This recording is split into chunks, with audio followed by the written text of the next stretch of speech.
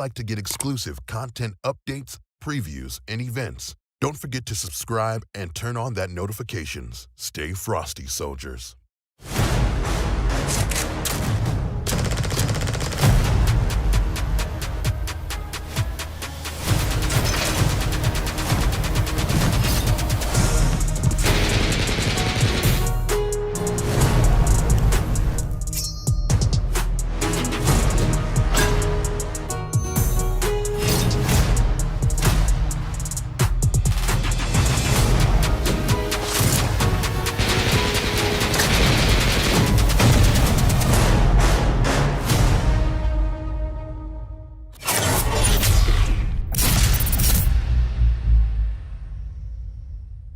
If you would like to get exclusive content updates, previews, and events, don't forget to subscribe and turn on that notifications. Stay frosty, soldiers.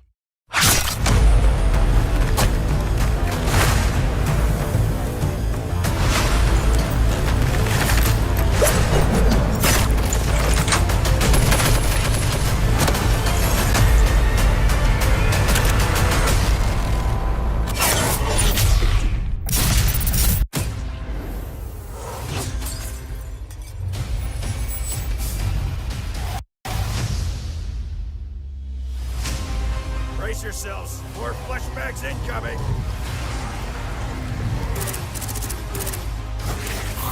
Let them come.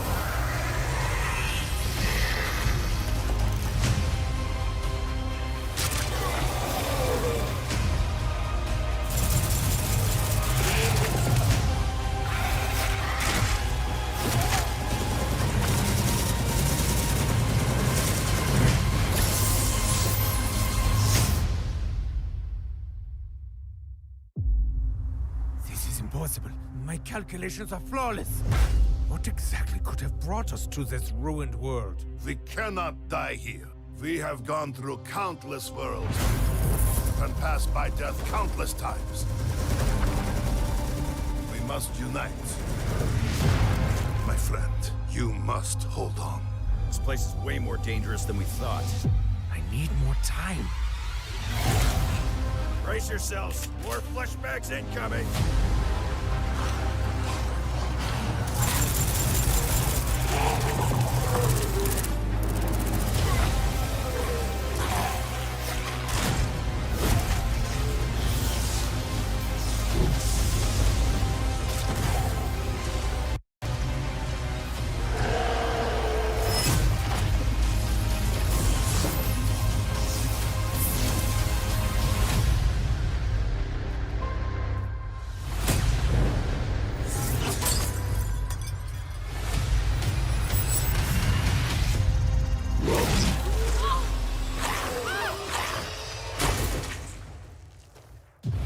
How about we make a deal, stranger?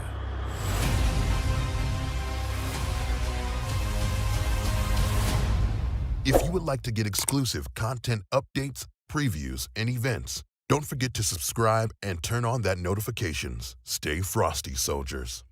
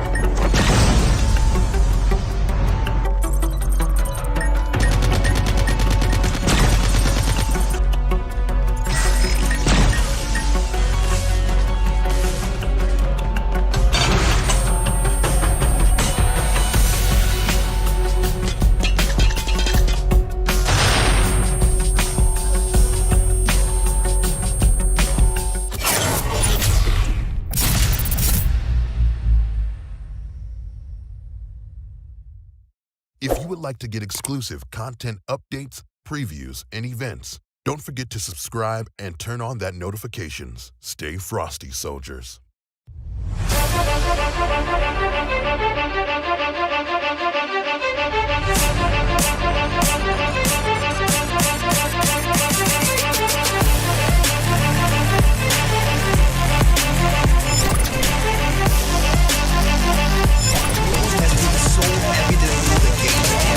Wonderful, right? I just get two in a row, and I believe this is going to be named Chess Young J.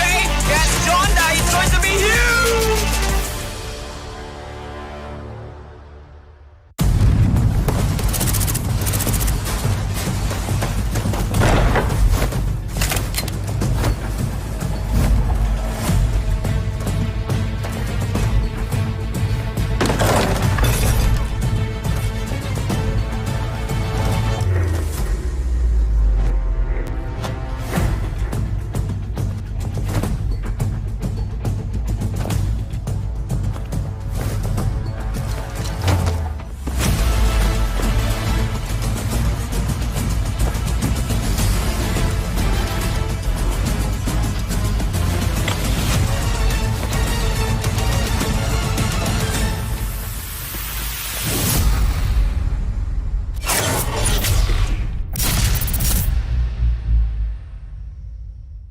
If you would like to get exclusive content updates, previews, and events, don't forget to subscribe and turn on that notifications. Stay frosty, soldiers.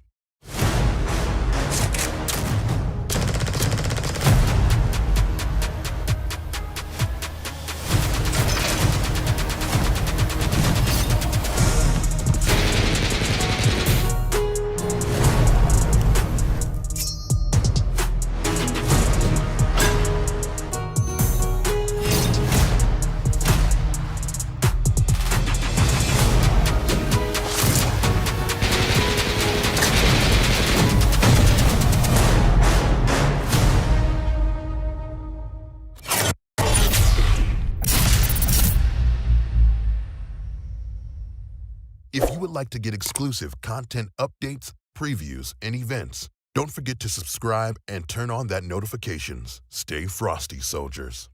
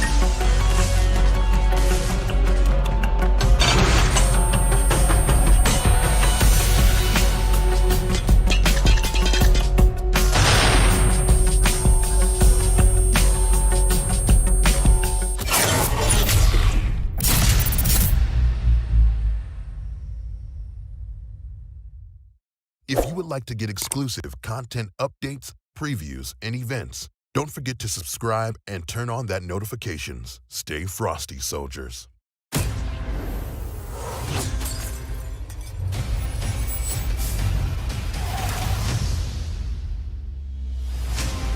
Brace yourselves. More flashbacks incoming.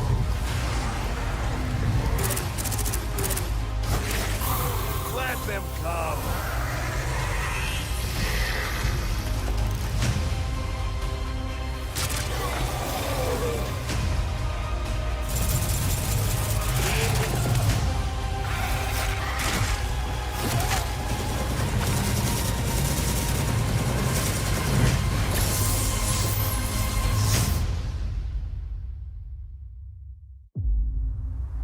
Impossible.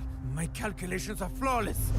What exactly could have brought us to this ruined world? We cannot die here. We have gone through countless worlds and passed by death countless times. We must unite. My friend, you must hold on. This place is way more dangerous than we thought. I need more time. Brace yourselves. More flashbacks incoming.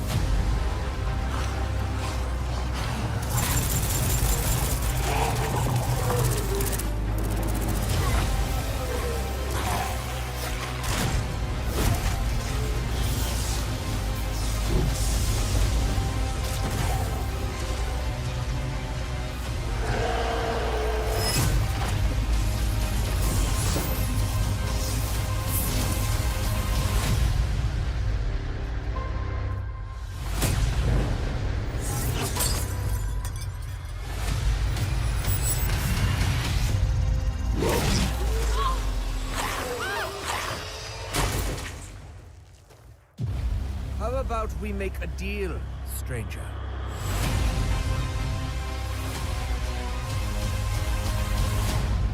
If you would like to get exclusive content updates, previews, and events, don't forget to subscribe and turn on that notifications. Stay frosty, soldiers.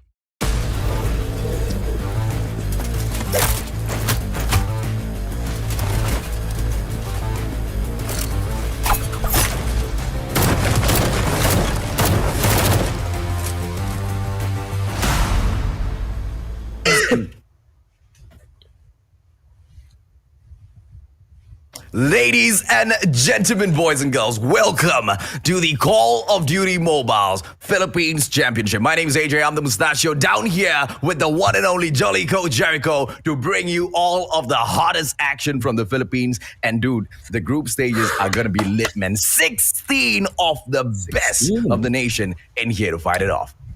Yeah, man, 16. You know, they made it through so many rounds, and now this is the moment where they can prove that they can be one of the best or the best team in the Philippines. Yeah, absolutely. Now, before they can go in there towards the playoffs and fight it off, ladies and gentlemen, boys and girls, we've broken them down into 4 different groups so that they can dominate each other first, show us exactly what sort of skills that they have in store, raw, to bring on to the playoffs. And then we will take the best of the best of the best of each group and pit them against each other. Now, we'll walk you through the format in a bit, but let's take a look at exactly what we have, right? Once again, 16 teams, Jericho. We start off there. We've grouped them already, just like I've mentioned, into 4 different groups. Group A, Group B, Group C, as well as D. And each of these groups, they'll go against each other. There are 3 games to be played each day. And within those 3 games, all 3 matches must be completed. It's technically a best out of 3, but each and every single match needs to be completed, and they carry 1 point. All of those points will be added up, and that number 1 team from each and every single group moves on to the playoffs, Jericho. Yeah, and that's true. And you said it right there. 3 games every day. So every game actually matters here. You know, if you lose, it's gonna be really hard for you to try to come back. You know, maybe one loss can mean something, but you know, it's you have to go undefeated here if you really want to be the best, just to put the pressure on all the other teams, AJ. Yeah, absolutely. So you're wondering, okay, so how many days does each group have to go out here and perform? Only 1 day. Each and every single day of the group stages is that 1 day where 1 will move on to the playoffs and 3 of these squads will be going back home. They do not get much, or do they? Because there will be another team in there that might be able to grab something as well, Jericho, I hear. Yeah, there's gonna be a prize for everyone, but you know, we're gonna see, you know. And right now we're gonna be actually showing you the prize pool in a while, but you know, AJ, look at the prize pool, just astonishing. It's getting higher and higher and higher. We got a total of 990,000 peso prize pool. For the first place, you get 330,000 pesos. Just let that sink in for a moment. 330. I love it, man. That's a love lot. it. Yeah, and how big has the game grown? How big has the tournament grown? And how big has the prize pool grown? I'm absolutely blown away looking at the 990K there. Yeah, that's so much. And then if you're second place, 250K. And if you're third place, 150K. Fourth place, you get 100K. And if you place 5th to the 8th, you still get 40,000. So there's a lot for everyone. But obviously, you know, you want to aim for that number 1, AJ. Yeah, absolutely. So if you guys are wondering, oh, okay, so the 5th all the way down to the 8th spot, how do they get to who gets those prizes, right? It's very, very easy, ladies and gentlemen, boys and girls, on each and every single day. Remember, I said that number 1 team moves on to the playoffs. Now, the second ranked squad of each and every single group, that's the prize pool that they get. 40K PHP straight up. I mean, that's 40K straight up. So, I mean, now that the teams have been briefed about this, I feel like no one wants to lose at this point. But, someone will lose. Someone will get an upset. We're going to see a lot of upsets here. So, I mean, I'm just excited. I want to get started with this. But, I'm just really excited to see what the Philippines can prove. A lot of these top teams have already been removed from the other rounds, but here are our qualified teams. For Group A, we have Aguila, Animosity, Ultimate Abyss, PDR BEES, and FANTASMA. All 4 great teams. AJ, I mean, we have some new names here, AJ. Oh, absolutely, man. I mean, the ones that I'm looking forward to seeing in performance the most would be PDR BEES as well as FANTASMA. A lot of talk in the industry about them, but let's see exactly how much of firepower they can bring, right? Because the first series of the day is one that is going to be slightly different and one that I am absolutely in love with. The ladies are stepping it up in the Philippines, Jericho. Yeah, they've been stepping up. We've been having our own tournaments here, and these girls are no joke. They know what to do. They're gonna kick your butts if you don't take them seriously. And right now, they're in the top 16. This is the moment they can do it. This is the moment they can show to everyone why they are in this top 16, AJ. And, here's our group stage matches, AJ. Our day 1 schedule. Just like you said, match number 1, Ultimate Abyss versus PDR BEES. Right after that, we have FANTASMA versus Aguila Animosity. And then match number 3, it will be Aguila Animosity versus Ultimate Abyss. Match number 4 will be PDR BEES versus FANTASMA. Match number 5 will be FANTASMA versus Ultimate Abyss. And to close out the night, it's PDR BEES versus Aguila Animosity. A lot of action tonight. Oh, absolutely, man. So once again, each and every single team will play 3 matches, ladies and gentlemen, boys and girls, and 3 series. And each and every single one of those series will have 3 matches, which they have to complete. And so each and every single one of those points do matter. If I say each and every single one more time, I'll slap myself in the face. It matters everything. Now, remember, it's only one day, AJ.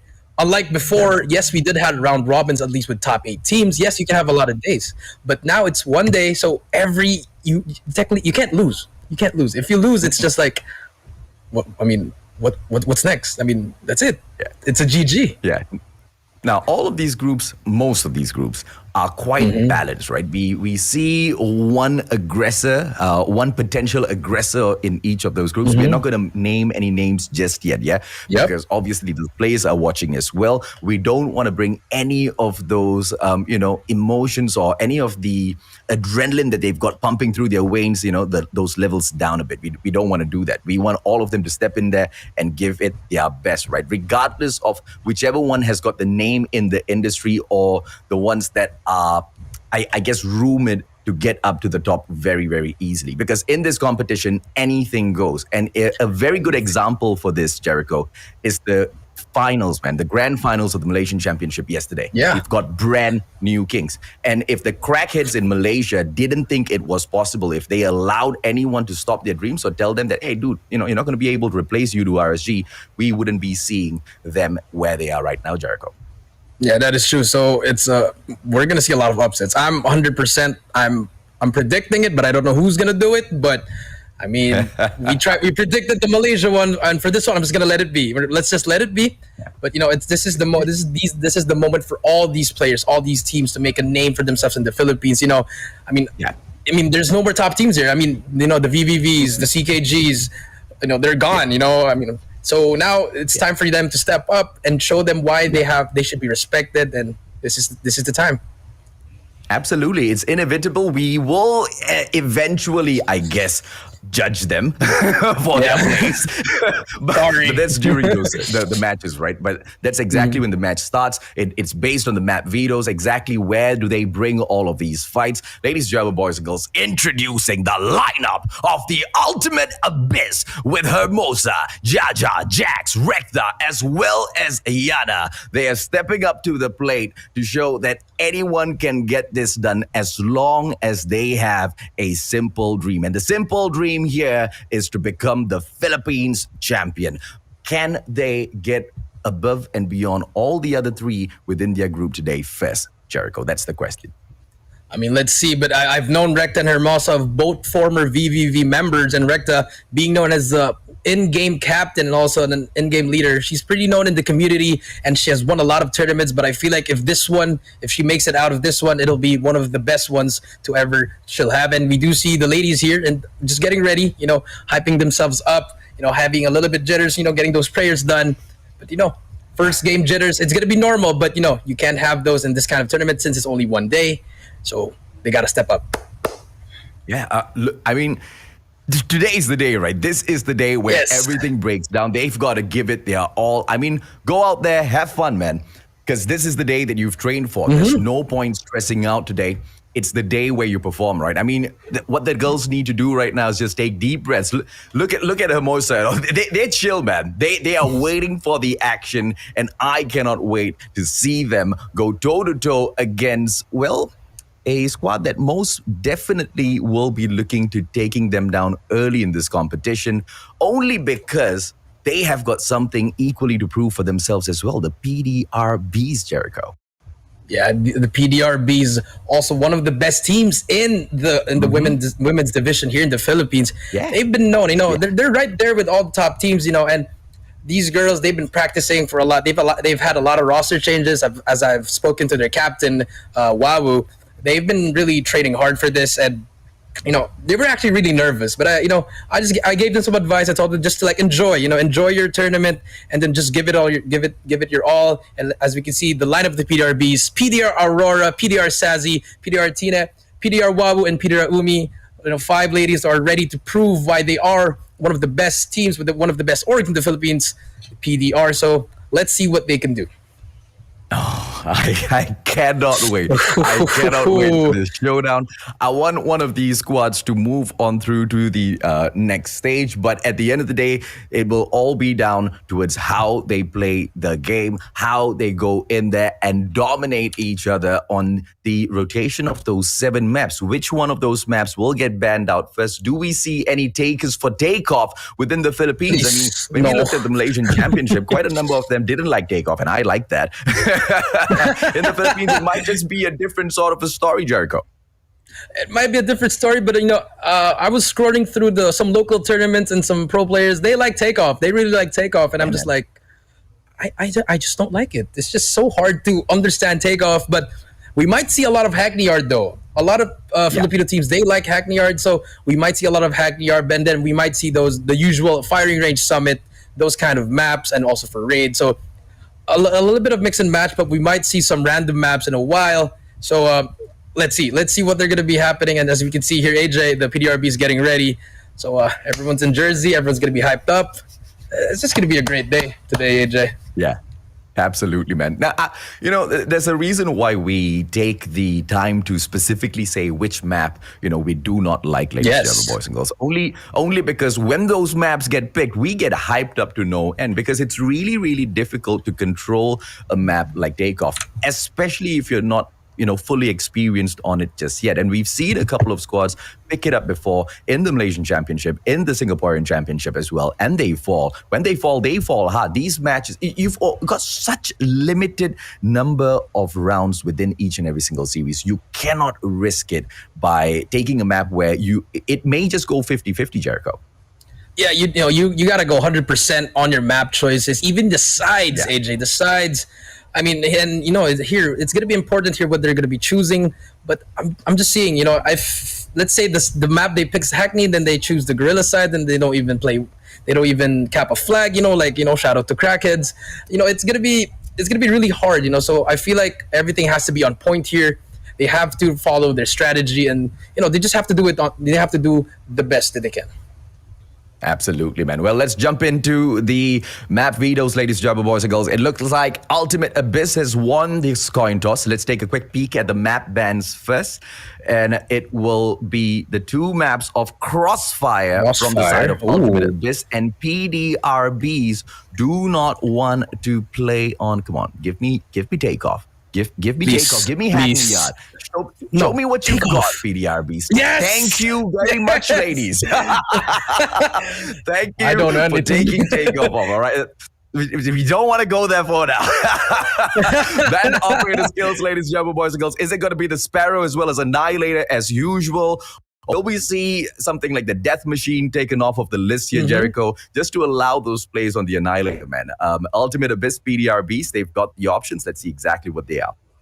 Yeah, I think it should be the Annihilator and the Sparrow. The Sparrow is such it's a locker. It's not you're gonna lock that pick immediately because you don't want to get spammed by explosive arrows every time you're pushing like a hill or trying to cap a flag in domination. But the Annihilator, it's a 50-50. It's either you're gonna ban it because your team's not good in it, or you're gonna keep it because you're just godlike with that. So I feel like it should be the Sparrow and Annihilator. We're gonna see in this graphic right here. But we might see a lot of equalizers, AJ. Those equalizers, it's really OP. We've seen a lot in Malaysia, and as we can see, the first hard point, it's gonna be on Summit again, AJ. Never-ending Summit, and it's gonna be the battle for P3 and P4 again, AJ, as you always say. Yeah, absolutely, man. Cable car platform, the Blue Raider station, those are the main points where the game can turn around, only because the defense, if you set it up right there, you should be able to conquer about 40 to 50 points easily, right? But, it's easier said than done. Let's see exactly which one of the two sides of the ladies will be able to take this fight a little bit better. PDR BEES will be bringing in the Search and Destroy map, so let's take a quick look and see exactly where that is. We will be dropping into Standoff. So let's see exactly which one of them goes in for that ever so brave backstab in through the convenience store, Jericho. Yeah, we might see that back alley rush on defense or offense. It's going to be interesting, and we're going to be seeing some snipes here, some opening picks from both teams. So it's going to be a battle of, honestly, it's patience now at this point. S&D on Standoff is all about patience, and getting that first pick is really going to set that tone. But then again, you always have to watch your back. So, that's a lot of angles in Standoff, but let's see who can take it home. And then for domination, this is going to be a tough one if it's going to be a close range map. But let's see what it's and it's going to be Hackney Yard. Who's not going to cap a flag? All right. I like it. I like this, man. I absolutely love it because Hackney Yard is not a very difficult map to, conquer. It's a huge map. That's the biggest problem, right? Many different entry points in for some of these plays into Bravo, especially if you want to retake that warehouse. You have to make sure your flanks in from the office is absolutely solid, man. And the defenses, offenses, many different plays can be, pulled off here. The biggest important question here is, Jericho, which side will the PDR BEES pick to start on? I hope it's Gorilla. just please get that. You got to get the opening side. You got to get that better side at the start. Dominate your opponent in the first round, especially if you're in the Gorilla. Try to put them down. You don't need to get that trip cap, but just putting those points. And we do see that now, AJ, the band operator skills, which will be the Annihilator, and the next one, I'm pretty sure it's going to be the Sparrow. It should be the Sparrow. There it is, the Sparrow. So it's going to be Death Machine Equalizer. There's going to be a lot, or we might even see the Gravity Vortex AG, or even the Purify. Who knows? Maybe they have their own kind of strategy to this. Yeah. But let's see. These are the map bans and the operator skills. I saw one of the most brilliant plays of the Gravity Vortex gun, I believe in the Malaysian Championship, where they popped two smokes back to back, and then Gravity Vortex right inside of the smoke. And that was during a match of domination, right? You want to go and play those points, and you are absolutely, good night, bye-bye. You go in for the reset. The players don't really get to push that aggressively. And we see many chances where the Gravity Vortex just changes the whole pace of the match around, Jericho. Yeah, when you use that right, it really changes the game. Even though you only have two shots, right? Two shots and then like 3 to 5 seconds of that Vortex.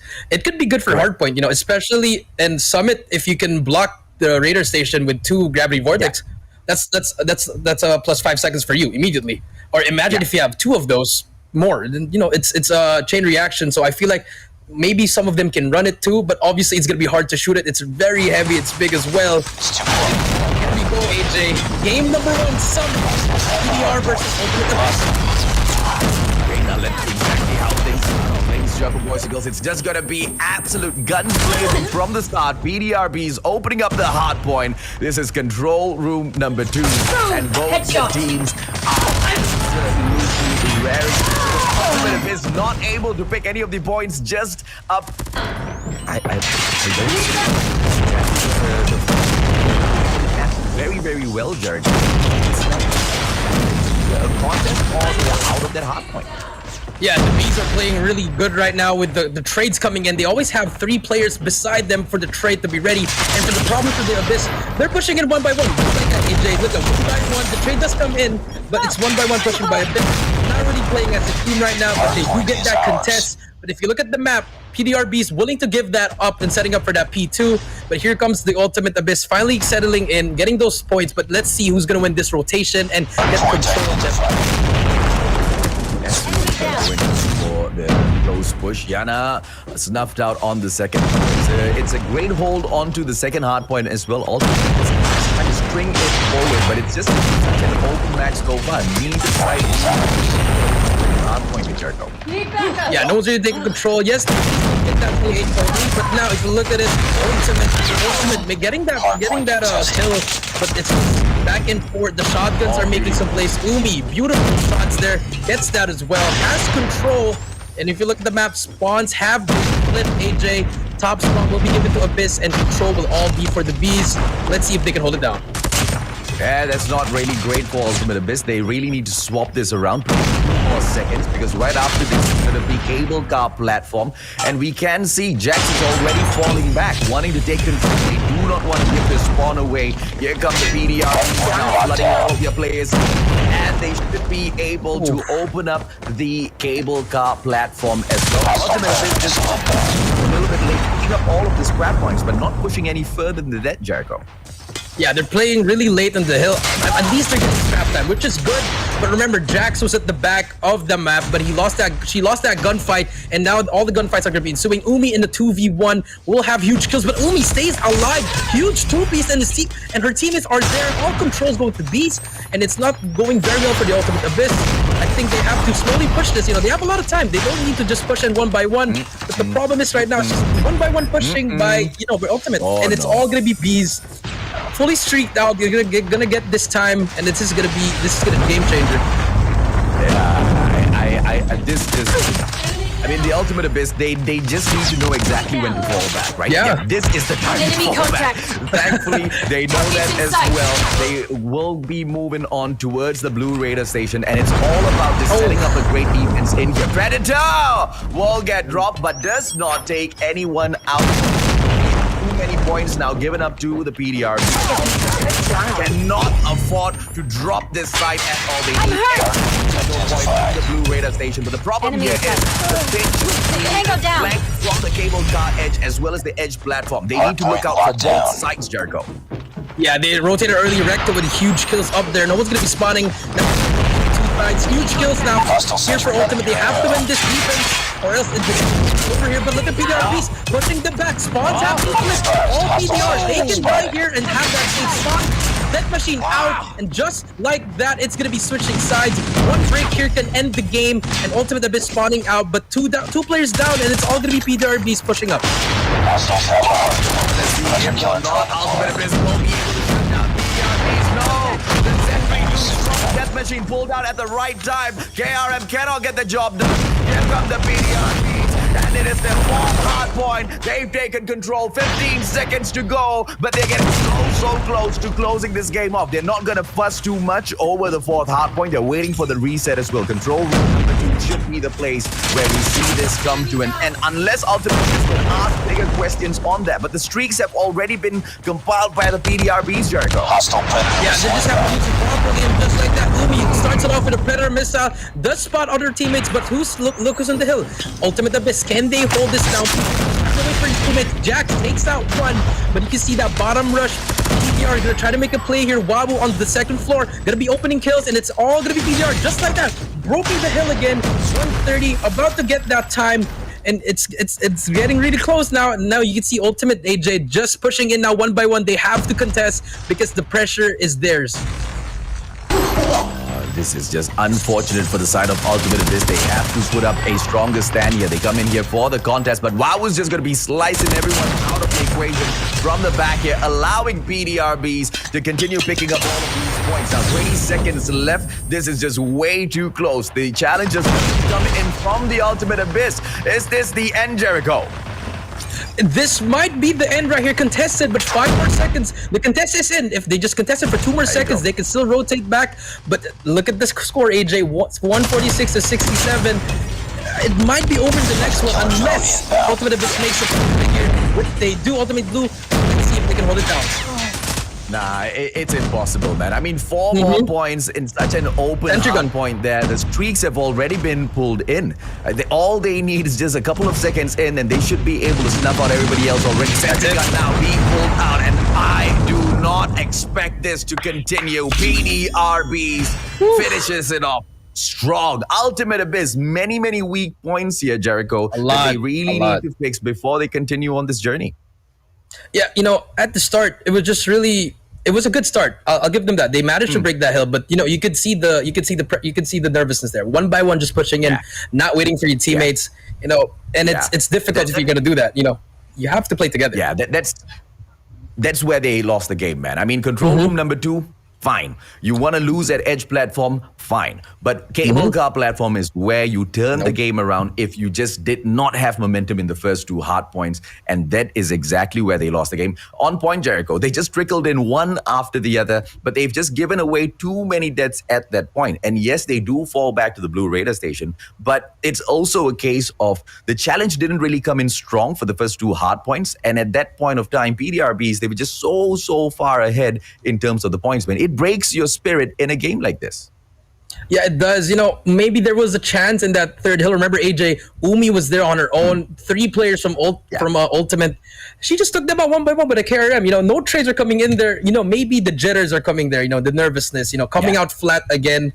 I mean, it's understandable, but at the same time, you can't be doing that on this level of magnitude. You know, magnitude of this level, AJ. You have to be, you know, you need to focus up, you know, if you're Ultimate, just regain composure, you know, SND, that's the game you have to win. So let's see what happens. Yeah, absolutely, man. I mean, Search and Destroy is so much more slow paced. We are going to be dropping into standoff. Let's see exactly which one of these team members will be able to step it up, right? Because the snipers now have to take the lead in that match. We want to see those first few frags coming in to open the map up for themselves. Ubi picking up that MVP this time around. 29-14 to 5 for KDA, Jericho. Yeah, you know, pretty good usage of that shotgun. Always putting so much pressure on the enemy team. Every time you see her, she's just moving around, getting these easy kills. And next thing you know, she has a Predator missile. But I think what PDR can do better from this is the usage of the score streaks. We did see that Predator missile, but if you look at the PDR, they were so far away. They have to use that when you're very near. You know, you can't just use that, try to get some kills. So you need to focus up, but you know, very good performances all around from PDR. But from Ultimate, Jax was doing a lot, but you know, everyone has to step up. You can't go double negative here. You need to get those kills in much needed, so they have to bounce back on the next one. Yeah, absolutely, man. Now, let's see exactly how they will do over at Standoff, ladies and gentlemen, boys and girls. Once again, a very different sort of a game where the pace just needs to be slowed down. Yes, you can take the rush, but that's really not advisable anymore, Jericho. We kind of talked about this in the Malaysian Championship as well. The Thermites have already been nerfed. There's just no way you will be able to go out there with those pushes. The trophy system plays really need to be strong, though, because those nades will come flying in. Yeah, it's really patience. You're right on that, AJ. And we're gonna see a lot of people camping in these dark corners, AJ. Just pre-aiming. The pre-aiming. Yeah. It's really huge. Getting that one kill, you think it's just one kill. It's just not one kill. It's S&D. You lose your life immediately. So you really have to, slow down your pace if you're offense, and if you're defense, try to be a little bit aggressive. Just a little bit aggressive. Yeah. Not too much, but it can work sometimes. You can surprise your enemies with these back alley rushes, hotel yard rushes, or maybe even, go in the middle, pop a smoke or something. Innovate your plays and make your enemies second guess. Yeah, absolutely. I mean, we've seen mistakes where they go in with the exact same play again and again and again. A couple of times it might work. You try it for the third time, you get shut down. And the fourth time, you don't learn your lesson. And that's exactly how the momentum just swings, right? The momentum swings onto the next party. And you sometimes just don't get to grab it right back for yourself. A lot of the plays that can be pulled off at standoff, ladies, Jabba boys, girls. Let's see exactly how Ultimate Abyss as well as PDR BEES take this matchup. The bomb is going to move straight in towards private backyard. PDR BEES going in for the slow push, allowing the bomb plant to come through first. They want to play retake. Yeah, I think that's the better idea because, it's really hard to defend that once you're inside. You're just going to get wall banged by defenses. So I like what PDR is doing. Play for that retake, get the information. And here, Aurora, huge. This is a huge play here. If she can take out Recta, they can close out that back alley. But there you go, Jax already out. That's going to be good. And Tina takes out another one. Huge kill. And just like that, they can get this defuse down. But the pre-fire's coming in. Hermosa and Yana gets that trade. Yana stuck in there. It's going to be a 3v2.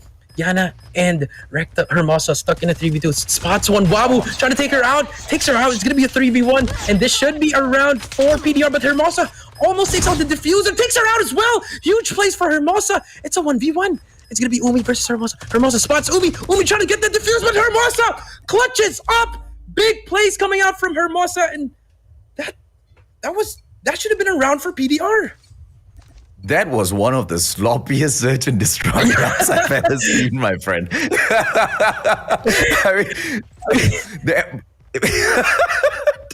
One's going out for the plant in the open. One's going in for the diffusal out of the open. Umi drops Yana. It's going to be the Fennec in for the push. All of a sudden, PDR will be able to get the numbers on their end. Ultimate Abyss, exactly how are they going to just turn this side around for themselves? The bomb on the ground. They go in for the Callus push.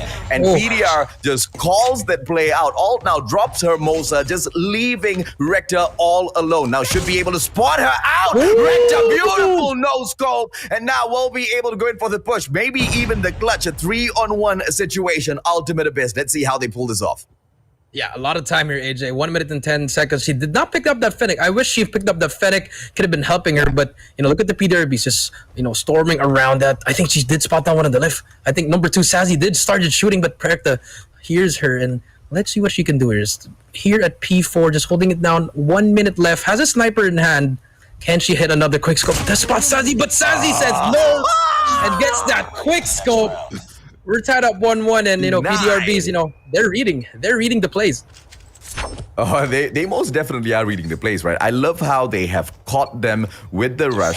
They immediately, instead of pushing into private backyard, they drop into the Special Forces Avenue. A couple of players pushing in from the house as well. Convenience store manages to get the stab. And now it looks like Ultimate Abyss have learned from their lesson. No lessons learned just yet. They stop the front mid-square in with the bomb first. The retake play can just come in for PDR BEES. Recta goes in for the shot. Fennec, not be able to get in. But unfortunately for them, Tina as well as Wawu, they managed to get those shots. Yana comes in back for a replacement. They get it traded out. Jaja as well. Sazi out of nowhere gets a snipe. Let's see exactly how she pushes this off. Tries to get away. Sazi gets dropped by Hermosa as well, leaving us with a 1-on-1.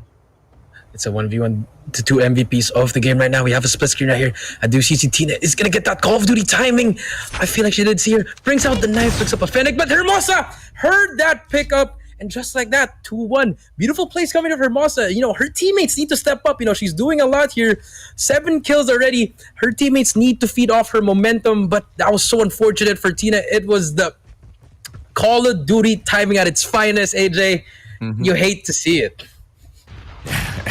just unfortunate, man. But you need to anticipate what other players just do not anticipate. That's exactly what the quality of a champion is. Do not put your anticipate what others do not anticipate. Hermosa has reconnected. It's a 3-on-3 situation. Recta going in here for those hard scopes, trying to look if or not she can spot out one player right in front of her. She just needs a little bit of patience in here as they try to push on once again towards the private backyard. The bomb on the ground under the watchful eyes of Wawu.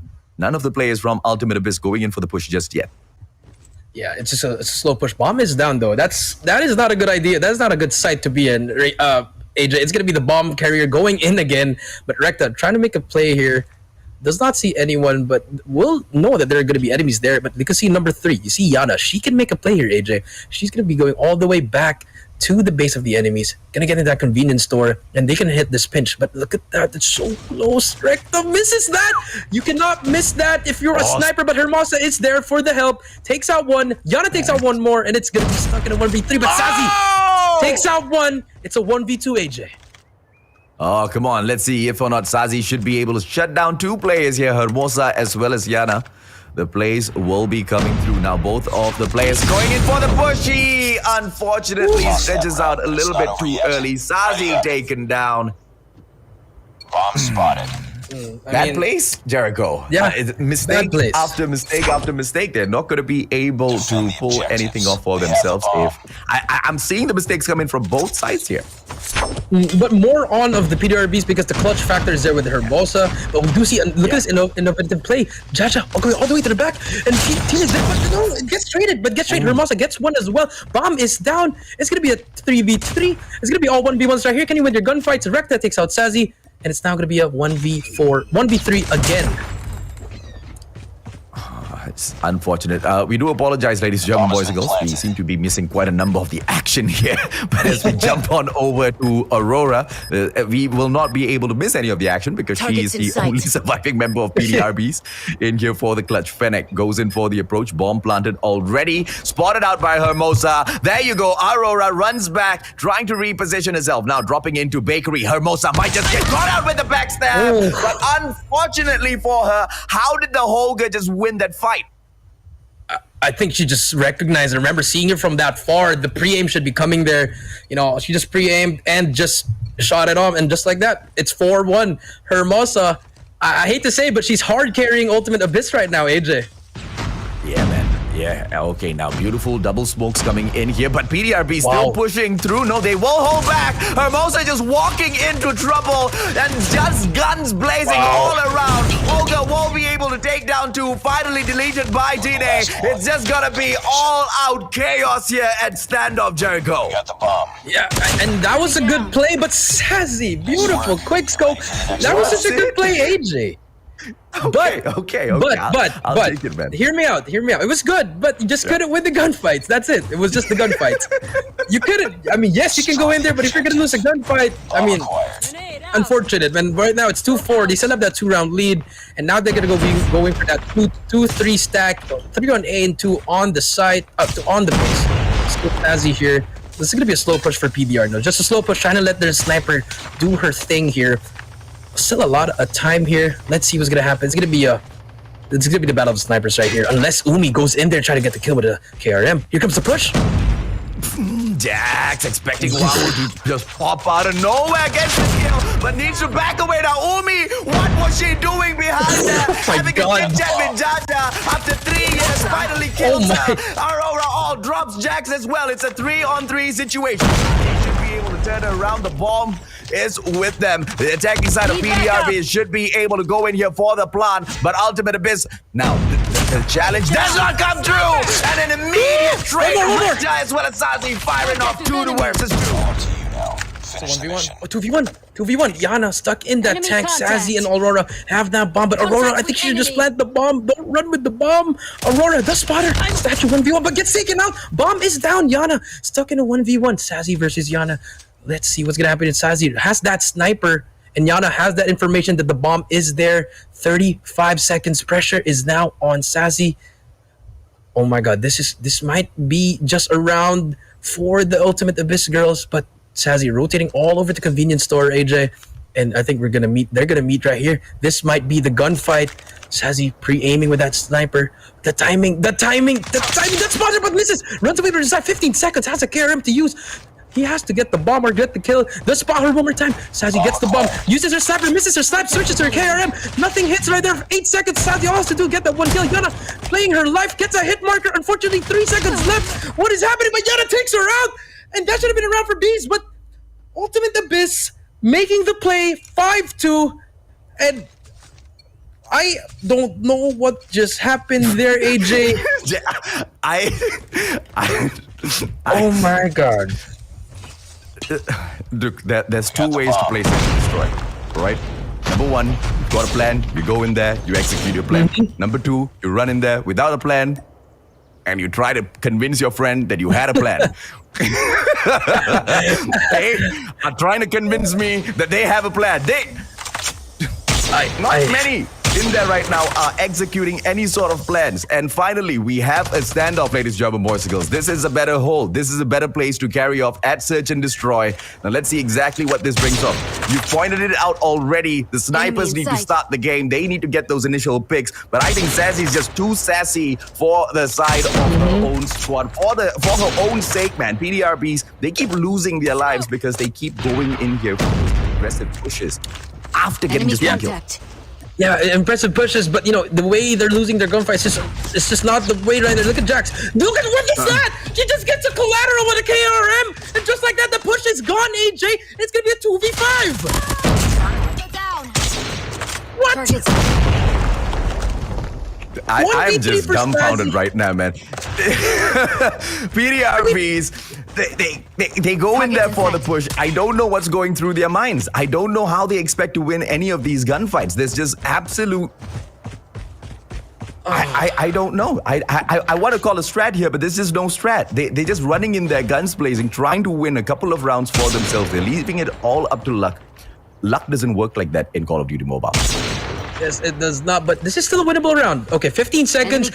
You just have to get some kills now, pretty much. It's all going to be defended, and here comes the push. It's going to be a 1v1 here on the right. Jaja, but Hermosa takes her out. Sassy going to get taken out, and a beautiful response by Ultimate Abyss, 6-2 AJ, and they get 1 point on the board.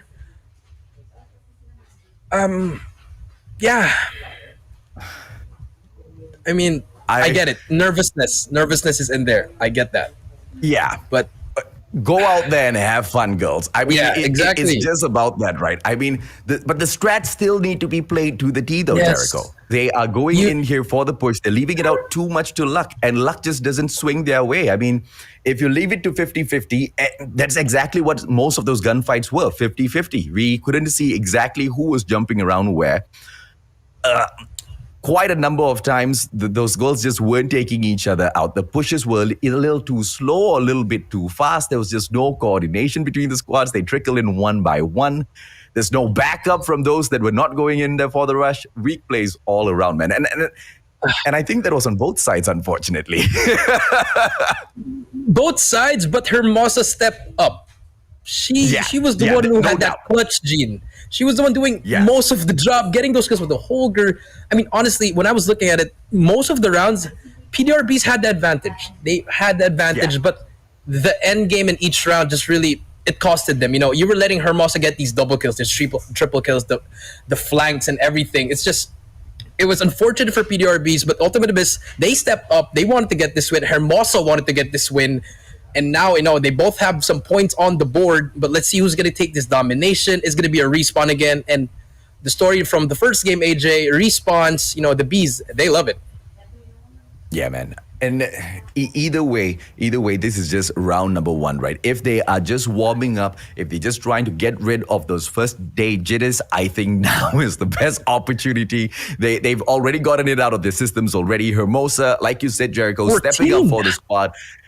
The rest of them, on the other hand, I don't know, man. They need to start catching up with Hermosa. If not, this is just going to be such a difficult day. Ultimate Abyss, ladies and gentlemen, boys and girls, they take the win, and it's just not down and out yet. We've got one final decider as we push on to the third match of this series, Jericho.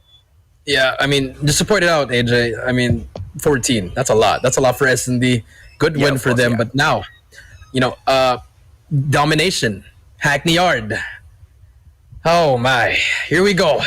This is going to be the battle for that A and B flag.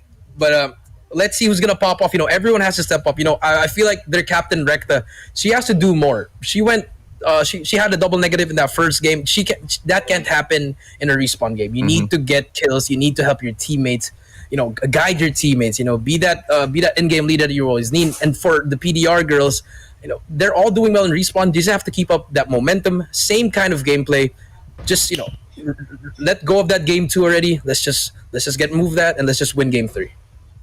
Yeah, so this is going to be Hackney Yard, and this is the map pick of Ultimate Abyss, ladies and gentlemen, boys and girls. PDR BEES will be able to pick the side as to which side they want to start on. And after so many days of just seeing this in example, in the hands of pro squads, in the hands of teams that are still trying to get up to that level, I've considered it, and you guys are right, man. Starting off at the tire shop is just such an advantage that it cannot be broken. You can start off at the dockhouse. You can start off from the Charlie side on domination. Go in for the push. Try to use the second floor of the warehouse to get the advantage over at Bravo. But it's so easy to counter the second floor play. You go in there with a double smoke. Immediately those players are blinded. And the access in for whoever who spawns off at the Gorilla base is just there. But that particular play needs to happen, Jericho. it has to happen. Like you said, AJ, easier said than done. I hope we see smokes. I hope we see overextensions, please. I just don't want to see this bashing in there. Everyone's just fighting the first floor. But, here we go. Game number 3, Hackney Yard domination. And we do see PDR with that great side, the best side, in my opinion. But Sassy opening it up with a kill. But Recta gets that trade. But look what's happening. Controlled by Ultimate right here. It's going to be 3 down for Ultimate, and just like that, they're going to be able to capture B here, AJ. And no, actually not. They stepped off. The pressure is just coming through. And now a lot of the players jumping over to the second floor. Not so sure why. I mean, they could have just piled on 3 players in there to get the capture immediately. But they give the time for PDR BEES to just get that spawn, jump on back. Ultimate Abyss, if they want to play this game, they might want to just ask some questions over at Tire Shop, get the distraction gameplay. If possible, just capture that A flag as well, and then move on to continue that Bravo push. At the moment, they're just not holding on to that second floor all too well. PDR BEES moving in for the capture. Now, they might be able to pull that Bravo side into the bag, and they do exactly that. And now here we go. This is going to be the spawn trap right here. You see the numbers of PDR all spread it out. See number 4 at the back right. Sassy just going to be waiting there, getting those early kills. But Aurora still trying to get that spawn trap. Finally gets taken out. Here comes the push from Ultimate. But look at PDR just holding it down, AJ. No one's going to be over pushing here. But beautiful plays coming in from Ultimate. The mid push is in. But can they make it? Gets to top. AC gets 1, 3 inside. And this is how you cap B. 3 down for PDR. And just like that, sides have been switched.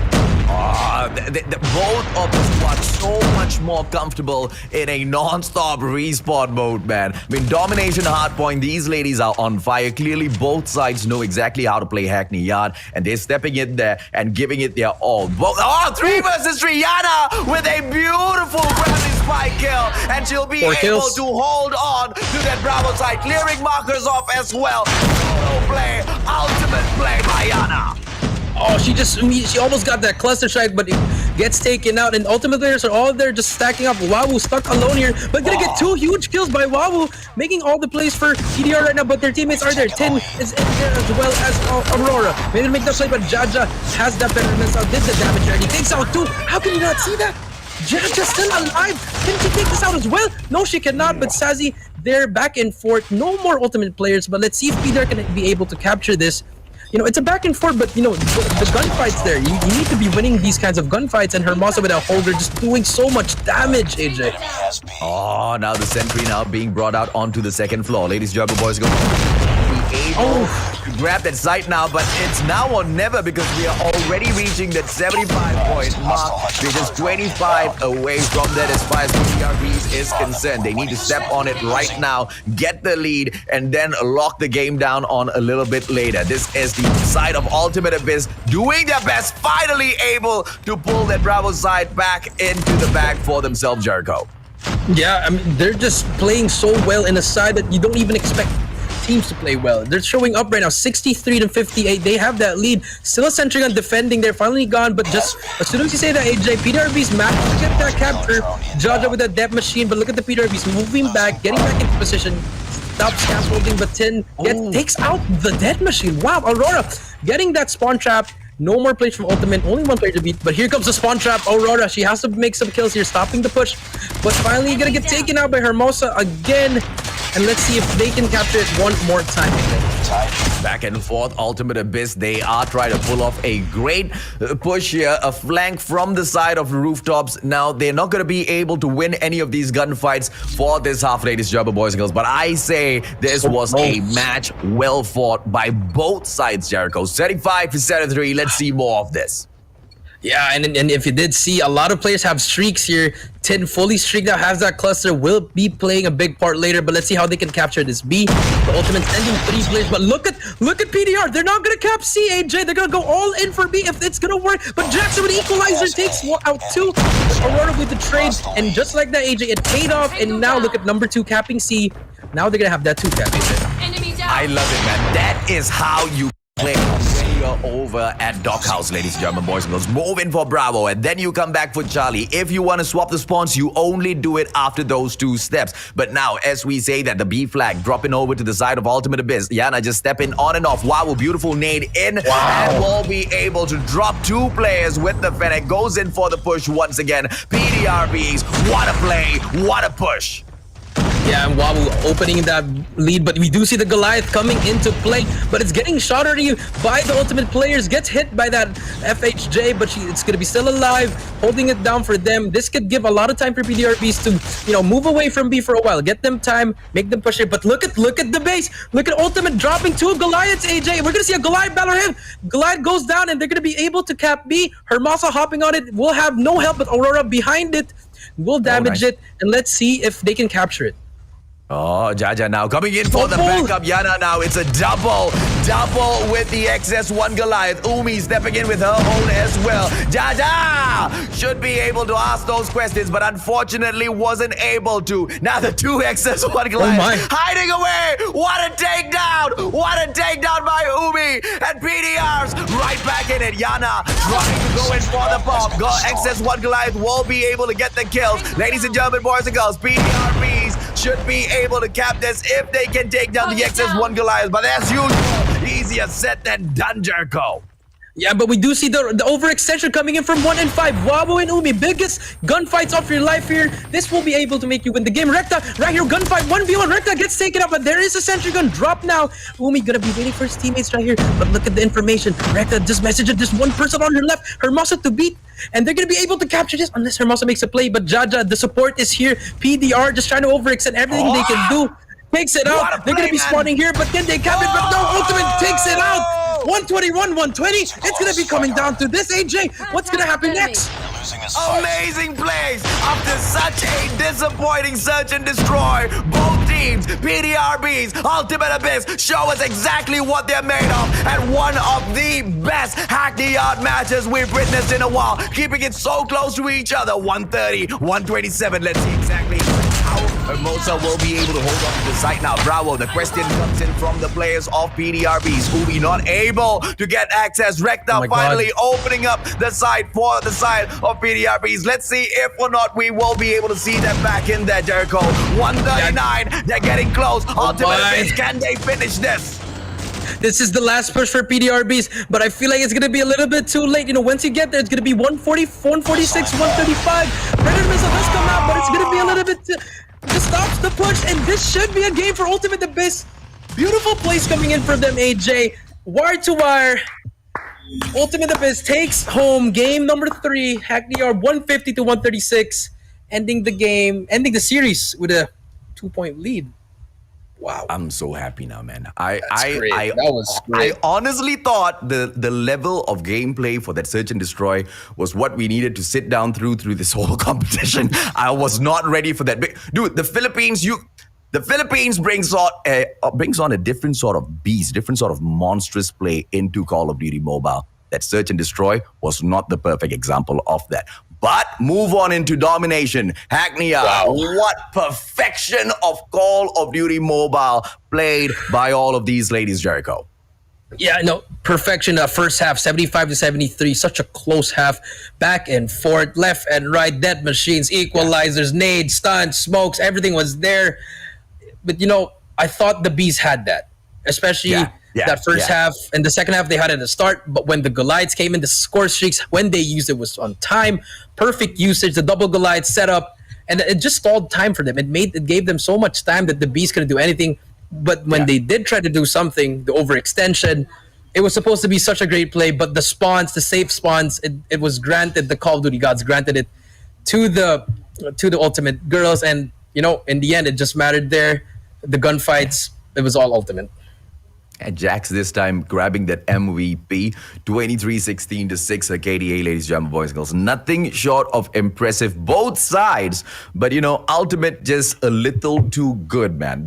When they dropped in the double XS ones, that was just game over already. But PDR BEES, nothing short of impressive all the way through until the final play there that Ultimate dropped through. PDR was just standing in neck to neck against them, not dropping back even more than 10-15 points, Jericho.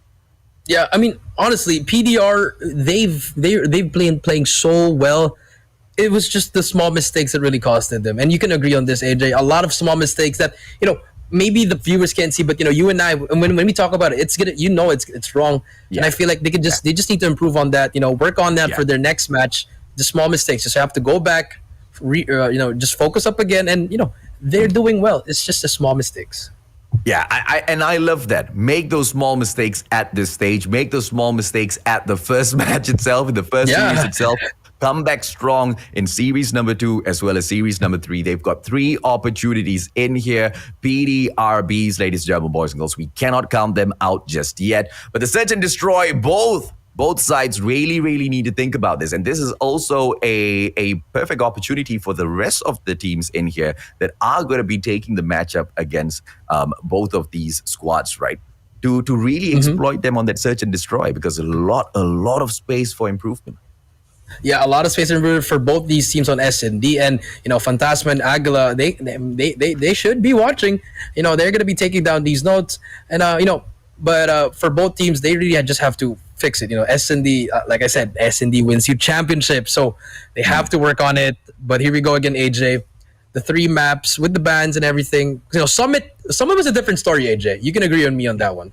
Yeah. Summit was most definitely a different story. PDR BEES, they had that, man. I mean, and it's expected when we see these squads for the very first time, we will see exactly where they excel, exactly where, they fall short a little bit. It's not going to be the very first time you step into a competition of this stature, you're going to be able to call yourself champions, right? The champions took a really long time to earn that title. It's going to be a long and arduous journey, but it's a great place to start. Very, very impressive. If anything, the Hackney Yard was the match that won me over. Standoff, Search and Destroy, they destroyed my heart. Yeah, I mean, standoff, at the start, it was a bit okay, but when it came to like the 4th and the 5th round, and then the double collateral shotgun, I'm like, wow.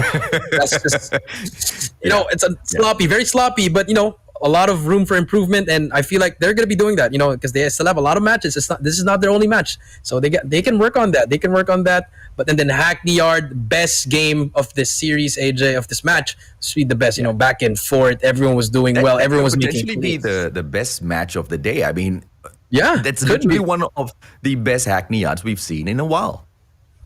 It has been, and that could show that Hackney Yard, if you know how to play it, if you can master it, it could be a deadly map for your team.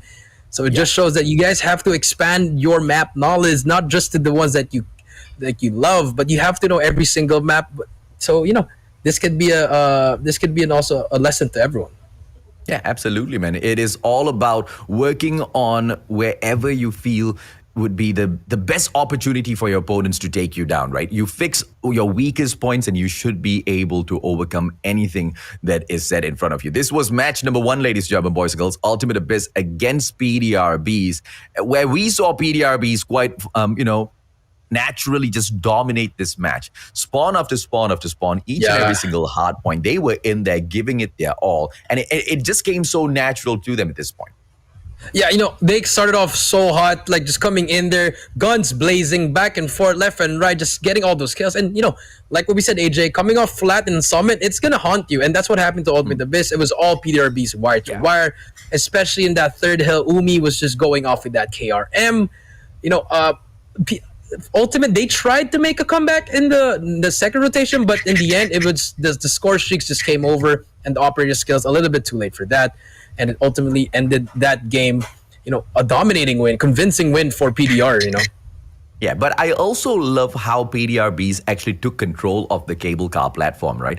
So I'm just going to, just break away here a little bit, because we did see Ultimate Abyss go in for the early backaway into cable car platform, but they still lost that fight because the players from PDR BEES, they immediately dropped behind the green radar station, went towards the water tower, and it was almost as if they were spawning out of their own special forces base, right? They took the fight from the back, and that's something that Abyss just didn't foresee. They were looking over towards the side of control room number 2. They were looking towards the second hard point in expecting the side of PDR BEES to take such a frontal attack. And that's exactly where they kind of won the whole match. And this was the search and destroy that kind of broke my heart, man.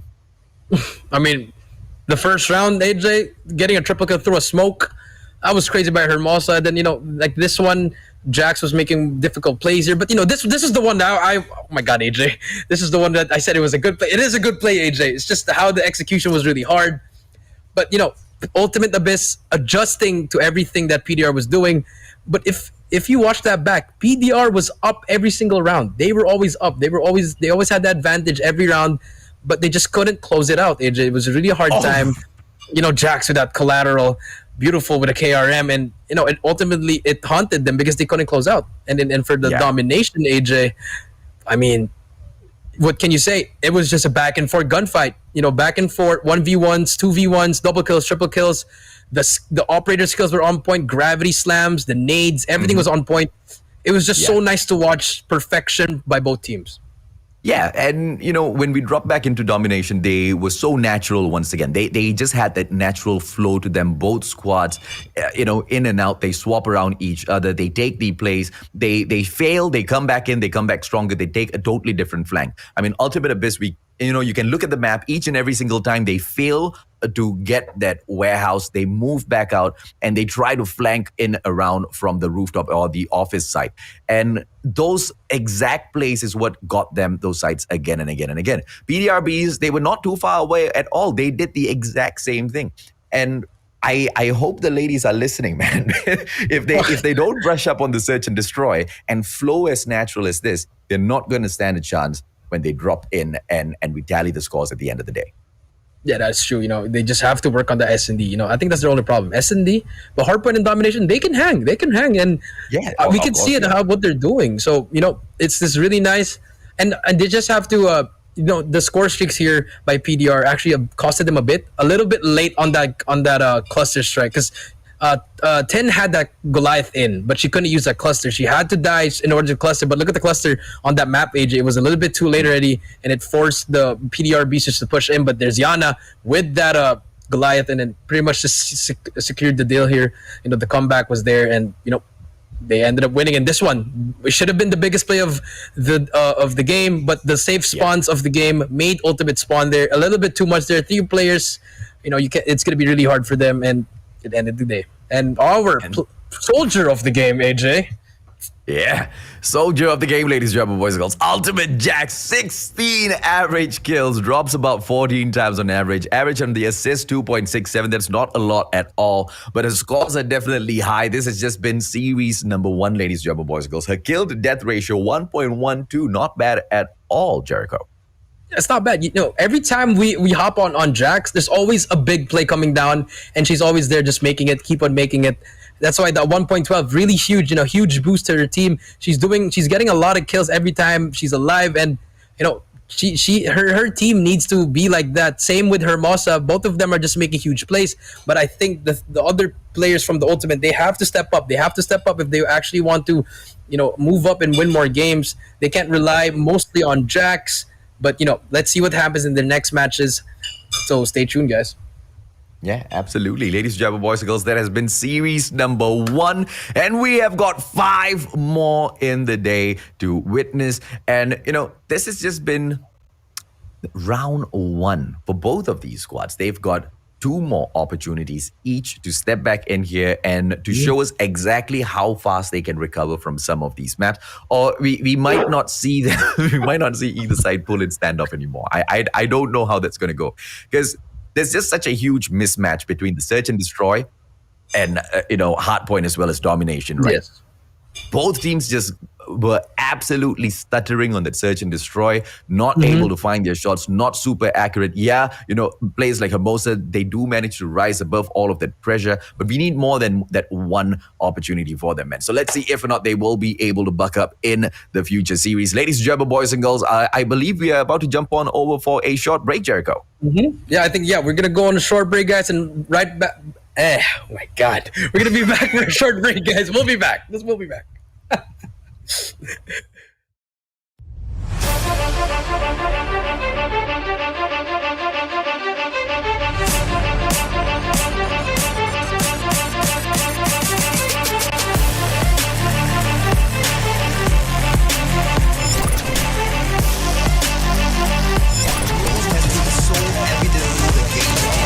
Wonderful, Rahi. I just gets 2 in a row, and I believe this is going to the name Assume J gets Jonda. It's going to be huge.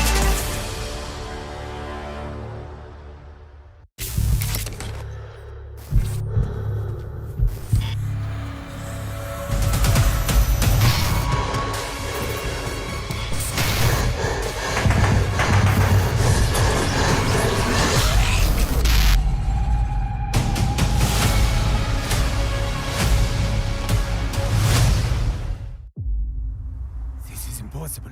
My calculations are flawless. What exactly could have brought us to this ruined world? We cannot die here. We have gone through countless worlds and passed by death countless times. We must unite. My friend, you must hold on. This place is way more dangerous than we thought. I need more time. Brace yourselves. More flashbacks incoming.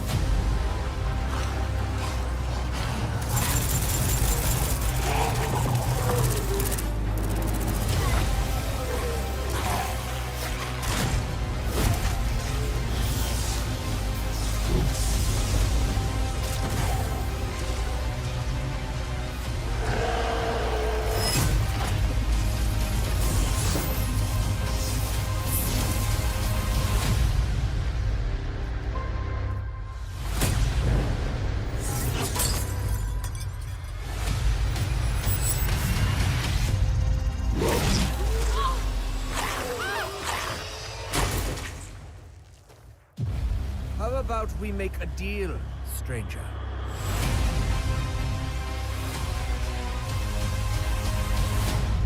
If you would like to get exclusive content updates, previews, and events, don't forget to subscribe and turn on that notifications. Stay frosty, soldiers.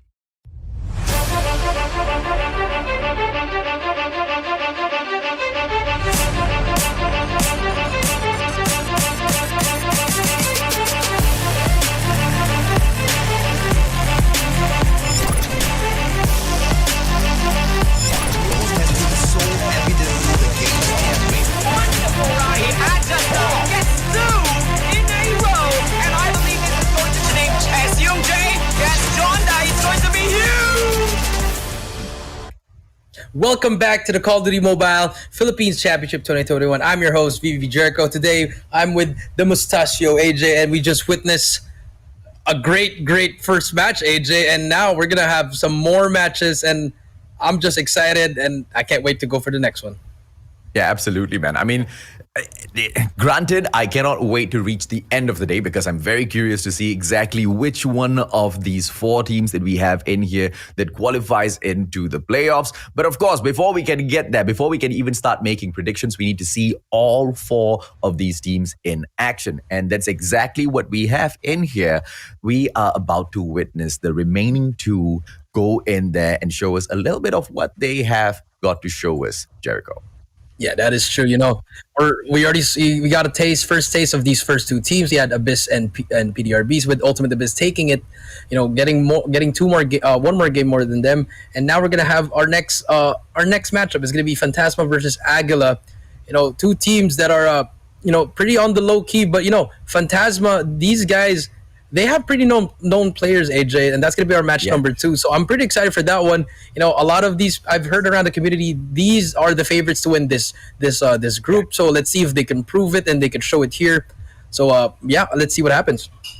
Yeah, so I want to make a call as well, but I want to see Fantasma as well as Aguila Animosity take this matchup first. We want to see exactly how they pull those strats off, right? Once again, we know the names. We know the names that are popular. We know the in names. community, but we don't want to make those calls just yet. Why? Because Aguila Animosity, they might just be able to crack a couple of hits like the new kings of Malaysia, man. I mean, name or not, at the end of the day, what's going to count is the strats, the golden strats that are executed out there on the battlefield, as well as those mechanical abilities to overcome, regardless whoever it is that stands before you. Phantasma, Aguila Animosity. Let's see exactly who will be able to rise up to the top. We have got Brian Nance, we've got Sedans, Decimonans, Geo, Sweeter, as well as Ayaki jumping in to represent Aguila Animosity. Jericho. Yeah, I mean, yeah, if you look at the names, they all got ants at the back. So I feel like these guys, they've been bonding a lot. I mean, okay, honestly, I'll be honest with you. There's some low-key players here. You know, maybe they're going to make some noise here. They might be that dark horse, maybe the upset of the bracket. But let's see what kind of gameplay they're going to be bringing to us. Maybe some things that we haven't seen, some innovative plays here, but they're going to go up against a pretty strong team. So it's going to be that first match. It's going to be really tough for them. Yeah, Animosity. I would have preferred a space behind the name, but it's okay. I'll live with that, man. I'll live with that. I'll live with that. But of course, the ones that they take on later on, ladies, gentlemen, boys, and girls, we will be introducing them a little bit of their cams just to see if or not those players are nervous. No sign of any early joy. Cold-blooded, man. Hey, dude, I love to see this because sometimes the teams are just a little bit too confident at the get-go. Lots of smiles, but you don't really see those smiles at the end of the series. I'd rather have no smiles first. Yeah, these guys are looking like some cold-blooded killers, just getting ready to get in that hard point already. But, let's see. Maybe later we're going to see some cheers if they do get some wins. So I'm going to be watching out for them. I think these boys are ready. So let's see what they can do. But they're going to go up against Phantasma, and their roster, it's pretty stacked, AJ. I mean, if you look at it, you got Bench, Color, Icarus, iPow, Juanito, and Wipi. Just looking at by the names, these are individuals that have made a lot of significant noise in the community, especially iPow. I've coached this man and this man. He's just pure talent. He knows what to do, and this is his time to show. There's also Icarus, one of the best snipers. Actually, he's up there. But let's see if they can make a lot of noise here. I don't even want to say those names, man. If I say the names, the audience will understand the hype. Aguila Animosity, ladies and gentlemen, boys and girls, I want to see exactly what they have to bring to the table. Phantasma, I already know what they bring to the table, and they are going to be looking to, number 1, stand on the table. Number 2, pick Aguila Animosity up and smash them through that very table that they stand on. Whether or not Aguila Animosity will be able to do anything about it, I want to see how well they do it. I want to see how well they can stop the force that the community is thinking is going to be quite formidable within the Philippines Championship. The players there we go. around one of a very familiar face in the Philippines here, Jericho. Yeah, what you see on the back right, I think that is Ghost Wrecker, if I'm not mistaken, the owner of this org. And, the boys are ready, the full support, the boot camp is ready. They're all going to be hype. Support is there. Now, let's see if they can pull it off. But I'm excited for the S&D actually, Agent. I want to see Icarus hit those nasty snipes he's been hitting even way before this tournament. So let's see what's gonna happen here, AJ.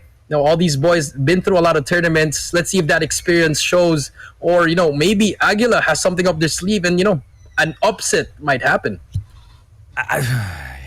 A lot of things are on the line because number one, Phantasma, they're backed by two giants, man. And these two giants of content creators, Garlic as well as Wrecker, they are looking to step out into the scene and dominate Call of Duty Mobile.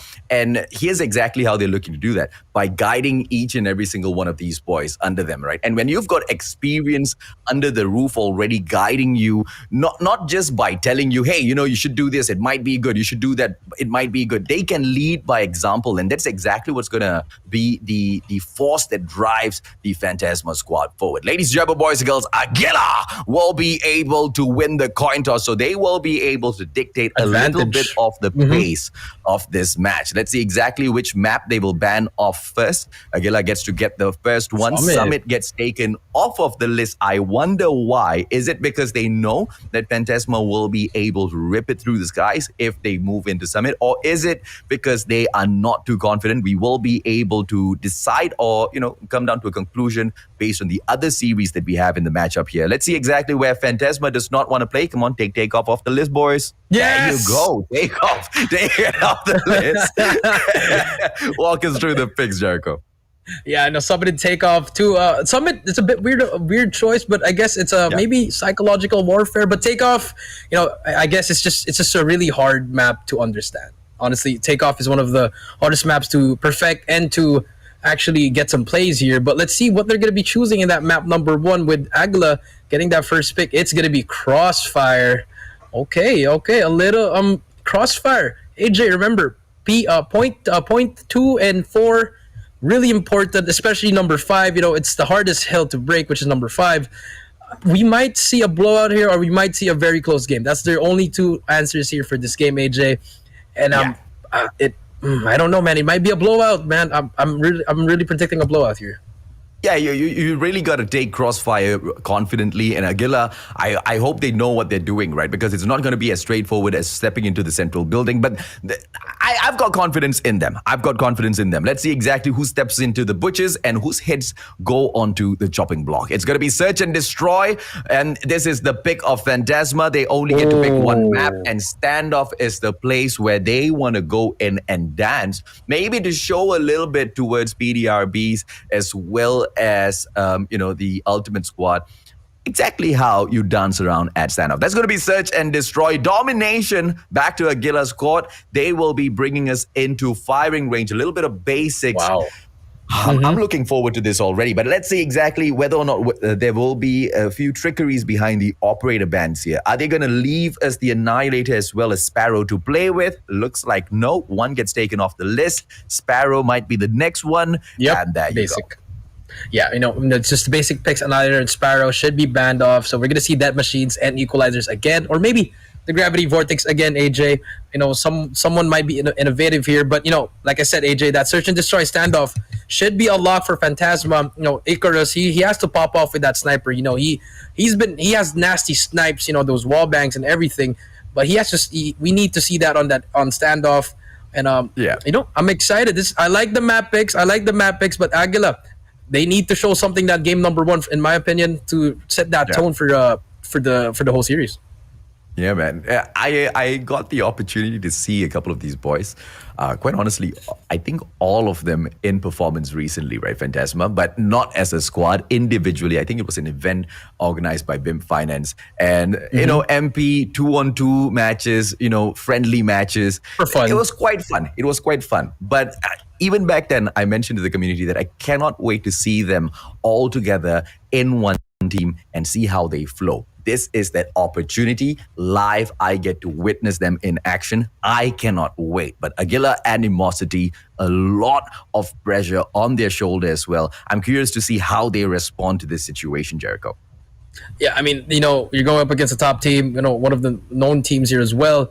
So, you want to prove something, prove it now. This is where you want to prove it. Shut them down immediately, set the tone for that game number 1. But obviously, it's easier said than done. We're just gonna keep on saying this. Yeah. Easier said than done. Yeah. You know, Phantasma, no easy task. So I feel like this should be Phantasma should be playing like how should they playing? It's like they have to think of it. It's like they're going up against NRX or some RTL. You know, they have to have that kind of mindset. You know, like okay, we are better than Steam. Let's prove to them why, and let's just keep doing it. So you know, I'm expecting a good record for these guys. So I hope they win this one. Yeah.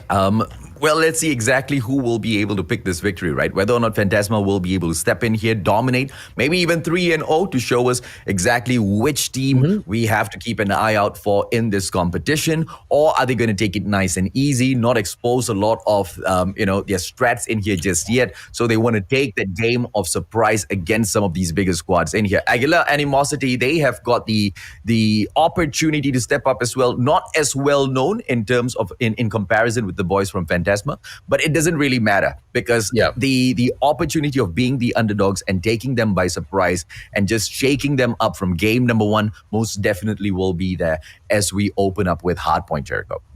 Yeah, I mean, they're here for a reason. They made it out of the round of 32, so there's something that we don't know. So they have to show it in this game number 1. So I believe, I hope they pull something off. I really just want to see something. A little bit of drama. I want to see some drama here. Just maybe an upset, maybe something. But first hard point, they have to set the tone. Both teams have to set the tone, and it's gonna be a good one. Yeah, absolutely, man. I'm looking forward. I hope it's a good one.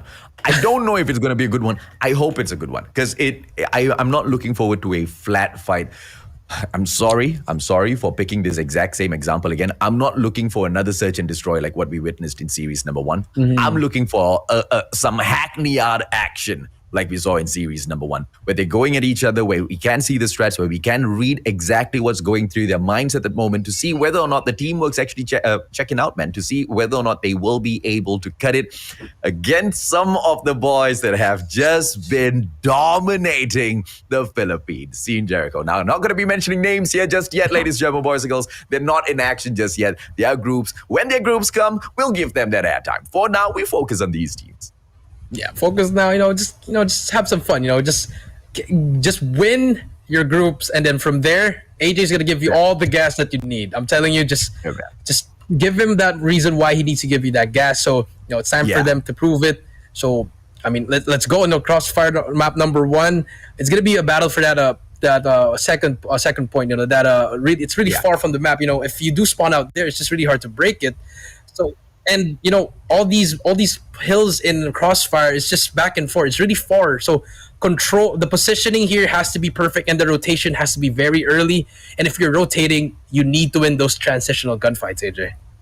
One player in Butchers already. Of course, the side of Phantasma will have the opportunity. But I love exactly what Aguila Animosity is pulling off in here. They go in, but Phantasma gets the first hard point purely with rushing in the numbers. They send in 4 men. They don't care how many of them fall. They just want the hard point. But they're not playing Butchers. I wonder if or not that will play against them. Aguila Animosity, they are holding on to the power position first. They want to get the win the right way through. Whether or not it's going to be the textbooks or it is going to be pure gun skills that wins this match. Let's check it out, Jericho.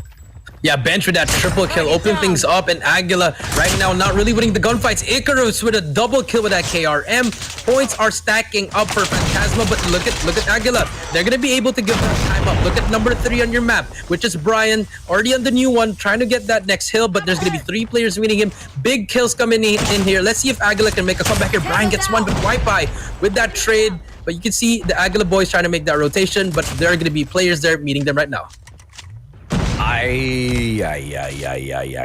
This is quite a one-sided match. Let's see if or not the same story will continue over at the second hard point. It's going to be Decimo dropping in here to pick the points up for the side of Aguila. They need to be a little careful. Look, here's what I noticed. Aguila, they are playing this game, they are playing this map like how it's supposed to be played. And that's what I'm afraid of. Phantasma is not playing the strat of the map. They are just running in their guns blazing, but they are winning the game. Yeah, no, you're on spot right there, AJ. You know, Aguila playing too safe. You know, it's a little bit too safe for that. You need to be more aggressive, be confident in yourself. And look at Phantasma. They're just running over the players. They stay on bench. Bench is on fire without Holger. 4 kill streak, working on his skill streaks, but finally gets taken out. Aguila did get at least 10 seconds off there, but you know, they're just playing too safe, AJ. A little bit more aggression. I want to see more aggression from them. I don't know if that's going to be possible. Gun skills battle won hands down. Ladies and gentlemen, boys and girls, this is the fury of Phantasma, and they are going to go in for the push. Wow. Hard point number 3. Let's see exactly how Aguila Animosity picks it up. One player in here to open up the hard point, but here comes the army. 3 on 1. Numbers should be able to win this gunfight. Aguila Animosity! Sid gets that battle, and they'll be able to hold on to this. This is the 3rd hard point. Phantasma, they can win those gunfights. Can they fight against the strats? Yes, they can! Bench making that huge play. Spawns will be given to the Phantasma boys, but Aguila right there. See, they actually dropped the sentry gun, but Wi-Fi just takes out immediately. Unfortunate time for that sentry gun, but the Predator does come in. They're still pushing for this, AJ. You know, if I was Aguila, I would rotate already to the new one, give that up already. It's okay to give up that 20 seconds, but if you're Phantasma, it's okay if you keep on pushing that because that lead is just going higher and higher and higher for them. But look at that, Sid has that cluster strike for that next hill, might be able to invest in that, but let's see who's gonna get this next hill. Next hill might be the one that ends the game, AJ. Beautiful, beautiful. Now Sid is the solo player holding on to the 3rd hard point whilst all of the others, they rush on over to the tailor shop. That's going to be hard point number 4. Phantasma opening things up for the game, and this is going to be the tailor shop, and the stitching of the final points shall begin. Let's see if they can close this game off. Yaki explodes the vehicle. Bench taken out in that explosion. Fennec will be able to drop Yaki right after that. 102 to 49. Ipow pulling out the melees. Come on, boy. Don't play around. Oh, cluster being brought in by Aguila Animosity. Is this the right move or the wrong one? For the time being, they are able to hold it in here with the defense, picking up those points. They cannot let it drop. If they do, it's all over, Jericho. Yeah, the investment of the cluster was really good, but then again, they're not getting any of the points. Yaki inside, gonna get inside there, but 20 seconds left. Rotation should be coming in here. Look at your map. 1 and 4 for Phantasma. Wi-Fi Juanito already in the new one, but look at all the arrows. All the blue arrows are all just moving around already. And Aguila, they have 1 break at this one, or this can be game over. Let's see if they can break it. They managed to get a lot of points here, AJ, but the break is all about the break. 1 good break, and they can actually come back. Come on, Aguila. They are playing this map like how it's supposed to be played. Show Phantasma that it is all about the strat. But dude, it's not gonna be easy, man. The players from Phantasma are from a different world. Their gun skills out of this freaking universe. They drop in there with a challenge. Aguila, they will be able to pull back the hard point. But the fight is on. Icarus with a 3-piece. Back and forth it goes. Phantasma at the hard point. Where room? This is hard point number 5. Full on in control of Team Blue. Yeah, Icarus just started making the huge plays, gets on a streak, and now 5 kill streak. Can he get it? But there, Sid gets a 2-piece, but no one's gonna be in there. They're gonna be contested. The game will not be over here. And Decimo gets in. Aguila gets control of it. Number 4, Yaki inside the hill is gonna be back and forth, left and right. They can still win it here. They just have to contest 1 second there in order for it to go to the next one. It will not be over here. Rotation has to be huge here. Aguila boys have stopped the bleeding, but they have to get this rotation. Huge rotation here. But let's see, the streaks are already going to be dropping in a while. Icarus with a Predator missile takes out nothing, but information is given. This next hill, this might be at 2 more points, but can Aguila make a play here? No, Predator missile drops in by Icarus, and they go in for the snuff, man. All of the match is played to perfection by both squads, but there's just such an amazing difference in the strats that they pulled off in there, man. Aguila Animosity, they were playing Crossfire like how Crossfire was meant to be played. We open up central building. That's going to be hard point number 1. In order to take on hard point number 1, you send in a couple of players into Butchers. The players at Butchers, 2 roles they have to play. Number 1, they have to make sure middle lane just has got no players walking through it at all to come in through the windows. Second, to see if or not they can get the shot for the player who's picking up the points in central building. Phantasma, didn't care. They're like, oh, butchers? No, bro. Hardpoint is that way. They said in 4 players, bro. They said in 4 players, they win all the gunfights. They don't care about power positions. And the same thing happens over at hardpoint number 2. Office building. The power position to play here is the corner building right across. Phantasma? No, bro. Hardpoint number 2 is that side. Let's go shoot some players. And they win all of those gunfights. Jericho, it's just absolutely crazy. How do you beat a team like this? I mean, honestly, what they did was just like, all right, you know what? We're better than this team, mechanically sound. Let's just take them out one by one. They didn't even care about the rotation, the positioning. They were just like, I'm just gonna stay right here. I'm just gonna shoot and take you out one by one, and it worked. It worked. Yeah. You know, that first hill, you pointed it out. We're not going to go to butchers. We're going to go straight into the hill. I don't care what you say. I'm going to get these points. Everything was going so well. But, you know, towards the end, I would give some credit to Aguila. They managed to make a little bit of a comeback in that third hill, especially Sid. That Sid, he got fully streaked out. Cluster Strike made them get more points. But, you know, in the end, they had to invest it for the 5th hill, but they used it in the 4th one.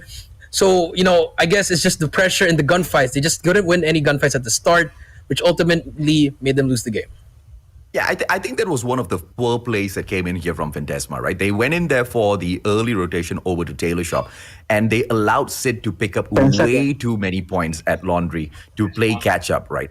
And that looked like it kind of shook them up a little bit. And from then on, it was a little bit easier for the side of Aguila to squeeze their way back in. And luckily, on for the 5th hard point. That's where gun skills comes across. One of the, if not the hardest kill to break if you're taking on a team that's just better with the guns than you. Because number one, you need to earn the ability to step on to the back door of butchers, reset their spawn. You got to get them out of that guerrilla base. Once you have your team spawning over at the guerrilla base, you have that site won. But it was just impossible, man. Aguila kept stepping in again and again and again and again and again. Yeah. But they just kept getting mowed down. The players from Phantasma are on a different level of mechanical play that we have seen for quite a while. And I'm quite afraid for the other teams in this group because Aguila, they played that map well. Yeah, they played that map well, but, you know, the pressure was there. They went into panic mode, AJ. You know, when the score kept on going up, they were like, okay, let's just go in there, sacrifice your life. I'll bait you, I'll trade you. But it just kept on going down to Bench, to Icarus with those Holgers, you know, Juanito with that shotgun, you know, doing the damage. I feel like it just really came down to that one. They set into panic mode, but you know it's okay. They played very well in that game. I'm not gonna lie, that was a good fight by them. But they just have to be a little bit better. And I feel like in S&D, it might be a different game, AJ. But then again, Phantasma, they're a really good S&D team, so I feel like it still might go over to Phantasma, AJ. Yeah, at this point, no doubt, man. Because Search and Destroy, that's what it's all about. You get your enemies down, you shoot them, you get them out of the round. That's about it. You worry about lesser numbers. They don't respawn right back. And it is the side of Phantasma winning a majority of these gunfights. And it's going to be so difficult for Aguila and Animosity to make a play in here unless they've got the better strats. And it might work out better to their favor because they are playing strats. Because the team that goes in for the rush usually depend on their abilities to get those kills. And you never know, man. You never know what sort of an ambush Aguila can set up. And thankfully for them, they are on the defending side.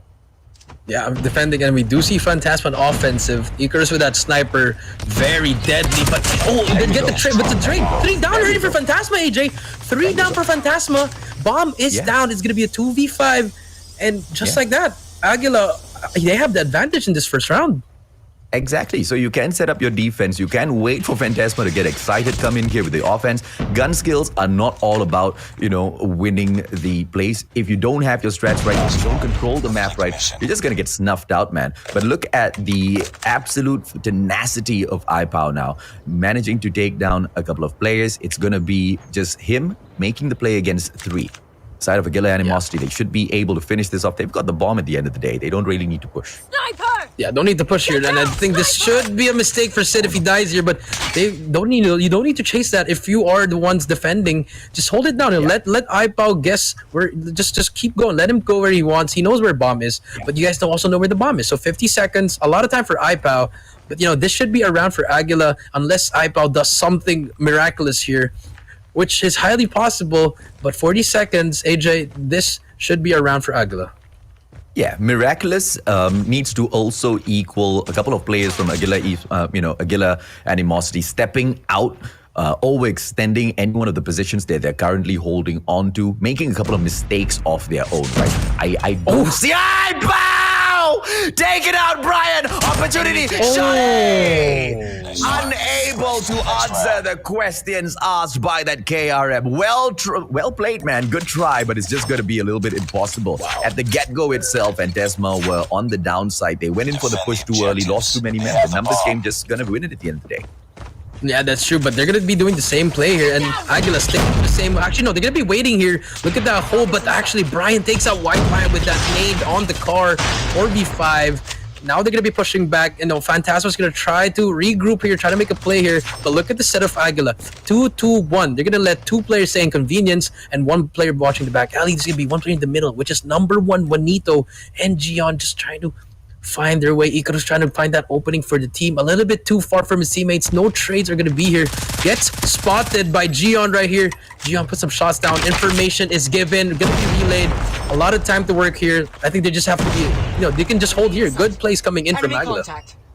Okay, Icarus now coming in very close. He needs to be a little bit more patient. KRM should be able to put him out of his misery. 1 shot, 1 kill. Let's see if or not this gets carried out, ladies and gentlemen, because Icarus has got a KRM in his own hand. It's all about who manages to respond first. Icarus a little bit skilled in that department. This guy has got lightning speed response time. Yaki from the top should be able to get this kill. Brian now manages to expose himself. Icarus pops off that shot. He now has been spotted. Juanito from the back drops Gion, and the numbers are all equal. 4 versus 4. This is the kind of pace that I want to see from Phantasma. Yeah, and if you're Aguila, you should have just stayed in A. Don't give it up. But, actually, Phantasma didn't actually plant the bomb. They waited for more teammates. Look at Icarus, but Juanito takes out another one. It's going to be a 3v2, but Sid trades it out. 1 player to beat there, but Icarus takes him out as well. And just like that, Bench goes for the push. And good play for a good round for Phantasma. A very slow, grindy round for them. And now we're tied at 1-1. I like that, man. I mean, they immediately responded to the situation. They didn't make the exact same mistake twice, right? They got a little cheeky with it. They went in for the close approach, but they pulled back as soon as they knew it was not gonna be in their favor. Sweden now, man. They didn't. AJ 5v2 again. Juanito and iPao stuck in it, but you look at number 3 there at the back of your screen. Yaki trying to make that flank, but Juanito is stuck here. He's gonna be just trying to make a play here, but the nade hits him. Brian 1 shot takes him out. Okay, evens it to 2v4, but still a lot of time. But look at the players of Aguila, spread it out. Number 3 can make that play, which is Yaki with the holder, takes out iPao. So does spot another one. Yaki, he's gonna get spotted. Information is needed. Nice play coming in from Aguila. Good answer on that defense, AJ. So, some ladies people and don't learn. Girls, this is why I said, right, 2 ways to win a game. Number 1, you bring in your strats. Number 2, you just bring in your gun skills. Which one will be able to win those matches in a game type like Search and Destroy? Like Jericho has already pointed out, Search and Destroy wins you competitions, man. If you cannot take this game mode well, there's no hope for you at the moment. Aguila Animosity, they just need to sharpen up their minds and make sure they do not make a mistake. Overextension now coming in here from Gion. He goes out for the push. Does not take the kill. Wi-Fi drops in so poor. I was just praising you boys. Yeah, I think that's when the nerves set in. But here, Brian has to make a play here. Gets 1, gets another one. Sweeter gets 2 actually. 2 kills right there. And now it's a 4v2. Still in favor of Aguila, but Icarus with that sniper now very deadly. But bomb is down inside A. But Sid takes out iPao. And it's all up to Icarus, AJ. Once again, man, it just falls into the hands of this guy. 4 versus 1. Yaki, a little too good. Olga will be able to get that shot. Yeah, the melee is just not going to reach on time, man. Aguila Animosity now looking for the win. 3 more rounds they need to pull onto their side. The defending side, man, they seem to be taking off way more than they should be. Phantasma, they're not hitting the mark.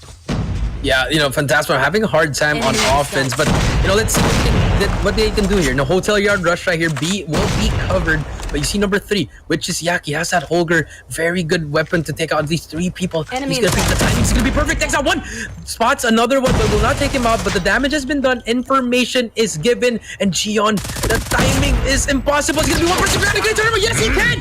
Gion. Big kills coming into him. Another 5v2 situation from Fantasma, and they have no response to this. Gun skills can win you a couple of games, man. Map mastery is what brings you all the way. This is exactly what Aguila Animosity is showing everyone. Sweet Gion, what a perfect round. They pull it 4-1, ladies and gentlemen, boys and girls, as we switch sides. That was such a good round, AJ. But let's see if they can do it on the offensive. And, you know, Fantasma, now on the defensive side, they can slow it down. You know, they can do what Aguila did, or they can make the same mistakes. As we can see, it's going to be a 1-1-3 formation here for Fantasma. And Aguila just being patient, as always. Going to use the clock to their advantage. No rushing happening. But wow! Wow! Crazy. Beautiful. Beautiful snipe. Beautiful. That's the opening they need. Back alley is now open, AJ. And just like that. But look at them. No rush, AJ. Just being patient. Yeah, you play your power positions. You watch out for exactly... Look at all of these wall banks coming through, man. Look at Brian. It's all about understanding where your opponents will most probably be hiding away. And you need to play your trophy systems if you're going to be campy like this on Search and Destroy. Fantasma learning those lessons the hard way. 4-1 now. But here's the thing, man. They've got clear, pure skills on those guns. And if they can, you know, just patch these plays up, they are going to be quite the crazy team to take on in this competition, Jericho. Yeah, they just have to slow it down, you know. Fantasma, they're really good. They just have to slow it down in S&D. They're having a hard time. They're trying to do something that's not working, forcing the issue in S&D. But, you know, you have to slow it down here. And bomb will be planted. Let's see how the retake is. This is still a winnable map. But if you see Yaki there on the left, just, you know, just being annoying, pre-aiming with a Holger, Juanito will be seen there. Yaki gives that call to number 2. Number 2 trying to take out someone. Does take out 1. And Yaki with the help with the Holger. AJ 5-1. And I was not expecting this from Fantasma, you know, being down 4. Yeah, I expected Aguila to win this game already, only because of what I kept pointing out from earlier on, right? They're playing the map well, man. They're making those rotations. Yes. They are playing the maps exactly how the maps are supposed to be played. And from my history of casting so many Call of Duty mobile matches up to now, if you're a pro squad, if you don't play the map as to how the map is supposed to be played, there's no use being a pro.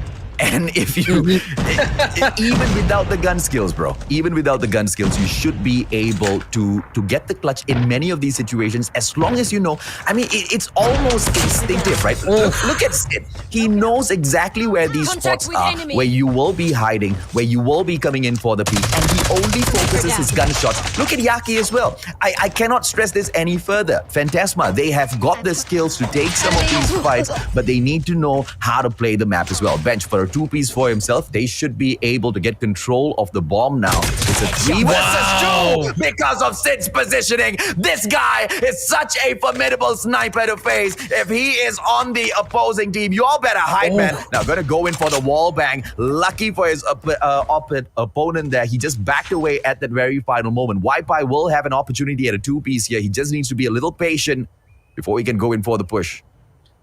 Yeah, I mean, if you're Fantasma, you got to stick together here. Juanito should call out to Wi-Fi to stay here because bomb is dropping. You're going to leave Juanito in a 1v2 here. We're going to be the pushing in. Sweeter does spot that. Nice. Gives the information. Gets away with the bomb. Beautiful movement coming in there. But there's going to be one player to beat there. Wi-Fi, actually, smart play there. One more player to beat. Can Wi-Fi knife him? Nice play by Wi-Fi. And now the tables have turned. Sid stuck in a 1v2. Can definitely do this 15 seconds, but he has some rush here right now. Can he spot someone with his sniper? 10 seconds left. This should be a round for Fantasma. Good answer by Fantasma. And horrible offensive round for Aguila. We got the bomb. No more time. Nate there. Bomb being picked up. Oh, beautiful play! But the time runs out. Sid, an absolute master. I understand that Fantasma won that round, but in my books, ladies and gentlemen, boys and girls, that was just Aguila Animosity all the way through. Yeah, you know, if he had at least 3 more seconds, we could have been talking about game number 3 now, AJ, but that's not the case. We're gonna move on to this next round, AJ. Aguila playing it slow again as usual. 1-2-2 split right here, but look at Fantasma all the way back to their base. They're not even gonna go to the tank. They're gonna give it up, get that back alley push, but no one is there. Look at A is clear, AJ. A is clear. If they can just make the play, they are gonna make the play. Smoke will be out. And they should be able to push here, but they're just taking too much time now. Fantasma just all piled up in that house. It's going to be a fortress there. Let's see what they can do here. 1 minute and 20 seconds. No one has died yet. I have never seen... I barely ever see anyone hold such defensive positions on standoff, and I don't know if that's a good thing, right? They're not holding the prime spots where you will be expecting the players from Aguila Animosity to pop out at. The snipers just... I mean, we don't have any eyes on iPow scopes just yet. I want to know exactly where is iPow looking, right? Is he going to be effective? iPow! Yes, iPow is effective. He is getting the spot. iPow knows exactly where Sid is, but he's not able to get the shot on. Awesome. Nice! iPow! That's what I'm talking about. Play the goddamn map. Oh my god, iPow just answered back with a spot, but bomb will be down. 35 seconds, 4v5, but Yaki has to play here. But no, gets taken out by Wi-Fi. Too much pre-aiming. Bench and Wi-Fi, the Fennec duo making a play this spot. One more. Brian takes out 1 player to beat. Gion, no more ammo. And just like that, Fantasma's Fortress hold gives them another round win. And this game is not yet over. Lost that round. That is what I'm friggin' talking about, ladies and gentlemen, boys and girls. Now, the opinion has switched around very, very fast after iPow has taken that shot.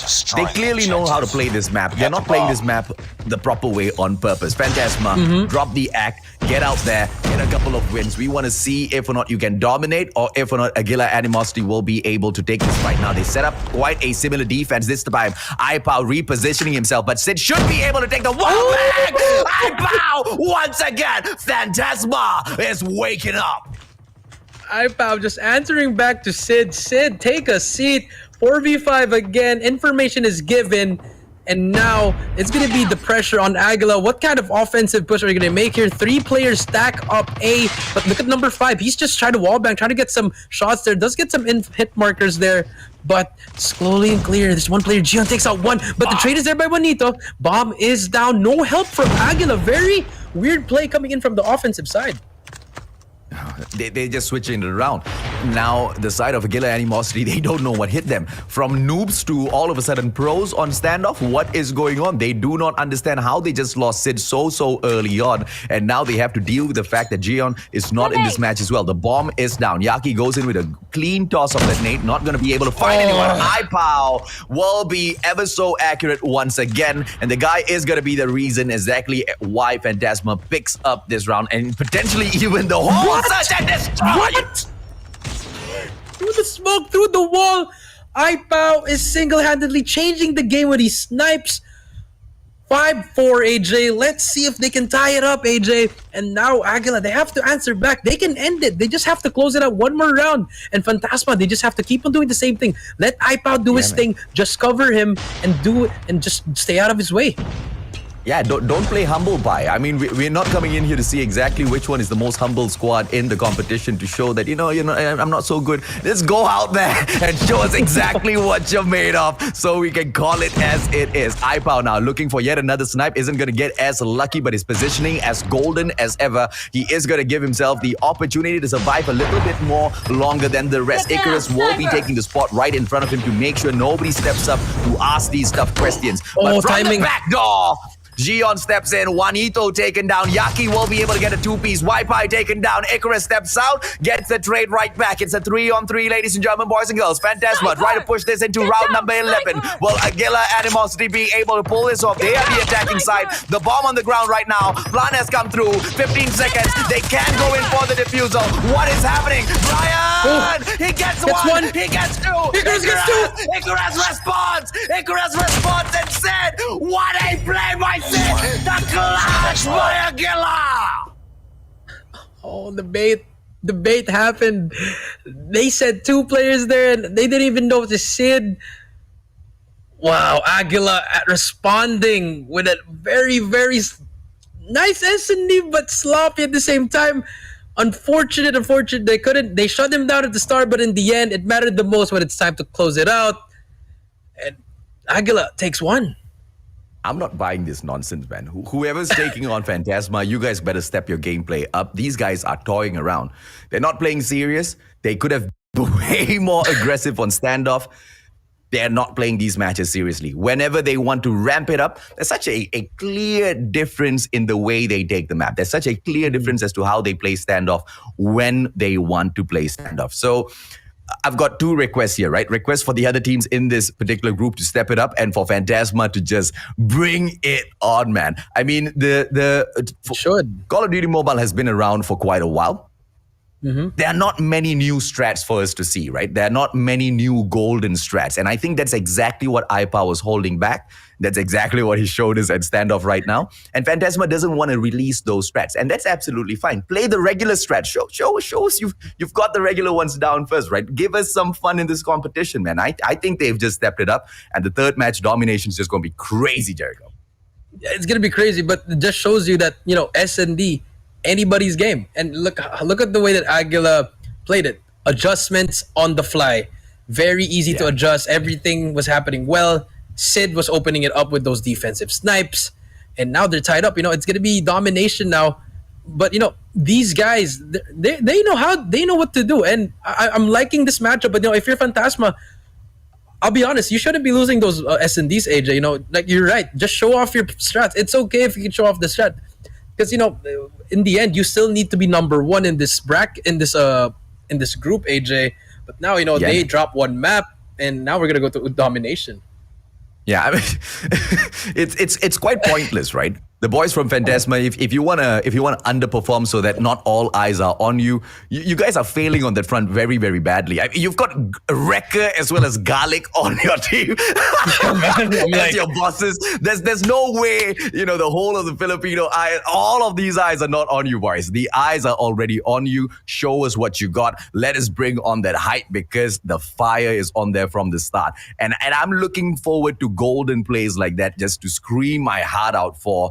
Aguila Animosity, they are going up against a tough opponent here. They need to step it up. Let's see if or not they can do it over at domination. And even if they do play the map really well, dude, I feel bad for them, man. I don't know how you fight firepower from Phantasma.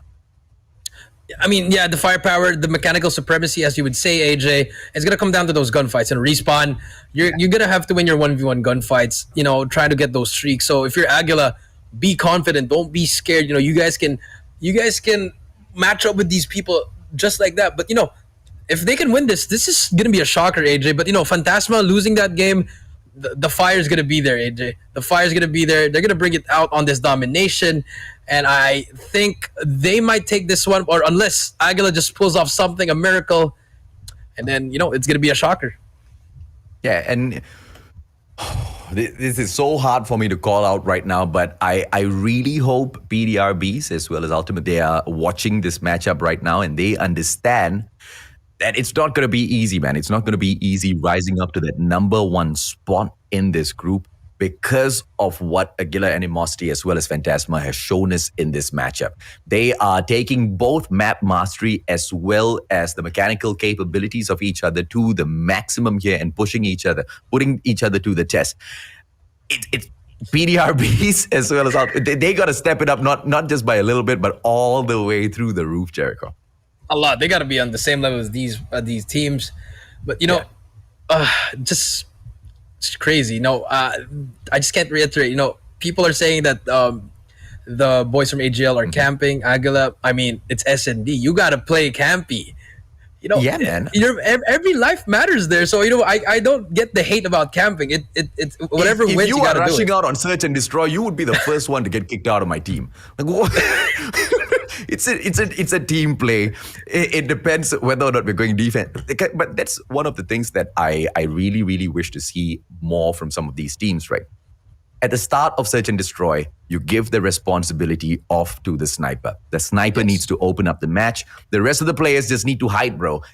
Yes, you got to play campy. You just need to hide. You just need to wait for a rush. Just hold down your positions whilst your sniper goes out there hunting for a kill. He's potentially the only one who can be aggressive, but not super aggressive as well, right? You want to be taking these snipes from afar, something that iPow just was not doing in the first half of that search and destroy, which is why I said these boys are just toying around. We want to see them go in serious.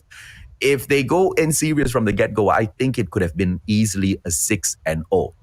And that's serious talk here. So Aguila Animosity, they need to step it up way, way higher than what they're doing right now and not allow Phantasma to play this game. I mean, you want to give me half-baked skills, I'll take the win off of you and I'll show you that you need to bring on your 100%. And I think Aguila needs to teach Phantasma that lesson in this next match, Jericho. Yeah, they have to, they really have to do something here in order to just make some noise. If you're Aguila, just do your best. You have that momentum swing over you. And if you're Phantasma, show them why they need to respect you. Show them who you are. Yeah.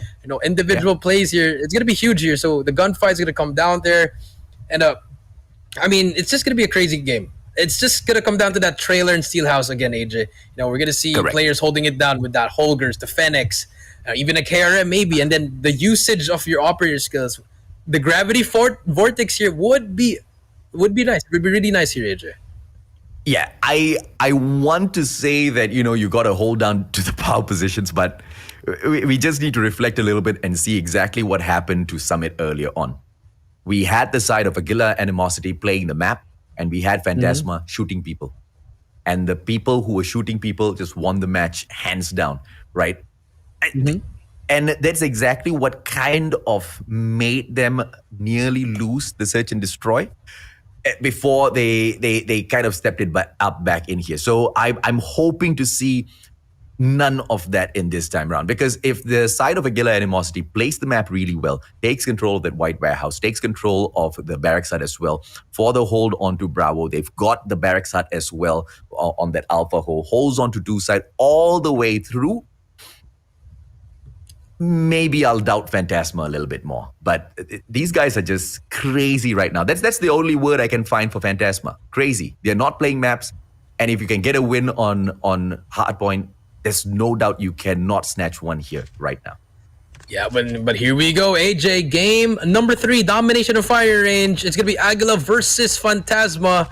Let's see who's gonna win this game. We see actually Aguila hop on it immediately. No help coming in from Phantasma, and just like that, B will be captured. Icarus and Code does take him out, but the capture is there, and here comes the help from Brian. Brian making huge plays, but Phantasma is there to get the help. And if you look at the map, they're gonna be trying to go for C, and the flip is on. All right. Now they go in here for the push on C, but this is a well-played map by Aguila. They go in for the flip, just like you say, Jericho. But now the pressure onto Bravo. I love exactly the ideation coming in here from Phantasma. 4 players go in for the push. And just as fast as they appear, they disappear thanks to Yaki as well as the Holger. But Phantasma's on point, ladies and gentlemen, boys and girls. Bravo as well as Charlie. It's a quick-paced one. Yeah, all of the players are all around the map. They are moving as fast as those points are switching hands, Jericho.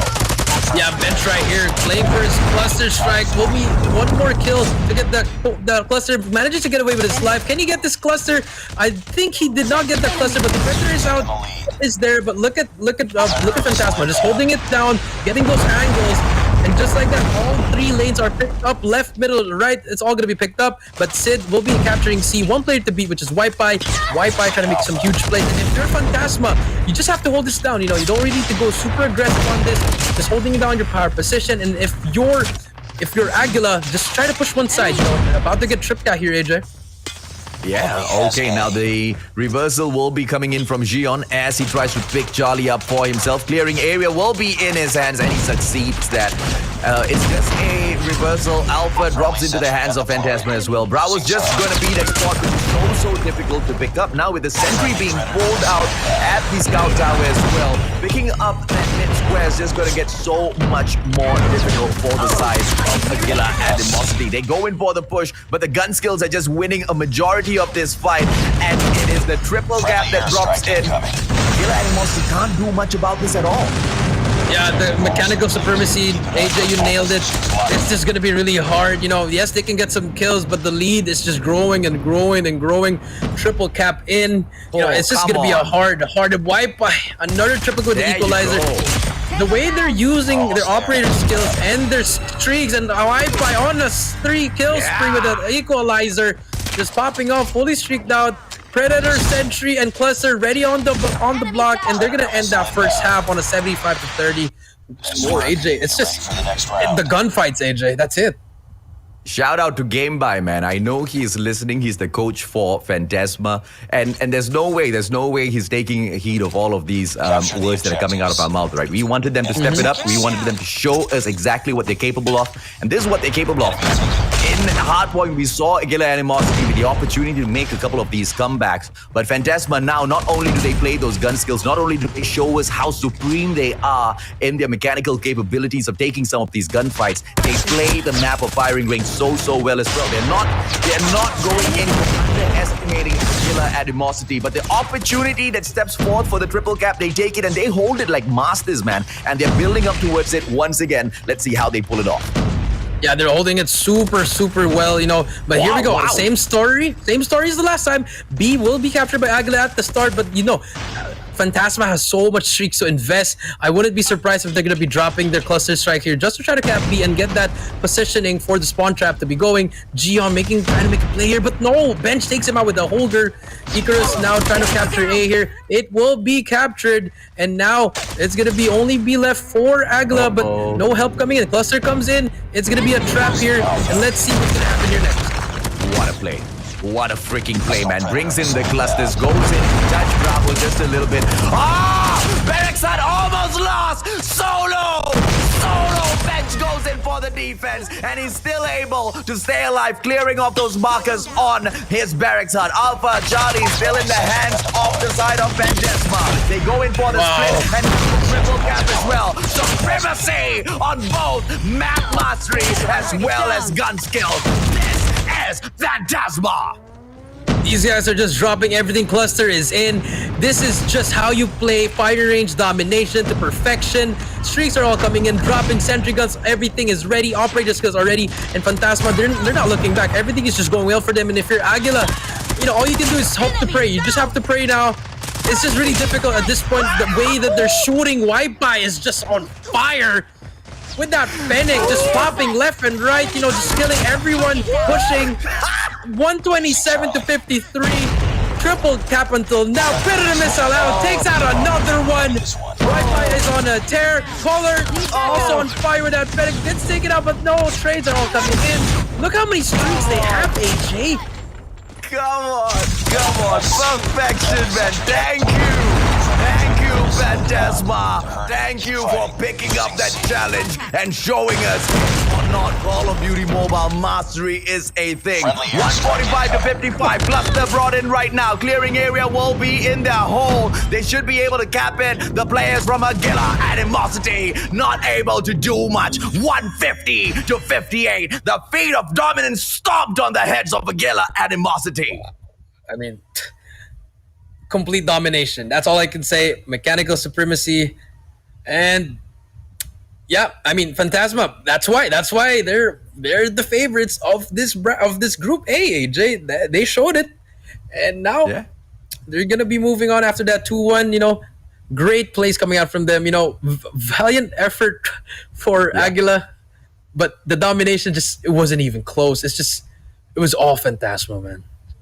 And now that I've seen them in action, I can finally call it. Ladies and gentlemen, boys and girls, the #1 spot, Phantasma. It's all about the fight for who takes home 40,000 pesos right now. That's all there is in Group A. That's all there is for the playoffs fight. How do you fight that? There's no way you can make a comeback against that. PDR BEES cannot do jack against that sort of firepower, man. Yeah, they can't do much. Ultimate Abyss, with all of their rotations, they cannot do much against that. I'm sorry, you call it as it is. Phantasma just played one of the best rounds of Call of Duty Mobile that I have seen in order to show exactly what they are capable of at firing range. Yeah, but now that they are actually really good at the respawns, and we both know that, it's time for them to actually work on their S&D. That's what they have to work on, or maybe just play seriously, as you would No, say, AJ. no, no. Alright, They were alright. trolling, man. They were trolling so badly because and I understand. I understand because they don't want to show from the get-go as to how really good they are. But the scene just isn't like that anymore. The casters aren't as green as they were anymore. It's a Look at little that, pal. easy just Look at that. yeah. Yeah, it's way too easy to call out this nonsense, right? I mean, just go in there, give it your all. Sometimes you don't want to give it your all because you know it's a guaranteed win for yourself. That's absolutely fine. But hiding away those basic strats, not going to bring them through at all. 150 to 89, and then they faked a defeat at Search and Destroy. I'm sorry, Aguila Animosity. And 150 to 58, they get the victory at the very end. Such dominance stepping out. And Aguila Animosity, I don't take anything away from them. They, at the very moment, look very, very capable of snatching that 40,000 pesos away. That is true, but I mean, yeah, you're right. Fantasma, top one here, but let's just see if they can keep on going. But I want to see them, just try to go undefeated from now on. I mean, they're this strong, just go undefeated from the next couple of matches. And if you're Aguila, just work on it. Like AJ said, no disrespect with that, but the first place is clearly given to Fantasma because it just shows how good they are. And Aguila, there can always be a second place, but it's just really going to be hard to try to dethrone those guys in your group. Yeah, I mean, look, let's put it this way, right? I've called my predictions already. That's what I do all the time. The teams can all step up and try to prove me wrong. I mean, switch around the standings all they want. Aguila can most definitely try to jump on to that number one spot, kick Fantasma out of the competition, maybe even hand them the 40,000 pesos personally, right? But it's going to be tough, man. It's going to be tough. Based on what we've seen, based on those rotations, based on the map masteries that we've witnessed thus far, Fantasma is just absolutely blowing my mind. And maybe they could have played Smokescreen a little bit better if they had put in any sort of effort into Search and Destroy. But they only put in effort like on the second half of that game, man. I mean, yeah, you're right. You know what? Maybe I just couldn't believe that they lost it. I wanted to give credit to Aguila, but I want to believe in you that they were not playing seriously. And I'm just not a fan of that. Losing like that in SD. But I get it. Just try to take it easy. Save your energy. I get it. But here are the highlights. AJ, game number 1, pretty straightforward. We saw some flashes of a little bit of comeback towards the end, but it was all Fantasma from wire to wire. Like here, bench without Holger just holding it down. Getting all these triple kills, quadruple kills, getting those streaks, and Fantasma was just perfect from point 1 to point 5, and until the end. Yeah, Fantasma was barely playing the power positions at all. I mean, yes, they do step in there, but they're so late to play any of these power positions. They take such straightforward games because they know they can take such straightforward games. And the only time where they actually played the map to their advantage is when they went on to the 5th hardpoint to kind of close the game off. At Wareroom, everything changed, man. They invested in bringing out the death machine, and iPower just falls right behind the vehicles, and he's got so much of cover for himself, and they pick the victory up. Moving on to Search and Destroy, and this is where Aguila Animosity should have just finished it off as fast as possible. Fantasma, they were just mucking around, and yet they still managed to take 4 rounds away. Yeah, I mean, maybe they were having a wager like let's lose 5 rounds and try to make a comeback. But I mean, they lost it. It's okay. But yeah, you're right, AJ. Maybe it was just small mistakes that you can't that can't happen against top teams. But then again, maybe they were just trying to take it light. But no disrespect to Aguila. I feel like it was just really, they played it well. Fantasma. They played well. They played well, like especially Sid with those snipes. But iPow, when iPow used a sniper, who was really dominant with that one, AJ. iPow wasn't even touching his sniper up to that point, right? But Sid most definitely was able to step it up for the side of Aguila Animosity. Very, very impressive with each and every single time he repositioned himself to take that scope. He managed to go in and get that kill. I love how Sid went in for the bait at the very end as well. We see many players attempting baits, but not many of them pulling it off, right? iPow, this is where he just stopped, and I'm very sure this is the point where iPow heard that me saying they've got no map mastery. He turned around and he was like, wait, what? Mustachio, wait, what? Map mastery? Let me show you what is map mastery. Dude, I have never seen a team go in for a defensive hold on standoff like that before. Yeah, made a fortress out of a house, and then they just gave up some. They gave up one side, and then they gave up both bombs. Actually, they just wanted them to come in there, try to get some kills there, and try to win the round. And it worked. It was such a weird play, but it worked because you were defending IPOW, but yeah, and then they end up losing the S&D. But it's okay. Domination, pure domination. That's it. AJ, mechanical supremacy, score streak overload, operator skill madness, whatever you want to describe into it. It was just destructive. I mean, no shot anymore. Yeah, this is Call of Duty Mobile perfection from Phantasma, and this is what I wanted to see. This is what the whole of the community wants to see, what these boys are capable of pulling off. And this is what they deserve, right? 82 to 48, it still looked like Aguila could make a comeback, and I really respect Phantasma because for a majority of that match, they didn't go in and force the triple cap. Only when they found themselves in a comfortable position to take some risk, only then did they start forcing those triple caps, right? Into that 100-point, you usually see it towards the end of those halves. Yeah, that is true, AJ. Phantasma just popping off. And our soldier of the game, it is Phantasma bench with 18.33 kills, 9.67 deaths, 8 assists, 27.45 average score, and an KD ratio of 1.90, almost a 2, AJ. This man was on a mission, but they did it. Yeah. Yeah, man. I cannot. I'm what else excited. can we say? Yeah. Yeah, man. I'm pumped up because we get to see Phantasma in action twice more today, ladies, Java boys and girls. And the great thing here is Aguila Animosity will be able to drop in and perform as well. Because once again, these are the two top teams in my marking so far based on all of the matches that we have seen. But, the opinion might vary just a little bit as we see round number 2. We've got a total of 3 rounds, I guess, if we break all of these series into 2, right? Because we've got them taking on each other once. Once all around. Once. Yeah. Yeah, that's true, AJ. So it might be a different story there, but, I think it's just, I think it's a clear picture of, like, when, of Phantasma just being, like, they know what to do. And, the other three teams, if they want to step up, they have to step up. If they want to upset Phantasma, better do your homework now. Or maybe grab something that can help. I don't know. I don't know how you stop that.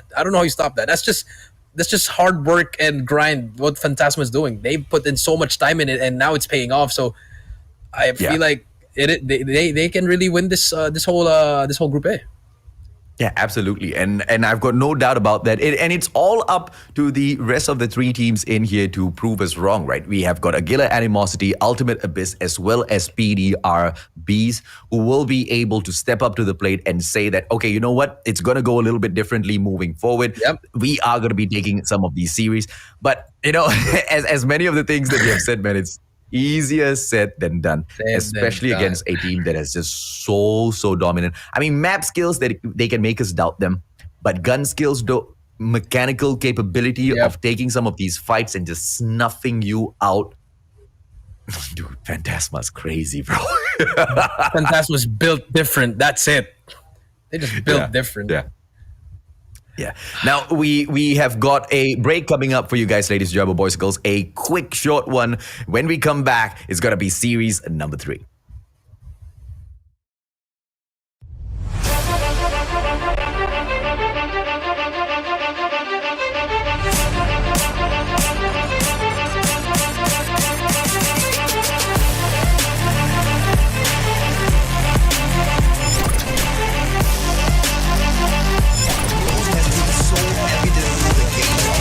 Wonderful, right? I just get 2 in a row, and I believe this is going to name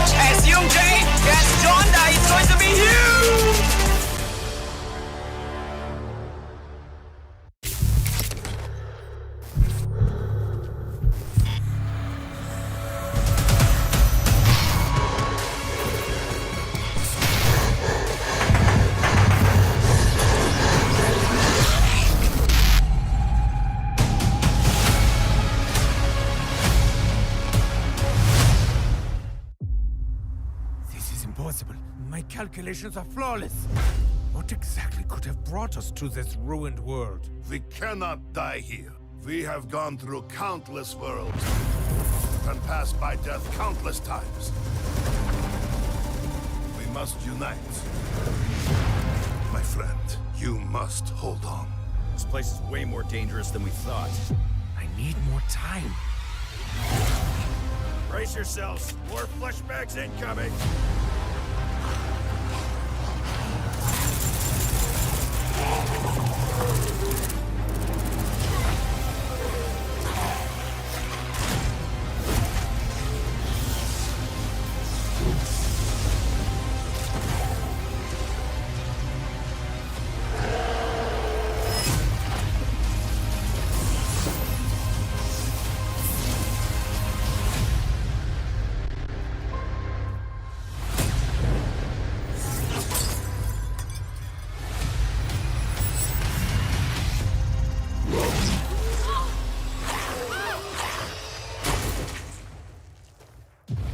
How about we make a deal, stranger?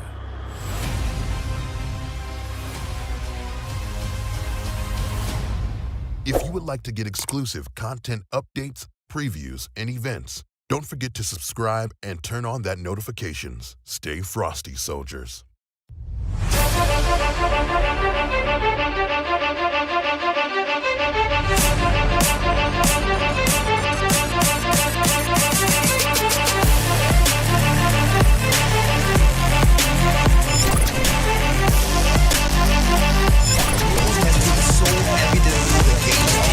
Wonderful ride. I just gets two in a row, and I believe this is going to name as UJ gets Jonda. It's going to be huge. Welcome back, ladies and gentlemen, boys and girls. This is day number 1 of the group stages of the Philippines Championship. My name is AJ. I'm the Mustachio. With me is the one and only Jolly Coach Jericho to bring you all of the hottest of action today. We've seen all 4 teams in Group A jump into action, and we've kind of made our predictions already. Is it going to fall in that exact same way, or will some of these teams prove us wrong, Jericho?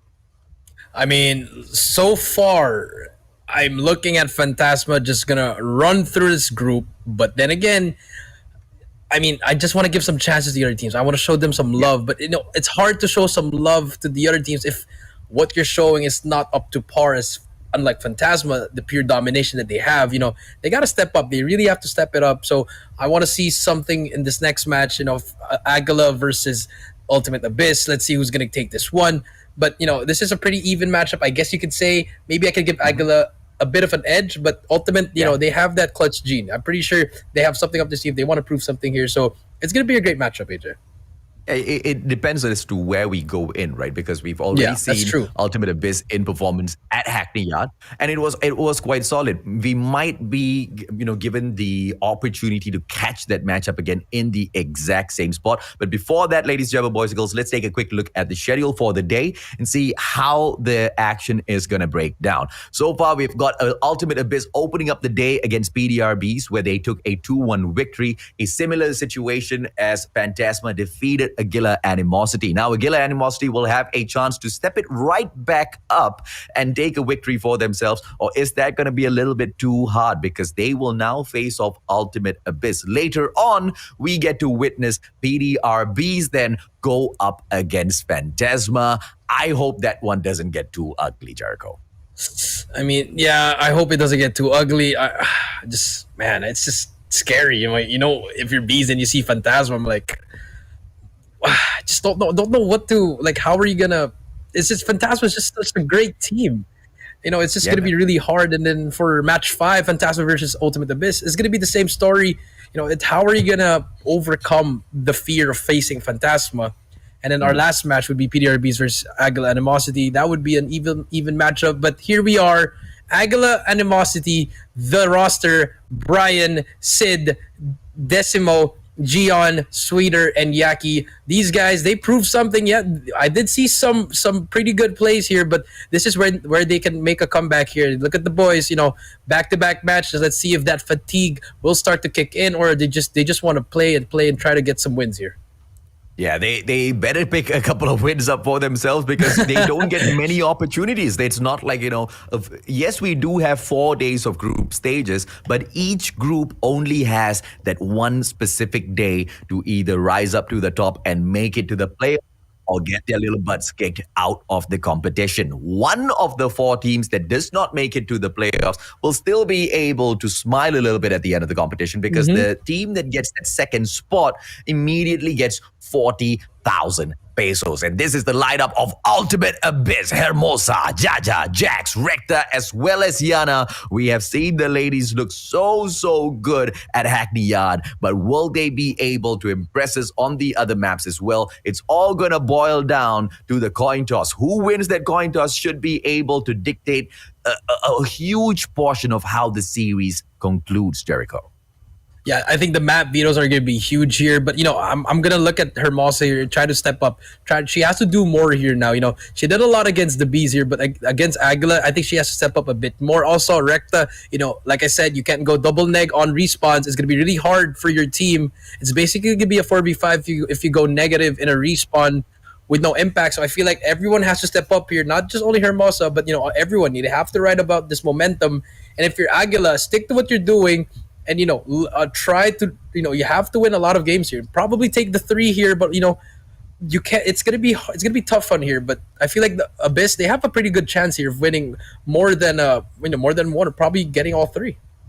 Yeah, Aguila managing to win the coin toss for themselves, ladies and gentlemen, boys and girls. So they will be able to ban the very first map. Let's see exactly where they do not want to bring this fight into.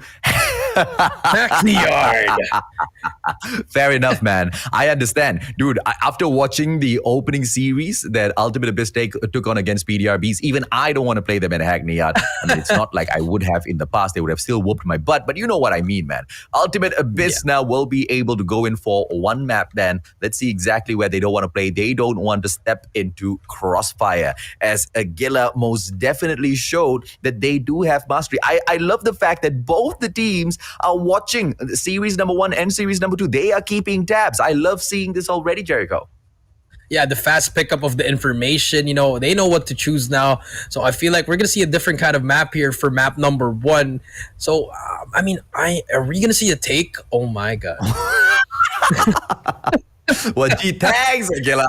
Thank you so very much, man. Bringing us into takeoff for Hardpoint to open up the day. This is going to be quite crazy with the spawns for Hardpoint number 3 and 4. As you guys know, it just gets a little bit crowded in there for those 2 hardpoints because whenever you die, you spawn out just literally right beside that point. And, the players will be able to flow in one after the other. You have to take your gunfights really, really well. You have to manage your score streaks really, really well as well, Jericho. Yeah, that's true. The score streaks are going to be huge here. Once you get your sentry gun, you got to look at the time of the hard point. Do you put it now and invest it, or do you want to set it up for the new one and try to get a 60 there or something? And also the operating skills here. We might see some gravity vortex here. This might be important, but map number 2, AJ, SND on raid, and we've seen a lot of SND raids, AJ. But are we going to see a straight up 6-0, or is it going to be like a grit and grindy, a slower pace S&D? It's going to be an interesting matchup here. It may be the battle of the snipers again, AJ, getting those opening picks for S&D raid. Yeah, I'm hoping to see the battle of the snipers. I hope to not see, the players just rushing in blindly, trying to, catch the opposition off. I mean, you can pull that off a couple of rounds, but you really need to gauge and see exactly how those situations pan out. If it fails and they pull it off again, my heart will absolutely be broken. But let's see. As for domination, this is the final match. The pick of Aguila Animosity will be dropping into a firing range closer. So they really feel like, they perhaps could have taken this a little bit better in the previous series. So let's see exactly what they will be able to achieve for themselves against the side of Ultimate Abyss. As for the operator skills that are banned, ladies and gentlemen, boys and girls, is it going to be the basic Sparrow as well as Annihilator? It looks like it is going to be so, Jericho. Yeah, it should be the basic Annihilator Sparrow. Yeah, and there we go. The Sparrow is out, and the Annihilator as well. So same kind of operator skills, AJ. Death Machine, Equalizers. I really want to see a Gravity Vortex just for takeoff. It's really going to work for takeoff, AJ. Just covering those big sides, so it leaves you to watch less angles, AJ, for at least like 5 seconds. it's huge. It's really huge using that gravity vortex. But I hope someone brings it out. But it's gonna be a great game for this takeoff. So it's just gonna be really hectic, like you said on that third and fourth hill. It's just gonna be crazy. I hope we do see a super close game. That's what I'm trying to predict here. Yeah, I agree with you, man. The Gravity Vortex is going to be a very interesting gun to see being used, but you really need great sense of anticipation in order to pull that out. Like you've mentioned already, That's you true. go in for the pop, you only have 2 shots in there. You don't, it's not like, in existence forever on that map. It's such a short window to catch your opponents off guard. And it's perfect to play on takeoff. This is the part where I absolutely am on the same side here. Because when you look at the Aurora Council or the control room, this is hard point number 3 and 4. So many entry points. And the players know that they have to just jump in there and win gunfights. This is where all of pandemonium breaks out. And they don't look around, man. They just rush in. And that's the best opportunity to pop out the vortex, right? The players aren't going to be expecting, because these are just tight corners they have to wrap around. Yeah, that's true. You said it right. If you play there in those 2 hard points, you just go in there. You don't have time to like set up and try to pre-aim. Yeah. You just go in there, try to put some shots down, make someone weak, tell your teammates that, and then if you do get at least, let's say, 3 or 4 down of the enemies, why not pull out the gravity vortex? Spend some time to set up. A little bit of setup. Pop your vortex. That's gonna block that entry for the enemy, and then you're gonna be able to predict. Okay, they're gonna be going to the other side. Now let's just pre-aim this side. Everyone's gonna die. Equals 2 points. But here we go, AJ. Hard point on takeoff. Ultimate Abyss versus Aguila Animosity. And we're going to start it off with the boys of Aguila. Let's see what they have down to sleep. Are they going to try to push for that power position, AJ? Or are we just going to see a full-on mono-e-mono straight up? Let's see exactly what breaks down, man. The power position hole comes in here for the side of Aguila Animosity. First, they want to take over the second floor of launch base. A couple of players now going in for the jump. But Ultimate Abyss is just playing the game straightforward. Only because they have got one player on the second floor of the Aurora Council who's able to hold on to all of these positions, all of the fights a little bit better now.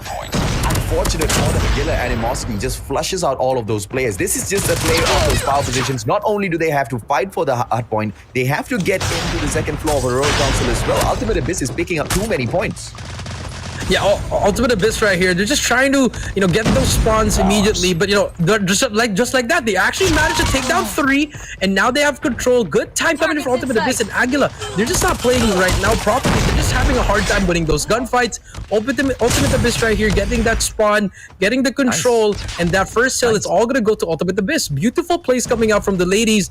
But let's see if the Aguila Animosity can make a comeback. But if you look at the map, AJ, it's going to be all blue on top there. But here comes the pinch. Hermosa's watching that backside, and no one's going to be able to push that. Okay, hard point number 1 has been played so well by Ultimate Abyss. Hopefully the ladies can at the second hard point. Beautiful open. Yana stepping in there. Fennec will be able to go in for the push.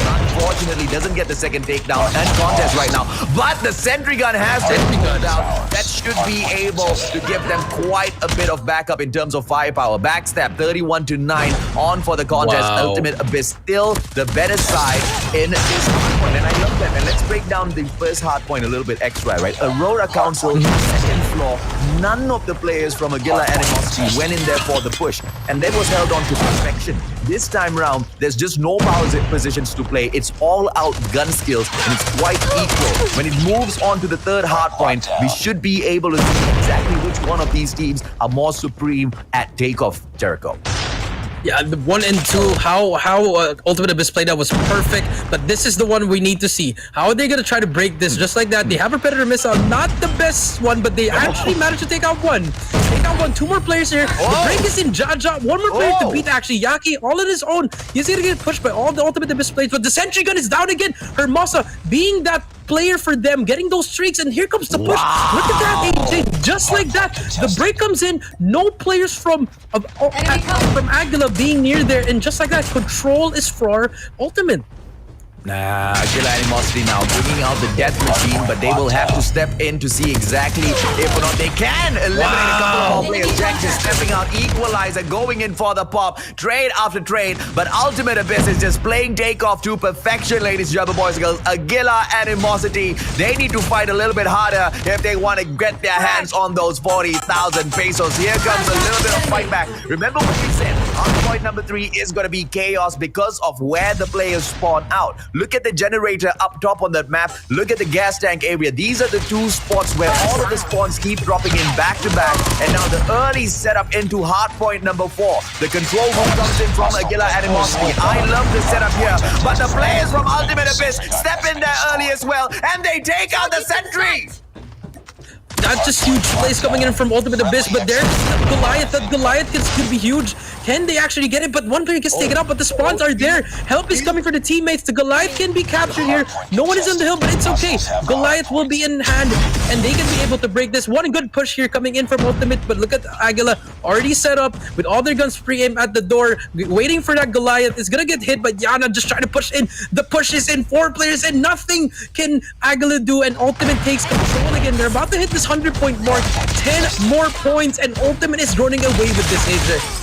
Oh, they most definitely are on the 91 point now. Ladies and gentlemen, boys and girls, one good hill with Aguila Animosity right back in here. But that's assuming they pick up all of those points from that hard point. It's going to be so difficult against a team like Ultimate Abyss, who's just so on point. They keep their rotations tight. They know exactly how they want to play this. But now this hard point, a little bit too strong in terms of the hold from the side of Aguila Animosity. Ultimate Abyss will take a huge gamble here. They're going to go in and set up Fountain once again. This is hard point number 1 on rotation, and they do take over the second floor of Aurora Council once again. Hermosa on point, and she's gonna be the one lady that smashes out all of the other players. Hermosa on freaking fire! I mean, if you were looking at the 4th hard point with 10 seconds, Hermosa was already moving into that 2nd floor. She's just taking out every single one. She's staying alive right there, but she has a 1v1 gunfight, but finally gets taken out. Ultimate already at 107, but look at the gunfights. Jaja trying to take it out. Yana helping to hit the gravity. Nothing gets hit there, but will get one more player. Ultimate still has control, but Yaki finally decides to get that power position, and the girls are just putting so much pressure on Aguila. Aguila has no answer. He contested Jax for staying alive, but finally gets taken out. 15 seconds, you know, if you're Ultimate, you can just give this up and try to set up for the new one. You did well on that second hill, but this time you just have to hold it down, bring out your score streaks and your operator skills here. It's gonna be huge here, so it's gonna be both sides right here. Aguila trying to fight for it. It's gonna be close now, AJ.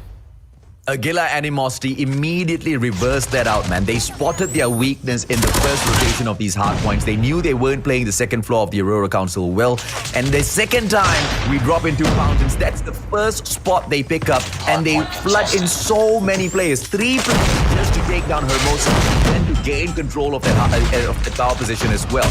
And that's the main reason why Fountain was just so easy for them to make that comeback at. Even though that's one of the biggest and most open hard point off this map. But now, at the second hard point, launch center, it seems to be all in the hands of Ultimate Abyss. They go in for the push. Yaki! Holga will be able to get the slice, but now needs to back away. The push, the backstab drops in from Ultimate Abyss as well, but they're not allowing them to pick any points up. Aguila Animosity, they fight, and they fight hard to make a comeback in this match. Yeah, if you look at this, Ultimate still fighting for this scrap. I'm not giving it up.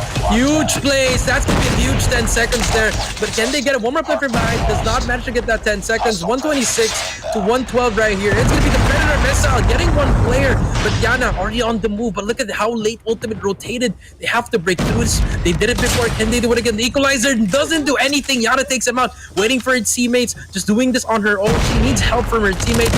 But finally gets that shots down. Gives the information. And this might be the one. They have to break this. Both teams need this. Desperately fighting for it. You see the spawns, AJ. One-sided for all these teams. But Sid on that second floor, just huge power position. The lead will be switching. But Ultimate from the back. They have control, AJ. The spawns have flipped again. Let's see what's gonna happen here. Gunfights ensuing, but it's gonna be Aguila controlling it, AJ. This might be a comeback. Yeah, this is the comeback. Aguila Animosity winning all of these fights in here at the third hard point. Ladies and gentlemen, boys and girls, Aurora Council hard in their hands. Gravity Spikes goes in for the pop as well. Sid does not get that shot, but now 138 to 131. Wow. Ultimate Abyss. What a great push at the start, and they finally break the hill. 15 seconds in here is a lot to close this game off. They need to be able to play the next hard point as well. At control room, the sentry gun gets pulled out, and the contest is here. They need to be able to keep fighting to make sure Aguila Animosity does not continue with the push on those points. 143 to 141. This match is almost over. It's all going to come to an end. It's all going to come to a close at the final hard point. Control room. This is hard point number 4. Rotation number 2. Let's see who gets it. Ultimate Abyss. Jericho. Oh, contest. But they put down Yaki to get the victory. No one was near perfection in the end. AJ. Can we Ultimate see this Abyss. in Search and Destroy as well, man? I mean... Wow. I mean... Okay, so... Yeah, go on. Yeah, I mean, at the start, yes, Ultimate Abyss, huge lead at the start. You know, Aguila started really slow, really slow. But, you know, the score streaks that Sid and all the others started getting, it was massacre there. But the plays that are just really game-changing was Hermosa, just early rotation. Yes. All the time, you see her in the map, just running around to the next power position, giving all the pressure on her, and then no one's minding the hill. They're all minding her, trying to take her out. But they can't even take her out. So, you know, Ultimate Abyss taking advantage of that. And, you know, it came down to those gunfights in the last one. Not even the rotation, just the gunfights. But for the fourth one, it was just perfection. No one died from Ultimate, won all their gunfights, spawned, you know, if you're Aguila, you spawned out so far, tried to run for your life, but a little bit too late. Yeah, man. Aguila Animosity, I mean, they tried. They went in there for the push. They really tried. Caught up. And that was what? In the third hard point of the second rotation, right? That was a really good hole for themselves. But towards the very end, they started focusing on the future. They started making the plays for the fourth hard point, control room, before even completing and closing out the Aurora Council. And that was the biggest downfall, man. I mean, the scrap points are so important, especially when the scores of the two teams are so close to each other, Jericho. Yeah, it's just so close. It was just chaos everywhere. But, you know, it always came down to Ultimate. Just having those team fights, they're just getting the best of that, AJ. You see them pushing in. You see them, if they die, they spawn in. But they wait for each other at least for like a second or two. I don't know if you noticed that. They were actually waiting for each other. And then they just triple challenge the guy, even with the death machine. They don't care. They're going to like triple challenge that.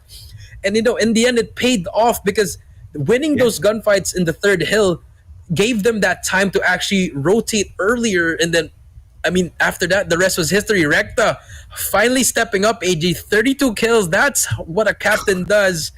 And just, by God, Hermosa with 27. If you think she's at the bottom of the leaderboard, she's the game changer, in my opinion. But, you know, it's just Ultimate just going off. And then if you're Aguila, yes, your teammates are going off, but Decimo, you can't go 14 and 31 at this kind of rate. You know, even if you're getting 56 time, you gotta get kills inside the hill, AJ. Yeah. I mean, let's point out one very simple thing, right? Ladies and gentlemen, boys and girls, look at the side of Ultimate, right? Ultimate Abyss. Look at how long Hermosa has spent on any one of those hard points. Just merely 16 seconds. Her objective is not to play points. Her objectives are just go on, grab onto those power positions and make sure the rest of her team members can play those objectives. And Hermosa does that so well, man. She doesn't pick up the most number of points, but she's the second highest one in terms of those kills. 27 kills, and she's at the very bottom. Now, I mean, we all understand how those hard point works, right? The more the time that you spend in there, the more you contribute. But Hermosa, like you said, I absolutely echo and agree with you, Jericho. That win would not be possible without a monster called Hermosa.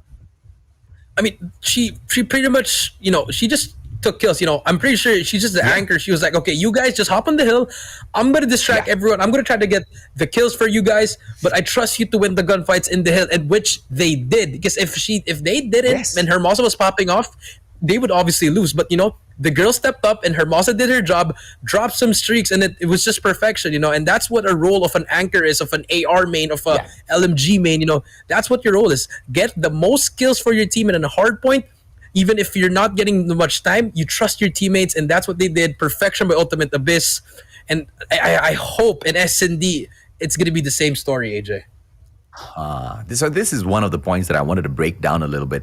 They seem to be so good at hardpoint as well as domination, and I feel like because they've got more trust in each other compared to the amount of trust that they have in their own abilities. Which is why when we see them, and it's all about the search and destroy, where they have to go out there and be accountable for each and every single one of their interactions and gunfights, you can see the nervousness now come out of the side of Ultimate Abyss. And I feel like that's going to be the biggest downfall of the squad. They need to hold it together, man. They need to keep it together because clearly they are so damn good. Now, I'm a little bit disappointed because only 4 teams can move on to the playoffs.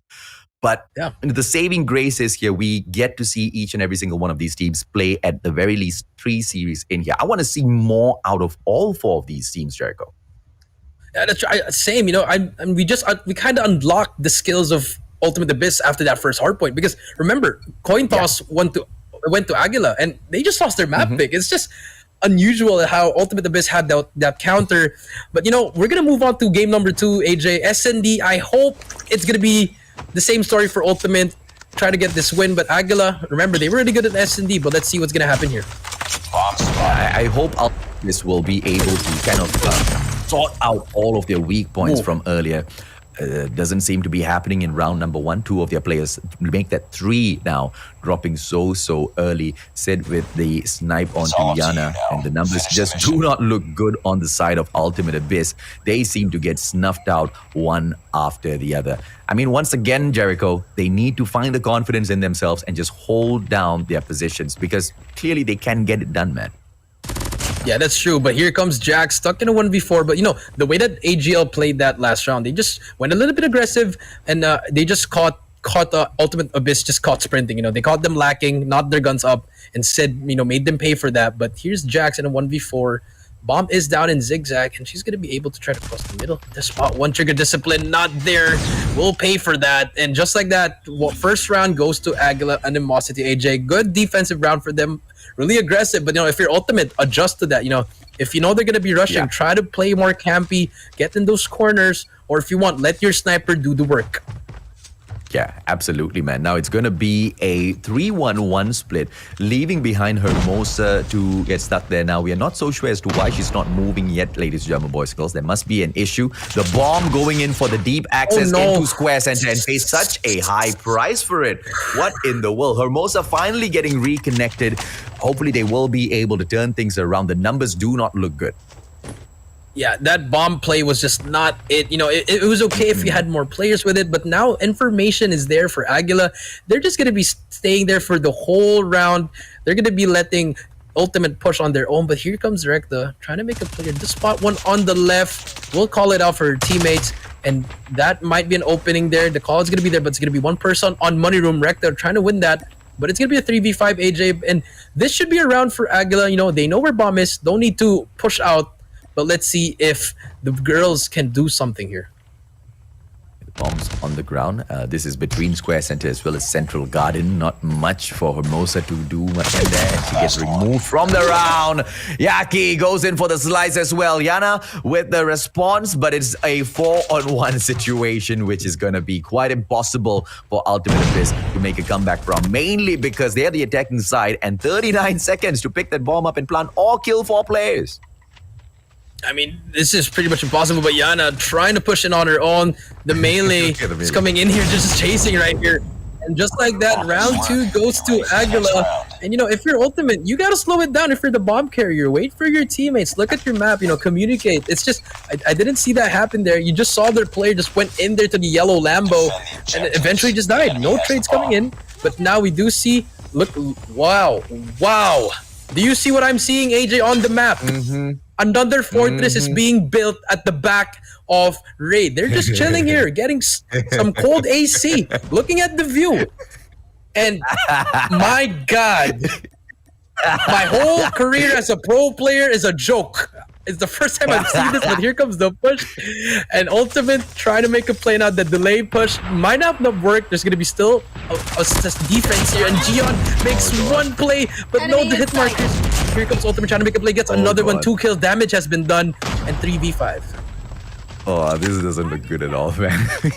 I don't know what that was. It could have been one of 2 things. Number 1, they were waiting for Aguila and Animosity to get a little excited, go in for the push, and then take them off guard. Number 2, maybe Hermosa ran behind there and lagged, and they were waiting for her to reconnect before they take the push. Because Hermosa doesn't look like she's having the best of games in there.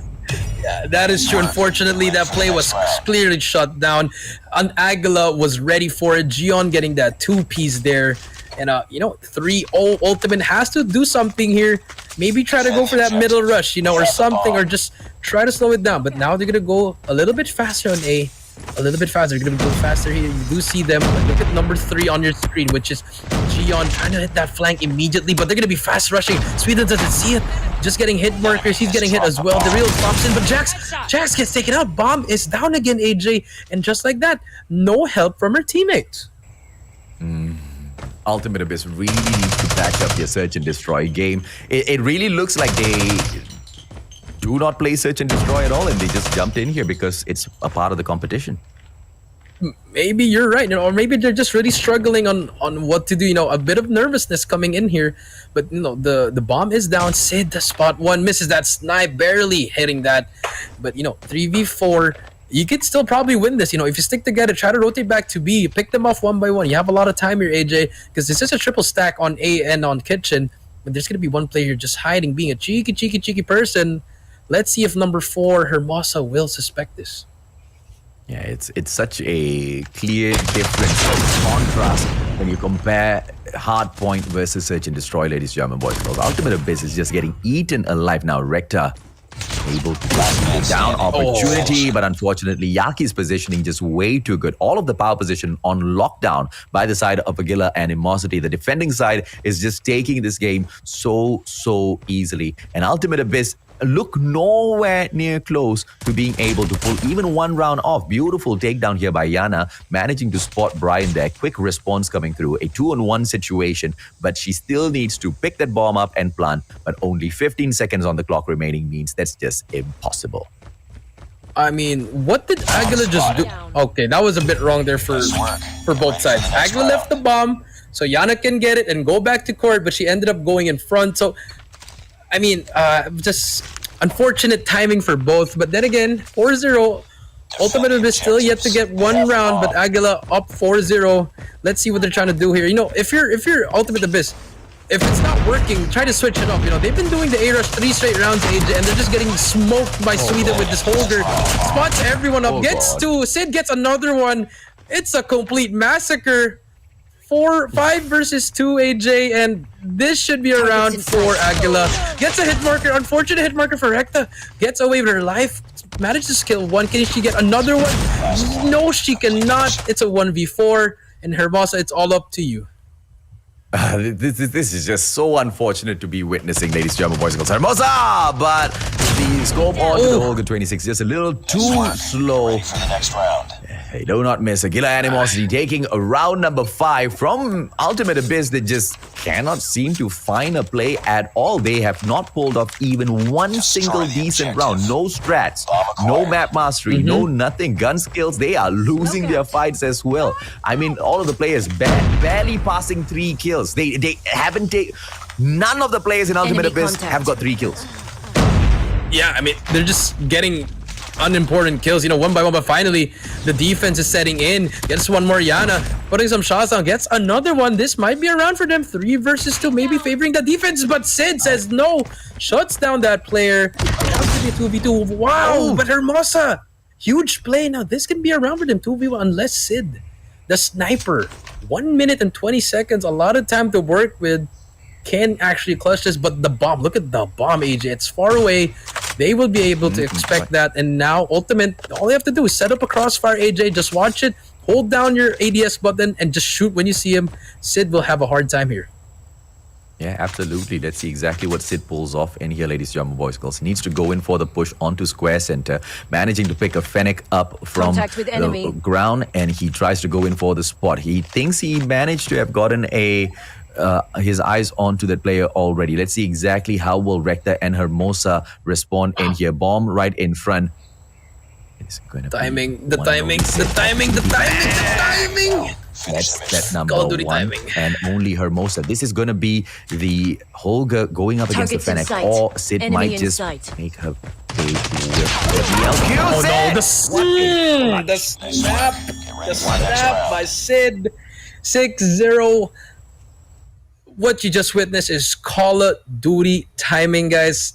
it's just unfortunate for Recta. She was looking at that side, AJ, but you know, once Sid went in, turns around, dies, and then Hermosa just got put on ice skates, AJ. Her ankles just got broken.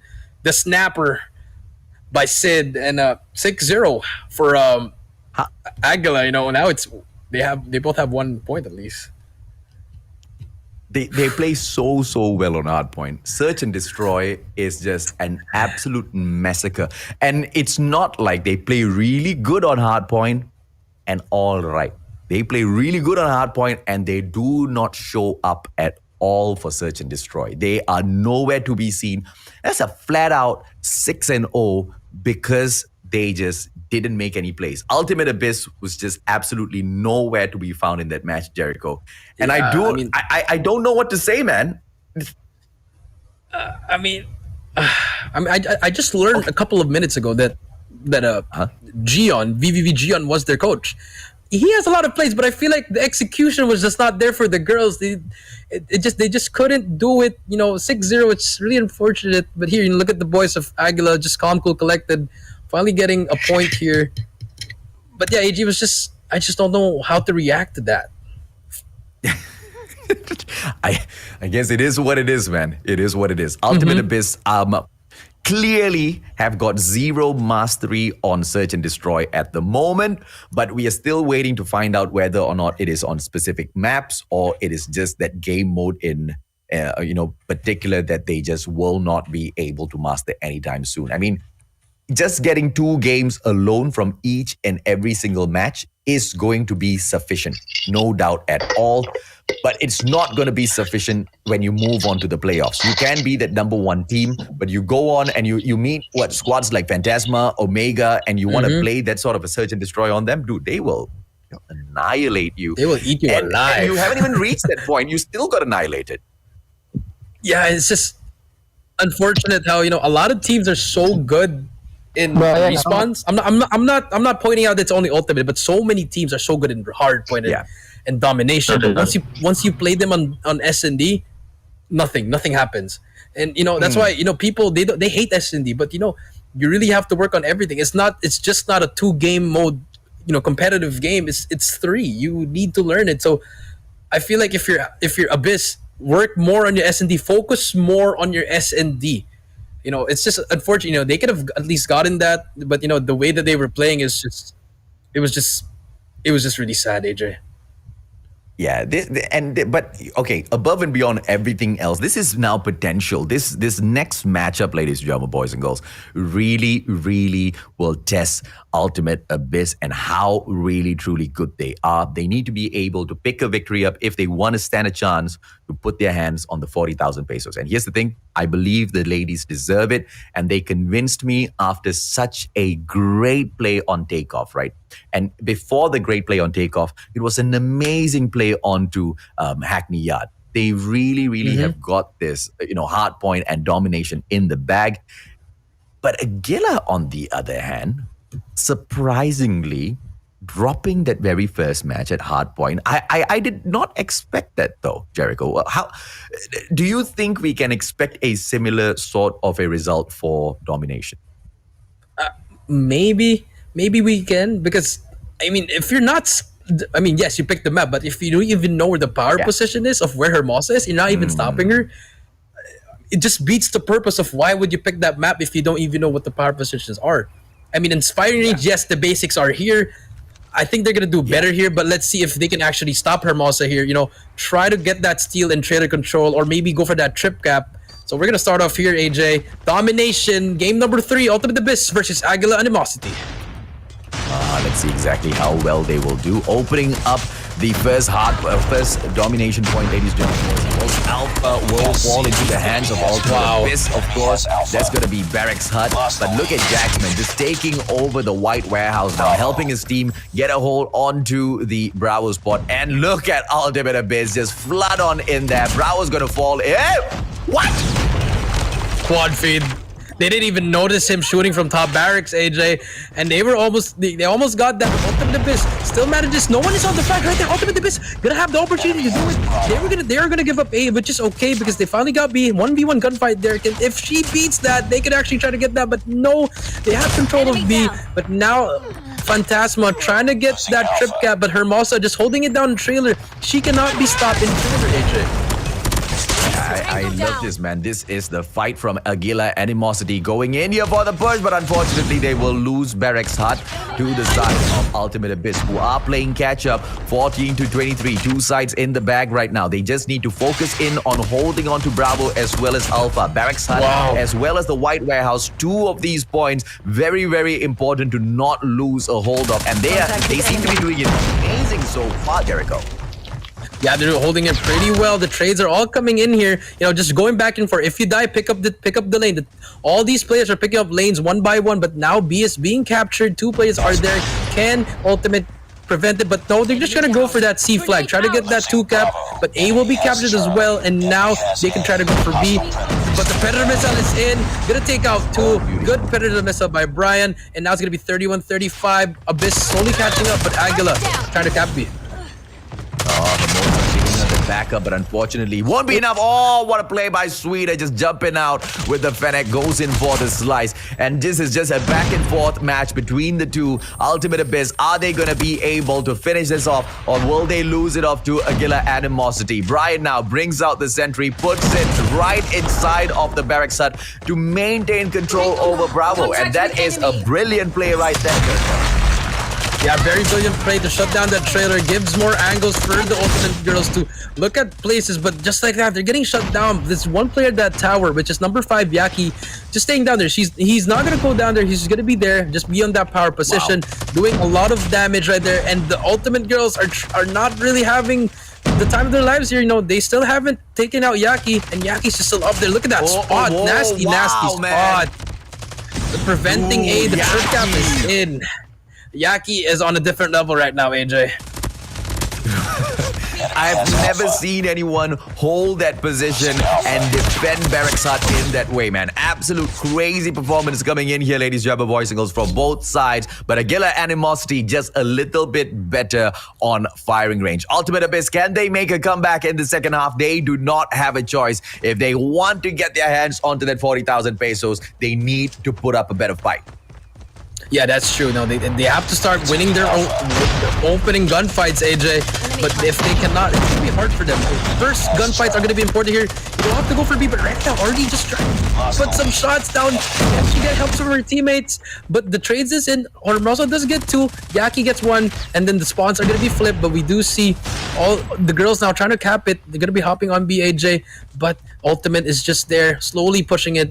But look at the positioning of Aguila. They're not going to be aggressive yet. They just want to try to clear it out. And even if they do go aggressive, there's going to be people waiting for them, AJ. It's just going to be a back and forth. Yeah, man. Yana just going in there with the gravity spikes. Unfortunately, not able to get the kill. Yaki drops in with the death machine. Taken out as well. Beautiful play coming in here from the Charger. But they need to be able to pull away Bravo into the back. They want to close this game off. They need to start acting now because Aguila Animosity, they are getting away. The play onto Bravo doesn't seem to be coming anywhere closer. Aguila, on the other hand, are so much better. They've already set up a sentry down at the White Warehouse. This is going to give them that opportunity. Bravo dropping into their hands now. Clearing area will go back to the side of Ultimate Abyss. But to what point? The sentry has not gotten taken down. Yana, what a defense. Ultimate Abyss goes in for the takedown onto the sentry as well. This is what we need. Yeah, we need more aggression from them, but the sentry finally destroyed, but still, B is not yet captured. But right now, Aguila pushing that force. But look at the map, AJ. Everyone is not, no one's near the flag, and Ultimate can get this trip cap, AJ. Ultimate hopping on it now, still has a sentry to Hermosa, making that difference. But the trailer control by Yaki takes him out, shuts down all hope for a trip cap, and they're going to be able to capture that. But Hermosa still has streaks. This can still be a close game, AJ. Oh, absolutely, man. The prevention at Bravo will still keep Ultimate Abyss in this game. Aguila Animosity, they haven't gotten away just yet. Jack pulling out the equalizer, goes in for the slice. managing to get the kill. Rector with a double onto the Predator missile as well as the side of Ultimate Abyss. As the ladies try to make the play right back in here. Jax dropping in to go in for the slice. They want to get a hold onto Barrack side as well, but they need the numbers. And now the sentry from the side of White Warehouse set up by Ultimate Abyss. It will give them the defense for Bravo. Another sentry gets pulled down at the auto repair for Charlie. This is Ultimate Abyss for the ultimate comeback. Can the ladies do it? They're getting my blood pumping. Yeah, they have to start winning all their gunfights here. I think a trip cap might be needed for this comeback, but Aguila's already destroyed a sentry gun. No more sentry gun. Actually, there's one more at Steel House. They just have to kill these people at trailer, but B will be contested.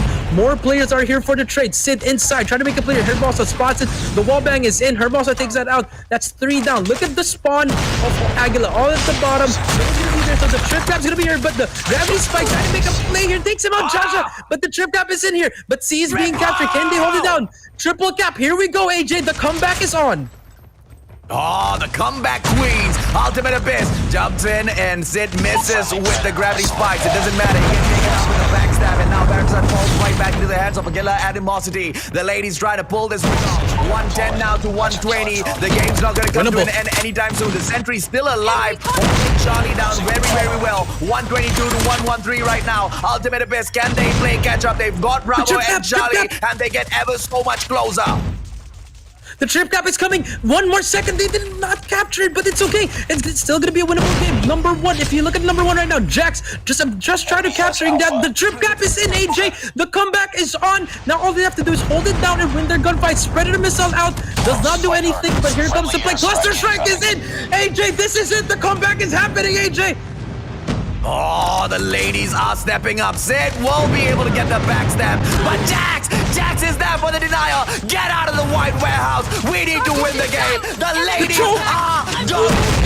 Ultimate Abyss. The ultimate ladies squad in the competition. 142 to 126. Bravo and Charlie still in the hand. They lose Barrackson, but it doesn't matter, man. They should be able to wrap this up. 5 more seconds. 5 more sticks onto the points. Jericho, the ladies have done it.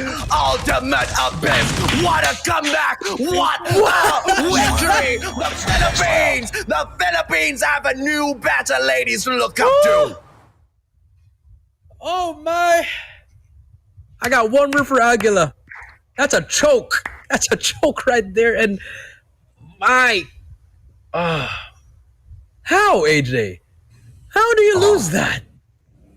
Determination, man. I mean, the ladies are so good. Hardpoint domination. It is their game, man. What a way. What a game. I cannot believe this is what I'm witnessing, ladies, German boys and girls. Ultimate Abyss. I wish... Why can't we move on to the playoffs, man? This is so heartbreaking. So much of talent just here in Group A, and this is just day number 1 of the group stages in Philippines Championship, Jericho. So much madness happening in that domination. You were down by so much in the first half, and then you let Hermosa and the others pop off. A cluster strike, sentry gun, predator missile. Pop. If you're just Jericho, here's the important part, right?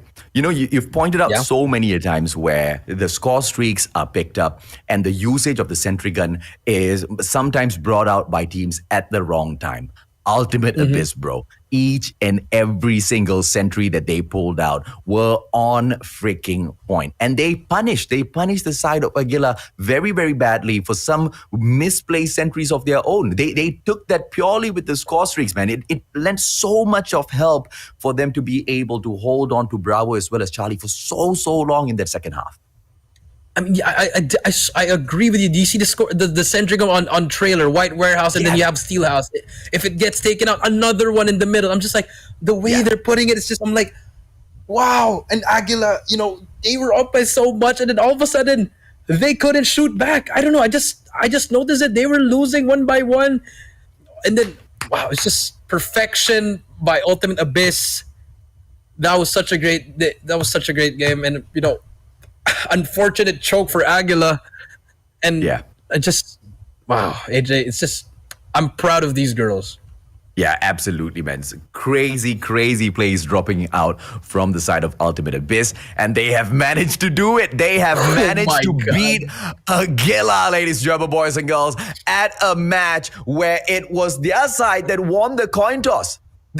Aguila won the coin toss, and yet they could not do anything. Aguila Animosity, with a series that was just very much an easy picking for them at the start of the day, has turned around. Why? Because Ultimate Abyss are absolute perfection when it comes to hardpoint as well as domination. But here's the thing, man. Search and Destroy is just the bane of their existence right now. My God, man. I'm reading the comments and they're telling me that I was trash talking Aguila. I am not trash talking them. You see what that's a choke, man. I mean, you should be like, bro. Yeah, man. We just lost, and we were up by at least 70 points. I mean, like, nah. Okay, I don't think that was a joke though. On the side of Aguila, they were doing everything right. They tried their best to fight back, but it was the side of Ultimate Abyss that just took the better fight. Right, they played the score streak so well. Their rotations were so strong, and at one point they actually managed to fluster the side of Aguila Animosity. And you kind of pointed this out, but we couldn't continue talking about it that much because the action was just pumped up back to back. Right, at one point, do you remember Aguila was spawning over at warehouse number 4, the B bomb site at the backyard? And those players could choose to either go to Alpha or Charlie, but they just wanted to strafe right in for Bravo and continue that fight. And that's one of the parts where Aguila kind of lost the plot a little bit as well. The fight for Bravo is not going to be easy at all, mainly because of the double sentry setup, right? Charlie's going to be quite tough as well. Barrack side is your best opportunity to win a fight, and then just string on a lot of that momentum into Bravo. Try to clear out the white warehouse, maybe take that sentry out by moving in from shower fronts. They didn't pull off any sort of plays like that, man. And they really paid such a high price for it. They take the defeat. Yeah, they take the defeat. Very unfortunate, AJ. Everything you said was on point, AJ. And the game tried to give them some good spawns, but they just couldn't capitalize on it. And now we're looking at some highlights here, AJ. Hard point, back and forth. It really went down to the wire, AJ. And but in the end, it just came down to that last play by Hermosa and the girls rotating very, very early. And it just came down there. Then look at this beautiful break, AJ. Look at that, the Goliath plus 3 players. Just, bro, that's such amazing pushing there. And in the end, it was really just how they played was just on point. Yeah, no doubt about that at all, man. And I actually thought Aguila Animosity would be making a comeback over at the second rotation of this hard point here. They were catching up quite well, 120 to 126, but it all spoiled. Hopefully we can get it at this replay as well. An early rotation by one of their players to set up a sentry at the next hard point, and that's where they just lost the plot. If they had just stayed on and continued fighting over at the third hard point, they should have been able to win this game, but this is exactly what they do. They go in for the abandon. They set up the next entry. We didn't catch that, but if only they had just focused in on the third hard point a little bit longer and not given away any scraps whatsoever, maybe, that could have ended a little bit differently, Jericho. Yeah, it could have ended a bit differently, but, it just came down to those just huge gunfights, individual gunfights by everyone. Everybody stepped up in Ultimate Abyss, and even in Aguila, they had some good gunfights there, but it just really didn't matter. And, here in this S&D, I don't know what to try to analyze here, but you gotta work on your S&D, girls. You gotta work on your S&D. You just gotta work on your S&D. Yeah, I'm sorry, man, but I cannot censor this word. It was a poo-poo show, okay? It was a poo-poo show for the side of Ultimate Abyss. They ran in there. They didn't know half of what they were doing at the Search and Destroy. And they were punished by Aguila Animosity, right? Aguila was having so much of fun. And 6-0 was just so easy. Even those clutches when the numbers were just so impossible to overcome, they took the game. But when we dropped back into domination, sorry, Aguila, it's just all the way Ultimate Abyss here. It was all Ultimate Abyss, man. Ultimate Abyss just bringing on the fire. They were down by a lot in that first half, but they turned it up in that second half. Just crazy plays, operator skills, score streaks, rotations, the placement of the sentry guns. It was just perfection. And, they won it. that's it. Now, here's the interesting part. Aguila Animosity, they have started the day off. They have gone in with one loss, and now they have eaten yet another in the hands of Ultimate Abyss. That technically means Ultimate Abyss is the very first team to have their hands on the potential prize together with Phantasma right now, right? They are at the very top in terms of points. Now, don't worry, ladies, Jabba Boys, girls. This is series number 3, which means when we come back later, we will show you the current standings. Your soldier of the game is the one and only Recta. And my, oh my, did she go out there and wreck a couple of heads, right? 21 average kills, average on the deaths of 18. Assists is 5.67. She's got a KD ratio of 1.13. The average score of 3,527, an absolute wrecker of the squad. And I'm looking forward to seeing more from Ultimate Abyss. I just don't know what's going to happen in this one group itself, Jericho. Yeah, I mean, that's true. But, Recta, remember, she was double negative first series. I kept on calling her out, and she stepped up, and now she can lead her team to more victories in her next couple of games. But now they can celebrate this. I know it's a small victory, but it was really good for them. Everybody stepped up well, and it was great. It was a great series, a feel-good series, in my opinion. And, if you're Aguila, gotta bounce back, man. Gotta bounce back harder. I'm sorry if I said the choke, but that's how I see it. I mean, I've been a pro player, so I know how it feels. So, yeah.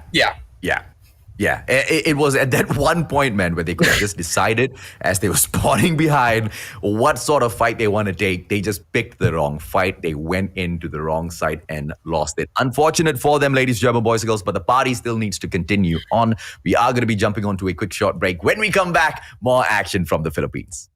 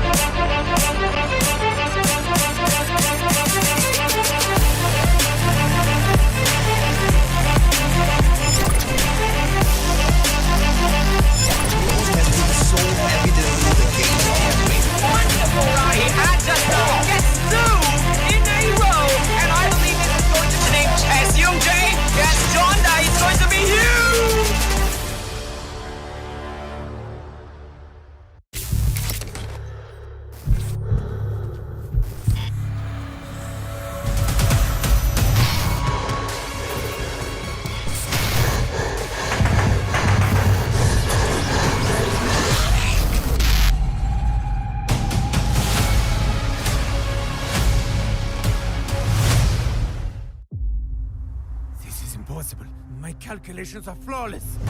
What exactly could have brought us to this ruined world? We cannot die here. We have gone through countless worlds and passed by death countless times. We must unite. My friend, you must hold on. This place is way more dangerous than we thought. I need more time. Brace yourselves. More flashbacks incoming.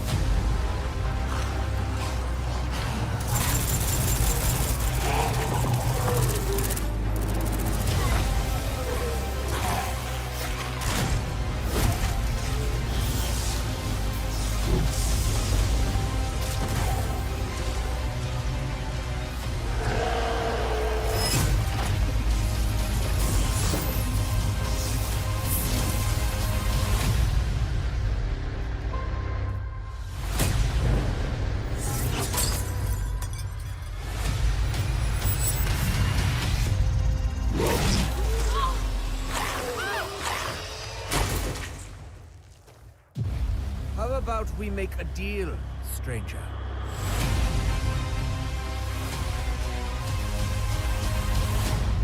If you would like to get exclusive content updates, previews, and events, don't forget to subscribe and turn on that notifications. Stay frosty, soldiers.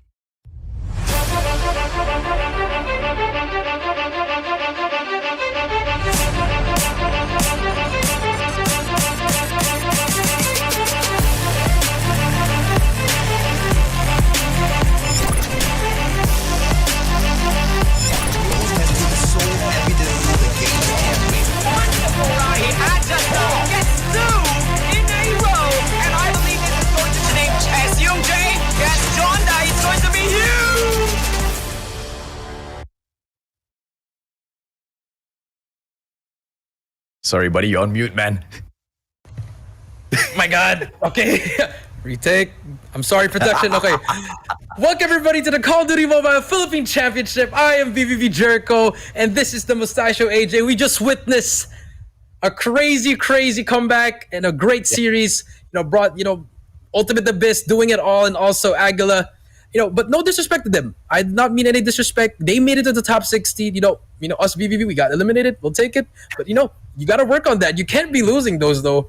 But then again, we are not. We're going to move on now on match number 4, AJ. And oh my God, I want the Bees to win, but you're up against Phantasma. It's just.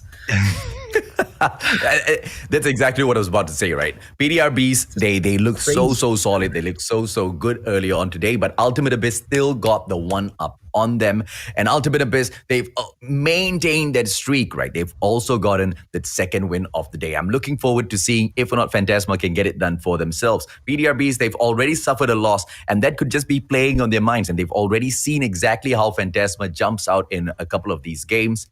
And especially the flex that we saw from Phantasma on that search and destroy, man. iPow stepping it up right after he got called out was just an eye-opener for the rest of Group A in here today. Yeah, that's true. It's a very eye-opener. Phantasma just showing why they are the best team in this group. So, that just strikes fear, man. I mean, if I heard that, I'm like, hey, man, can I go home? Go home. Yeah, but they're here for a reason. So let's see. Maybe an upset, but I highly doubt. I'm really sorry, but we're gonna show the standings here halfway through our day, and here we go. The standings here, AJ. Yep, Ultimate Abyss, of course, sitting down at the very top, ladies and boys and girls. Right now, they have completed 6 games, 3 wins out of all, 3 points in total. Aguila, Animosity with a similar situation as well. Phantasma sitting down at the bottom together with PDR BEES, but this is only because they both have played 3 games each. So at the very end of the day, we should be able to see exactly how this continues. Right now, this is the first time we're going to be showing you guys the standings. The next time you're going to be able to catch this is at the end of series number 6. So this should be able to tell you roughly exactly how much of effort needs to come in from all of these teams. Phantasma, they are looking for another victory. And if they can actually take a 3-0, they immediately bump themselves up so much more to a better spot, that number 1 rank. Yeah, they get that lead. And I think that's what they're aiming right now. Phantasma, they probably had their fun already in that first game against Aguila, but it's all going to be business now on this next one, AJ. Match number 4, PDR BEES versus Phantasma. That's right up next. And then after that, we still have 2 more guys. We have match number 5, Phantasma versus Ultimate Abyss. Ooh. And to close out the night, we got PDR BEES versus Aguila Animosity. So we got last 3, and let's see. This is where you clutch up. These are the moments where you got to win each and every match. Every L is it's really gonna hurt. So let's see what's gonna happen next. So the biggest question here is, will Ultimate Abyss be able to beat Phantasma? Because that's the final challenge. You've gone through 2 gates already, and the final gate is the gate of Phantasma. And if you cannot get through them, it means you cannot move on to the playoffs. Ultimate Abyss, ladies and boys and girls, have shown us so much of promise. But at the same time, as I say that, we acknowledge that Phantasma has only performed 1 time round, and they have already shown us how dominant they are going to be in this competition. We have got the lineup of PDR BEES stepping up for you guys. This is the lineup of the ladies with Aurora, Sassy, TD, Wawu, as well as Umi. Once again, they'll step up. Can they take the win? Earlier on, it wasn't easy against Ultimate Abyss, and it's just going to be so much more harder against Phantasma. This is the lineup that you do not want to mess with when you take on any ladies here. But, PDR BEES, they still have got so much more to prove in this competition, Jericho. Yeah, they have a lot more to prove here, and this could be the start. These guys are getting ready. And, I really hope that I just want them to win at least 1 or probably 2 or something, But, going up against Phantasma, it's not really looking great. But let's see. Let's see what they could show us. They did win that first hard point against Ultimate Abyss, so maybe they can do it again. Yeah. But I think. Wait, I'm a little bit confused here. Ultimate Abyss did win 2-1, right? yeah, Ah, okay. So it could. I think we need confirmation from production, but there might have just been a little bit of a mistake on the standings earlier. Because if they managed to win 2-1, 2-1, they should be on 4 points right now. Because I was just trying to figure out exactly how would the Team Phantasma take a one up on them, right? So yeah, let's see if or not that is a mistake on my end, because I've just generally been very, very bad at mathematics ever since I was a child. I mean, but it never hurts to double check, my friend. I took up summer classes, so I mean, do your worst. PDR BEES, ladies and gentlemen, boys and girls, can they fight against Phantasma and pull a victory away? Each and every single point that they can snatch will definitely aid their sisters' Ultimate Abyss.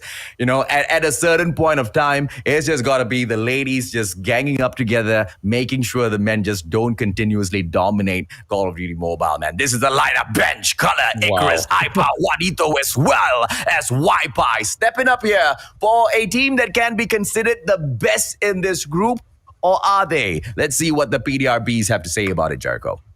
I mean, just saying the names are just like, oh, I know these guys. These guys, they can do some damage, some heavy freaking damage, and I think they're gonna show it here. You know, no mercy. You gotta get that game face on. You know, it is what it is. You know, if you 3-0, you 3-0. So I feel like they need to have that kind of mindset going into these games. You know, no more fun in games, AJ, because they had their fun. And now this is just all about that point system. And we do see the boys, you know, iPow on the right and the whole team in the booth camp, just getting ready, focused up, got that Gatorade, got everything ready. You know, they're pretty ready right now. Got a couple of Phantasmas on the table as well. Dude, that's the one pain of sitting in Malaysia right now. I can't try one of those drinks, but it's okay. The first thing that I'll do when I get to the Philippines is buy one of those and just check it out, man. I mean, it's been circulating on social media for quite a while now. I just want to check out and see whether or not the drink is really what it is. Let me know in the comment section if anyone has tried it out just yet. Well, I think it's good, but I mean, let's see.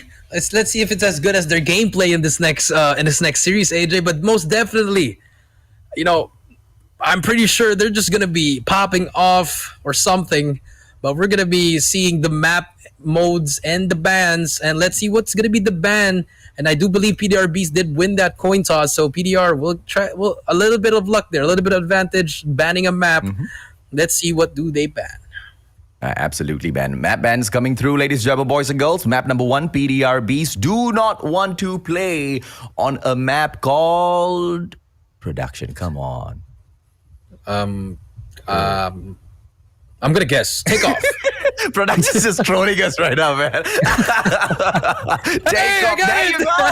There you go. Take off from the list. We don't want to play that. Thank you very much. Now, Phantasma might be pulling away Hackney Yard from the list here, depending on how they feel earlier on. PDR BEES were quite great there, but no, they take Raid off of the list. They want to perform for all of us out here today, but it's not going to be a complete 5-map play here, because we do not have match number 4 and 5, ladies and gentlemen, boys and girls. So it's all out in the open as to how the PDR BEES side is going to be taking this. Let's take a look and see map number 1, where it's going to go, Jericho. Map number 1 will be on Crossfire. Oh my God, that's all I can say, AJ. PDR BEES did choose this. I don't know if this is a death wish or haha, you think you can beat us here? But yeah, hardpoint and Crossfire. You know what Phantasma can do. We know that they're just gonna go gun blazings in there, and the rotation is gonna be on point. Yep. I mean, what else is there I don't know. I don't understand this pick coming in from PDR BEES at all. I mean, just like you said, right? Do they actually want to step up and say that they've got something to prove in here, that they're going to be playing this better than Phantasma? Dude, how do you play it better than Phantasma, man? They absolutely wrecked it when they took on Aguila earlier on today. Ladies and gentlemen, boys and girls, Search and Destroy. It is the pick of Phantasma, and they are going to bring us into the map that is called Summit to show us exactly how they pop up. Alpha Bravo, it's going to be a very balanced side as to where they can pick to go in for the push. Is it going to be a confusing one? PDR BEES, they can get the pick as to whether they want to defend or attack first, Jericho. Yeah, it's gonna be the battle for middle, honestly. Middle and second floor. You know, the first hill and that second edge. It's gonna be that battle, getting those picks again. And honestly, if you do get control of that middle, you're pretty much you just need to choose a site. You don't have to really rush, like super rush, because if you super rush here, you're gonna get caught by the corners by the cable car, AJ, and it's gonna be difficult. So it's gonna be super super slow. If you think standoff was slow, this is much slower, AJ. Or unless you just see, people just rushing everywhere, and then rounds done within 10 seconds, AJ. So I mean, let's see what happens in Summit S&D. Yeah, absolutely, man. Let's see. It is going to be firing range showdown once again. Phantasma, we've already seen a fantastic play come through from this squad out there on domination firing range. And it looks like it's going to be there yet again. PDR BEES. I don't know if this is a death wish or it's just them challenging Phantasma, saying that, okay, look, you showed us this is your best. Let's bring you there once again. Show us what you can do against the ladies who can bring this thing on in, right? I don't know, man. This just looks like a very ballsy move from the ladies. No pun intended. Yeah, I mean, I think they just want they're not gonna hide anything. Let's just we're just gonna bring it on, do our best, fire your raids. Let's go back to the basics.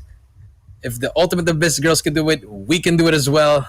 So I guess coming in there, I like the pick. Just to try to throw off Phantasma, but obviously pro players, they know what to do. Experience is there, and we're gonna move on to the operator skills. The Sparrow will be banned, and I guess the Annihilator would also be banned by Phantasma. Or let's see what they're gonna ban. The Death Machine will be banned. So we're gonna see a lot of Annihilators and also maybe some Equalizers. So it's gonna be a lot of one shot, a lot of one shot, one kills, AJ. I don't know, bro. I don't know. PDR BEES, y'all better have like some sort of plan up your sleeves, because this is going to be very interesting. Okay, dude, I'm just sad, man. Deep inside, I'm just really sad. What? I want to know who's PDR BEES' coach. I want to know. I want to interview PDR BEES, and I want to know from them, from their own golden mouths, as to what made them go in for these map picks. And I want to see what they can do to the side of Phantasma, firing range, as well as crossfire, where we have already seen and already remarked that Phantasma is a little bit cracked, man. These guys get to crank it up all the way and just absolutely annihilate. I don't know, Jericho. Fingers crossed. Come on, BEES. Show us what you got. Here we go. Game number 1. Crossfire. Hardpoint PDR BEES versus Phantasma. And we're going to see a slower push from PDR BEES, but they do get control of the start. But look at Icarus just going up there. Guns blazing, double push. Wabu will be there, but finally gets taken out, and control will go to Phantasma. But look at the BEES doing the same thing as Aguila, holding down that second point of the map, so just to get that spawns. But look at Phantasma. They're just literally controlling it. They don't care about spawns. They want to get this early lead so that they can get that advantage and try to rotate late. Yeah, absolutely, man. And I love the hole coming in here from the side of Phantasma. Bench is just holding on to Butchers all on his own. This time round, Phantasma, dude, they are just picking up on all of those callouts, and they are playing the map. This is them at their finest. Let's see if they can win that final gunfight there. Umi with that slide and controls the fight against Juanito as well. They will be able to take over the hard point. Here come the ladies now with all of the firepower. Umi finally snuffed out by Wi-Fi. Phantasma getting that hard point back for a couple of seconds. A few scraps picked up, and PDR BEES look to open up hard point number 2. Off to the office building we will now move on to, but the power position is being played by Phantasma. So let's see if or not they can snatch this back. Yeah, one player to beat there, but you see the sentry gun's already down there, so... But look at this. Umi and the PDR girls, they're inside this next hill already, but I feel like they're gonna get trapped here once they do die here, because the sentry gun on the left side of your screen, if you see it, it's gonna be a huge difference. And we do see Phantasma here trying to make a cross here, but Wi-Fi making some noise there with Sazzy trying to kill one, but no one. He doesn't know. Double kill with the KRM.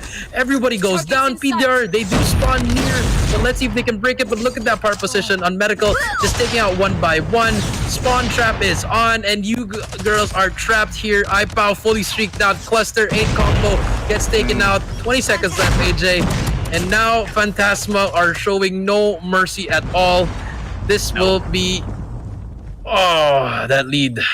AJ. Oh, why did you have to bring them in here? Cluster being brought in just in front of the Garena Avenue to make sure Phantasma can now strut on in there, get control of the spawn over at Gorilla Base. But look at the way they step in here. Because their players are already in that Gorilla Base, the spawn from player number one, Juanito, straight away back in there. Now they've got the spawns. They just need to step into that hard point as well. 50 seconds for the challenge. Phantasma waiting to get the numbers on their side first before they go in for the flush and for the flank as well. Wipe high! Equalizer! And now they have the hard point. How long can they hold on to Equalizer once again? Goes in for the slice. Wipe high, not able to pull out the grenade, but Juanito is on point. He comes in for the backstab. Phantasma, 86 to 39. PDR BEES, what have you done? I mean, they're playing fire with fire, essentially about to hit the 100-point mark. AJ Phantasma always on. They're doing the late rotation. AJ, I mean, they have such a huge lead. Look at the PDR BEES. They're still trying. You see Tin and Sazi inside that P4 already set up on you, but iPow already set up there, has another cluster strike, and let's see what he can do here. But Sazi trying her best to defend it. Her teammate there, 3 teammates there, but finally gets taken out. iPow on. I saw another cluster. If they get this, cluster's gonna come in. Game over. Sentry gun down. Predator. Yeah, this should be game over. Another Predator. Yeah. It's game over, bro. I'm sorry, man. Phantasma I'm sorry. gets the win. And it is all because PDR BEES just handed it over on a silver platter. I mean, were they not watching the series where Phantasma just absolutely wrecked it at this map without playing the map at all? And I think we repeated that a million times, man, that Phantasma was not playing the map and they got the victory. And then later on, it was revealed that Phantasma more than hell surely knows how to play maps. And then you bring them in to Crossfire to see exactly how... That was PDR BEES just giving that match away. I mean, I don't know what to say. Like, I don't know how to analyze that. I mean, yes, they played perfectly, but It's unfortunate, bro. I mean, let's go down with the break. I mean, initially, series number 1, Phantasma won all of those gunfights without playing the map at all. No play on power positions at all whatsoever. Butchers weren't played. Corner building wasn't held on to. They still got all of those points from hardpoint number 1 and hardpoint number 2. The main reason why Phantasma was doing that was to make the game even more difficult for themselves because they don't want to show that they are a dominant team. Too bad the Mustachio's here to call all of that nonsense out. They are an amazing team. And finally, in a game where they step in and they show what they're made of, obviously they're going to be able to get the win. But why in the world would PDR BEES, of all of the maps, bring them into Crossfire? Like I said, might be they just want to play fire with fire. Unfortunately, it didn't work out. You know, Phantasma was on point. The way they were playing, the rotations and everything. Look at iPow. Hey, don't leave me. Don't leave me. Don't leave me. Too, bro. One guy got left out. I'm sorry, iPow. Let the cam come back to me, iPow. iPow's just so disappointed. He's like pulling the camera up to his face. Like, why does nobody give me the fist as well? The rest of the team members managed to get it. iPow, it's okay, man. I'll bump fists with you, bro. What a play. Wi-Fi picking up the MVP. 22-6-2. There's absolute perfection coming in here. 150 to 39, not even crossing that 50-point mark. PDR BEES brought this onto themselves.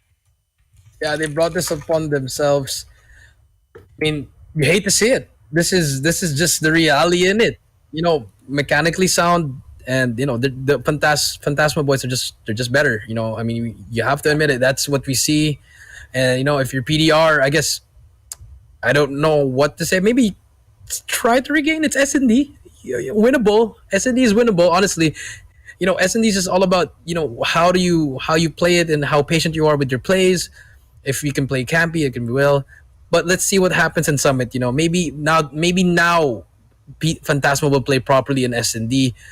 But let's see. It's gonna be on Summit. It's the map choice of Phantasma, so it should be a little bit of an advantage for them. if Phantasma loses this by some crazy chance, the side of Ultimate, they will be overjoyed because obviously that will immediately put them at the top of the leaderboards, right? But it's not going to be easy, man. To imagine Phantasma dropping any of the matches in this particular series is just really out of question 100%. Search and Destroy, we've seen them know how to take over situations so easily. Dude, the last Search and Destroy they were in, they turned that around so fast. Their opponents are still nursing their headache because they got spun around a little too fast. Yeah, I mean, it was just it was complete destruction. I mean, I would say it in one word, but yeah, you're right. You were on point with that, AJ. But now I don't know what's gonna happen in game 2, but I hope to see some plays though from. I can't even cast properly because of what I just saw, AJ. I'm sorry, but But moving on to game number 2, AJ, we have PDR BEES versus Phantasma. It's gonna be S&D on Summit, AJ, and let's see what happens here. Yeah, absolutely, man. It is going to be opened up, ladies and gentlemen, boys and girls. The players of Phantasma moving in from the edge platform all the way into Bravo. They're already on site. What in the world? A beautiful opener by Juanito. First blow drops onto Umi. They should be able to take the plant now. The rest of the players from the side of PDR BEES holding on for so far. Sassy able to get the kill from the cable car platform. And now Wi-Fi responds. This is the game of numbers that PDR BEES cannot win. Summit taken so aggressively by Phantasma.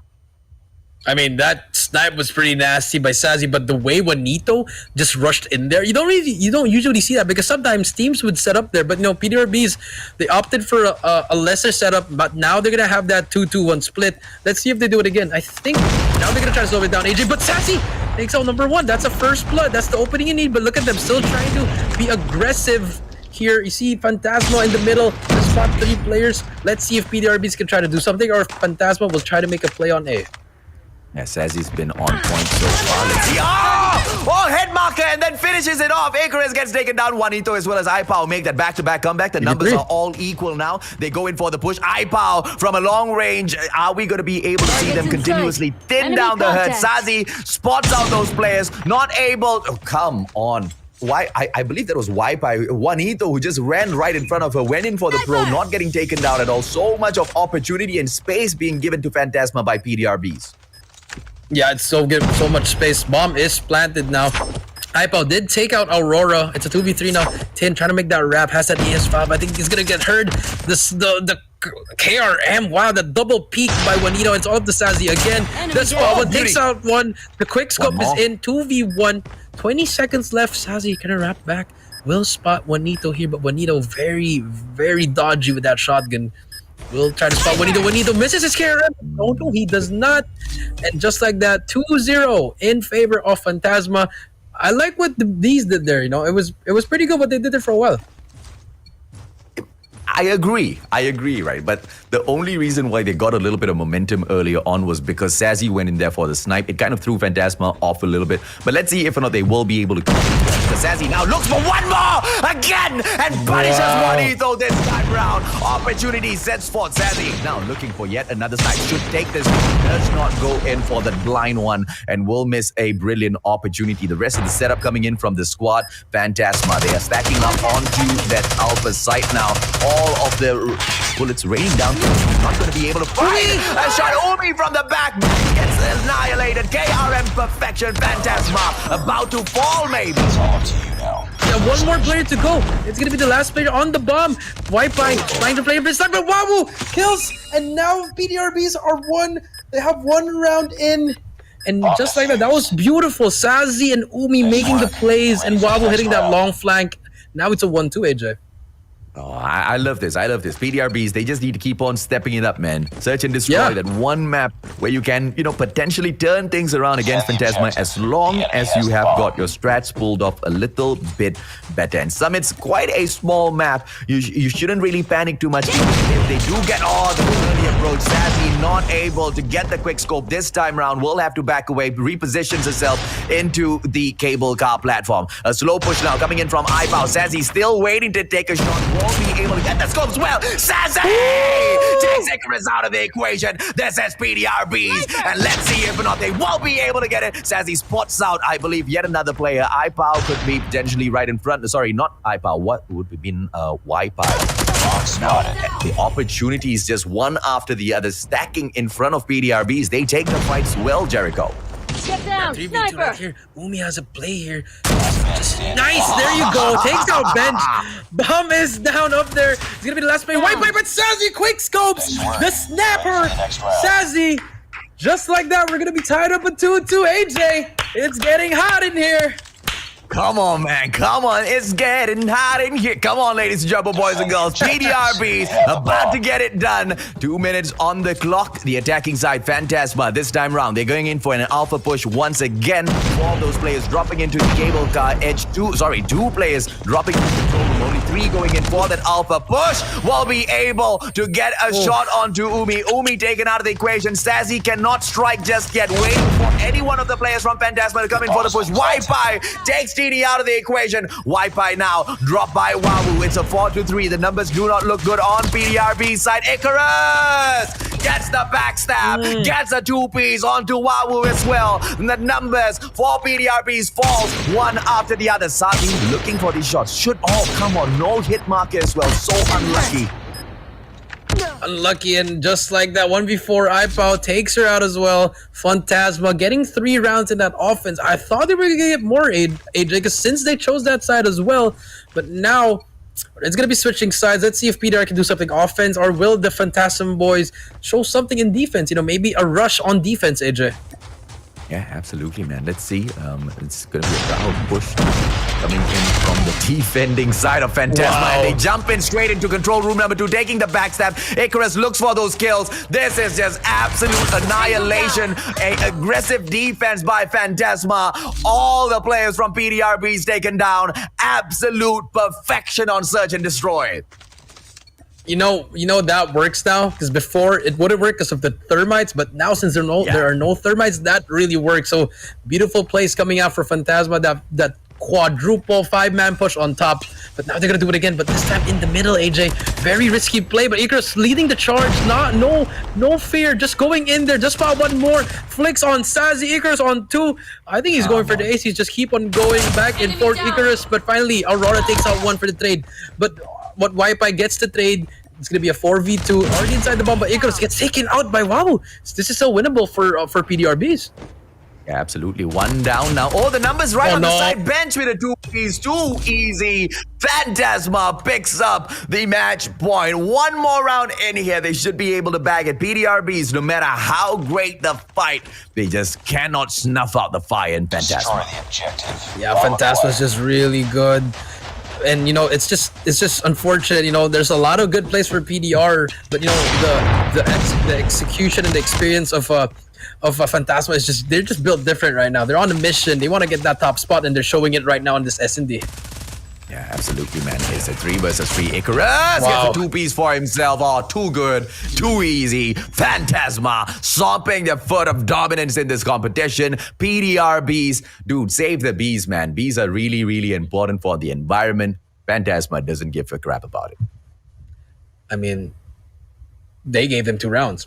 Or, I mean, they kind of choked that round, because they were up there. But, the girls, give them credit. Sazi with the snipes. Oh. And then I think Umi, when walking, Umi was walking. She took that time. Juanito that wasn't looking, took him out. And then, just good plays coming out from them. Good 2 rounds. I'll give them that. But, unfortunately, Phantasma, they just... they went out there, used their plays, that 5-man push on the second floor, 5-man push in the middle, good plays coming in from them. So, yeah, I mean, it's just an overall great performance by Phantasma, but valiant effort by the Bees. Absolutely, man. And PDR BEES potentially look at dropping the 3rd game in a row, because for some weird reason, they feel like they just wanted to jump in here and give all of the maps a go that Phantasma has already gone in and dominated, right? I believe we will be jumping into firing range next. Is that correct, Jericho? Yeah, and it is firing range. Yeah, and We've seen it already, man. Phantasma's already danced around. PDR BEES, I do not understand the ideation of the map vetoes. But at the end of the day, it is what it is. Phantasma will be looking for an easy win. PDR BEES have got the opportunity to stop them. But with the serving of that match on a silver platter, how will they snatch it back? Honestly, if they want to snatch it back, they gotta turn like something like, just go win all their gunfights, like literally don't die, like go 30-0 each player from PDR BEES if they really want to win this. But the mechanical supremacy of Phantasma is just on a different level. It's just really hard for them, and it's understandable because these guys have been playing for so long, they've wanted this. So right now the hard work is paying off, and it's just unfortunate that they have to face them right now. Absolutely, man. Ladies and gentlemen, boys and girls, these are your results so far. 150-39, 6-2. It's a very one-sided matchup in here. And the next map we will drop into will be Firing Range Domination, where we have already seen the side of Phantasma pop off once. We are jumping in yet again to see them potentially do the same against PDR BEES. I do not understand the map vetoes. I mean, same thoughts, AJ, but I guess it's just easier now to play on like a smaller map. I guess it's easier instead of as a longer map. I guess you just want to try to win it closer because if it's a smaller map, more engagement, so more chances of getting backstabs from enemies or getting like a double push on someone. So I kind of get their choice, but let's see if they can do that in firing range. Because it's good. The Annihilators are gonna come out here, AJ. Everything's gonna come out here. The Equalizers are gonna come out, so it's gonna be very important. And obviously, the Holgers of Phantasma are just crazy. Icarus and a bench just holding down angles on those headies. So it's gonna be a crazy game, AJ.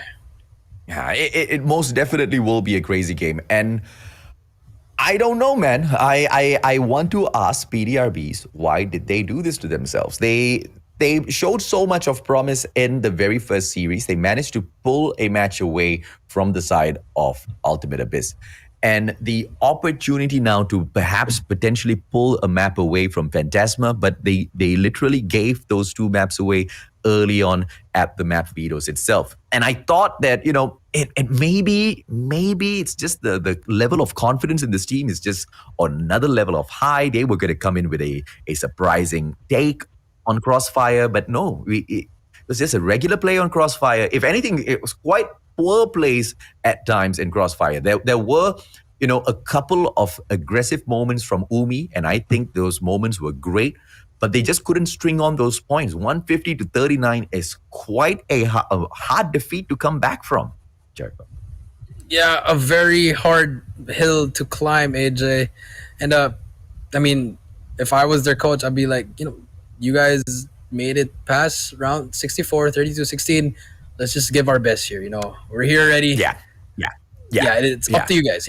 That's really all you can say. I mean, and I hopefully they can at least try to do their best. 7 seconds left, AJ, and it's about to start. Firing range, domination of firing range. PDR BEES versus Phantasma. AJ, here we go.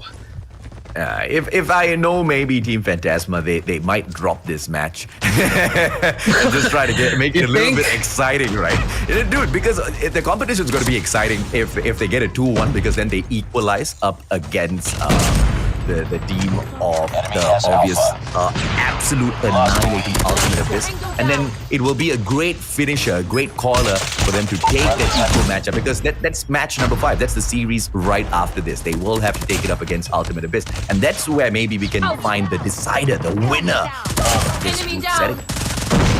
Yeah, I mean, right now, as we can see, PDR actually has control of they have some control in the middle map, AJ, and getting some kills here. Pretty good kills coming in from PDR and Phantasma, or just spread it out right now. But here comes the trades coming in from Icarus and all the other boys of Phantasma. Now they just have control of this now. But look at the map control, AJ. As soon as I said that PDR had it, it's all Phantasma now, AJ.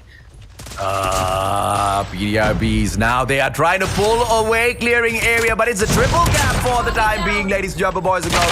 Alpha cannot pull back as well. Aurora, beautiful play onto Bravo, but she needs to focus in on her own efforts. She could have already picked up the barracks hut in all of that time she was focusing on Bravo.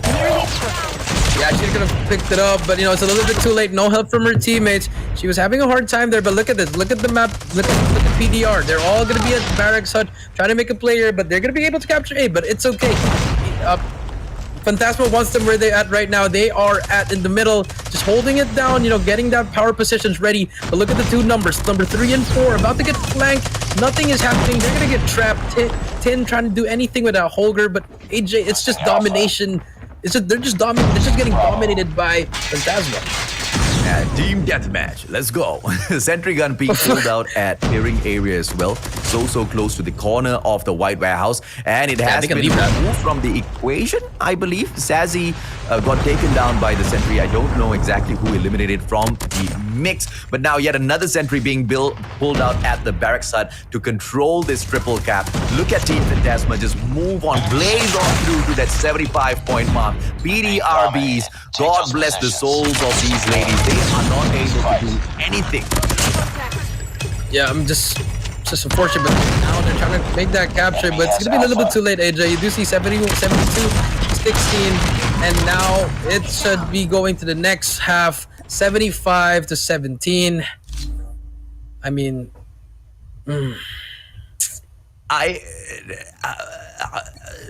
want to know, how did PDR BEES expect this match to go, man? I mean, that's my only problem with this whole thing, right? It's the map picks. I don't mind PDR BEES losing to Phantasma. I don't mind, because, dude, I already called it out after the second series, right? Phantasma is just a different level of beast altogether in Call of Duty Mobile. We saw that from the gun skills. We saw them just overpower at that search and destroy at standoff.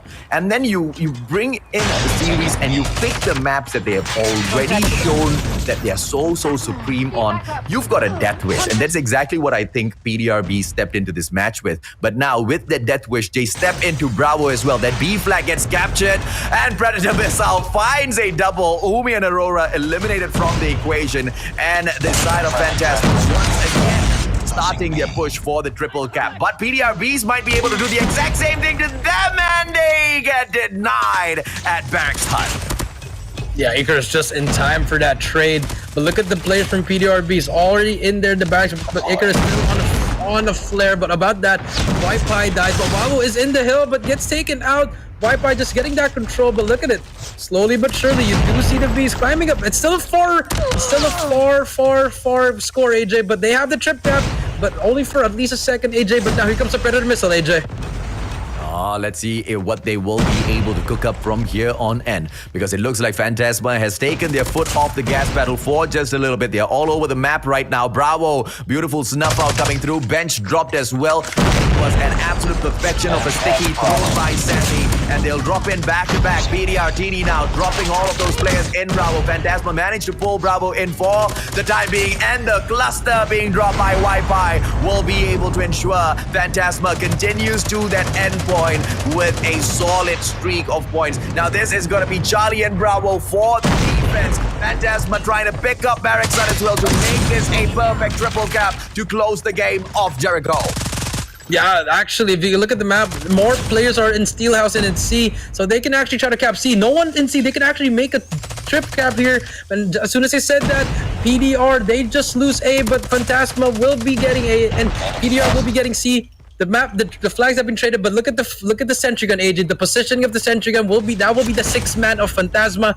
B will be covered, and just like that, the lead is just growing and growing for Phantasma. Hostile sentry gun. Look at the sentry, bro. The placement of that sentry is just so spot on to control Barracks Hut, and the sentry alone is more than enough to take down those players. Icarus will drop in to back up the sentry. Finally, sentry gets removed from the equation by Wawu. Wawu tried to pick that point up, but the denial will come through. Phantasma with the triple cap. Let's see if or not they can close this match off with the triple cap. Ladies and gentlemen, German boys and girls, Barracks Hut might be the best opportunity for PDR BEES to at least pull one side back. Cluster strike dropped onto clearing area. 2 players now. Oh, bench dropping the Predator missile onto those 2 players. And now denial at Barracks Hut as well. 147, 149. Phantasma. What a game. What a series. What a play. They want to guarantee that number 1 spot. No mercy. That's pretty much the summary of that series. And We asked for it, man. congratulations. They asked for it and they got it. I mean, We kind of asked for it as well. We wanted Phantasma to show us exactly what they have without holding back. The boys are all ears, man. The boys are all ears. They pumped up with that sugar rush as well. They whacked 1 Phantasma each for themselves, and they are pumped up. That might just be the secret weapon of the Phantasma squad, if you ask me. Sugar rush, ladies and gentlemen, boys and girls. Absolute sugar rush. PDR BEES, yeah, the honey is there and all, but, natural sugar versus Phantasma. Phantasma wins hands down. I mean, it's just sad, I mean, I kind of feel how the players are. Obviously, you lose, you lost your last 2, then after that you lose your 3 straight. It's really gonna get a toll on you, but that's why it's kind of hard. But that's the esports business. That's tournaments. That you're really gonna get through this. So the only way you can prevent this is obviously to get better and better and better. And hopefully, I want to see them back. So let's see. But AJ, that was such a perfect series for Phantasma.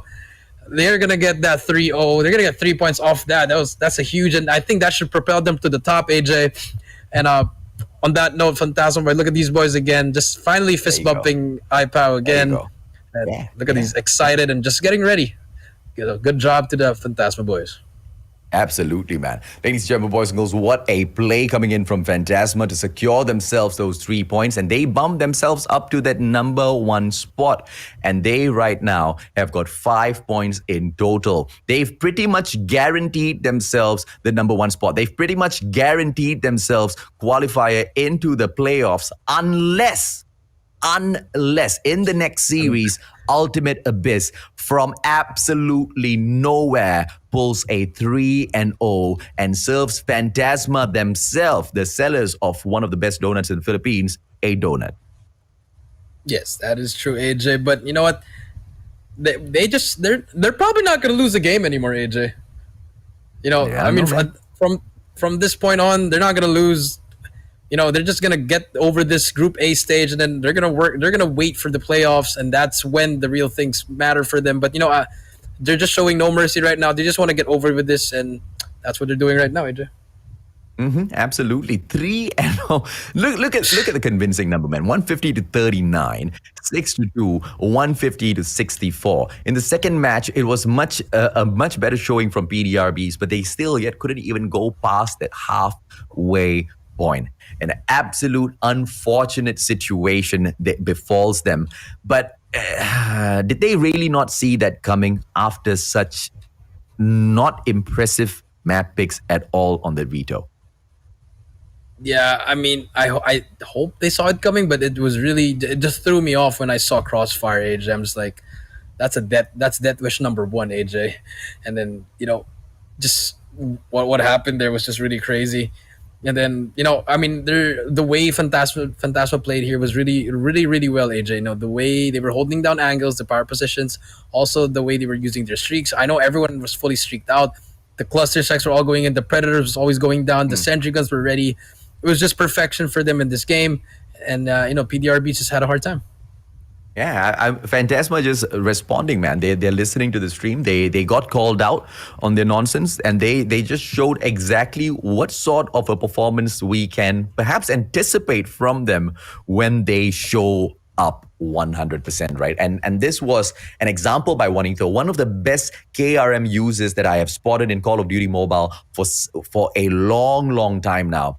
And these guys are going to be having a hell of a time taking the matchup against Omega, man. I can already see the dream series in this competition. Omega versus Phantasma. But of course, before we can even reach a point like that, we need to see if or not the side of Phantasma can survive Group A. Ultimate Abyss still has got something to say about this. Yeah, it's the ultimate abyss. We'll try to do something here, try to get that revenge for the ladies of PDR BEES. But I mean, wouldn't fear strike you after you saw what just happened, AJ? I mean, Yeah, man. if you're ultimate abyss, what's going through your mind?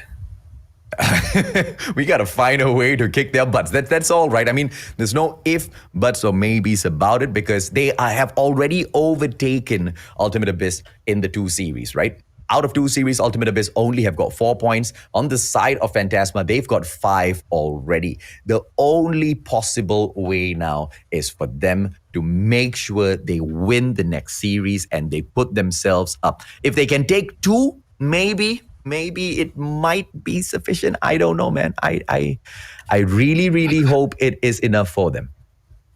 I really hope it's enough for 2, but I mean, 2, I don't even. I feel like it's just gonna be another. If Phantasma Abyss is just gonna be the same, in my opinion. Yeah. Like it's just gonna be like the PDR. We're My gonna apologies. try our It's best. not enough. Yeah, not if enough. they Yeah, because it's they've not got enough 4 at all. points at the moment. Yeah, they take 2, they're only going to be at 6, and it's just a situation where they need to step up, man. A 3-0 victory, hands down. That's what they require right now. Yes, that's what they require. But with that being said, our soldier of the game, it's gonna be Waipai with 14 kills, 10 deaths, 5 assists, 2,245 average score, and a KD ratio of 2.05, double positive. He was just everywhere, AJ, with that Fennec, just doing everything for his team, getting a lot of kills, setting up the plays, and this is why he is the soldier of the game. Absolutely, man. Just crazy plays with the Fennec each and every single time he steps into play.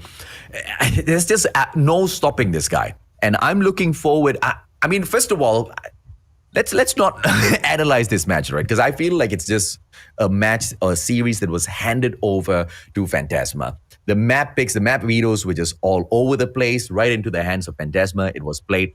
I do not look forward to seeing Phantasma winning the coin toss because they are the more, the better team in the next matchup, if you ask me, going up against Ultimate Abyss. I want Ultimate Abyss to be able to win that coin toss and maybe potentially even swinging Lady Luck their way a little bit, right? The map vetoes will really play a huge role on whether or not Ultimate Abyss will be able to find a victory over Phantasma later on, Jericho. Yeah, that is true. So, I mean, the coin toss, yes, but then again, Phantasma, AJ. Like, even if you put everything beside them, even if you like give them a map, like even if it's a slums, even if it's not even part of the rotation, they're probably still going to be mechanically superior. No disrespect. I'm just, because these guys, they've been playing for so long, so we know what they're capable of. So I guess it's going to be really one-sided. As much as we want to call it down the line, what we see is what we see. So I mean, that's how it's going to be. Yeah, unless Ultimate Abyss can just pull off I mean, a once again, miracle. it needs to be an absolute upset. An absolute upset. Right now, 5 points, 1 point above the side of above the side of Ultimate Abyss. That's exactly where Phantasma is sitting. They get a push in, they get a victory, ladies, German boys and girls. That's all we are looking for. But if Ultimate Abyss is able to pull the Juggernaut victory, if they're able to go 3-0 on Phantasma, I'll lose my mind. I will most definitely lose my mind. You guys will hear it. Your ears will get ripped. So make sure in the next series, you tone the volume down a little bit, okay? Jericho and I will be right back after a quick short break.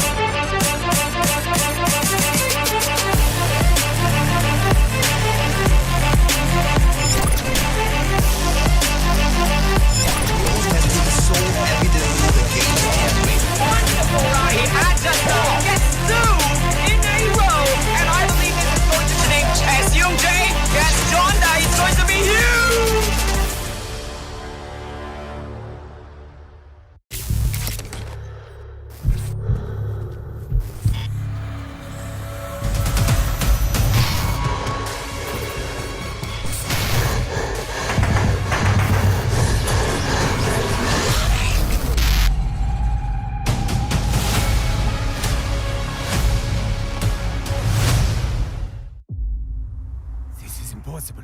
My calculations are flawless. What exactly could have brought us to this ruined world? We cannot die here. We have gone through countless worlds and passed by death countless times. We must unite. My friend, you must hold on. This place is way more dangerous than we thought. I need more time. Brace yourselves. More flashbacks incoming.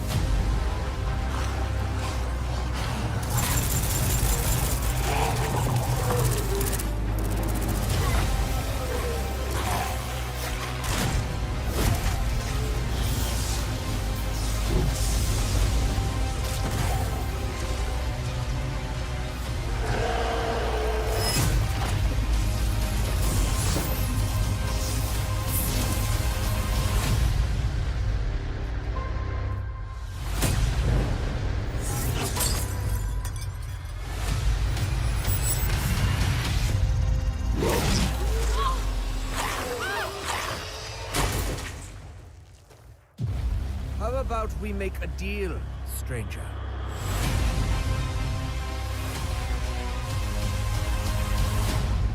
If you would like to get exclusive content updates, previews, and events, don't forget to subscribe and turn on that notifications. Stay frosty, soldiers.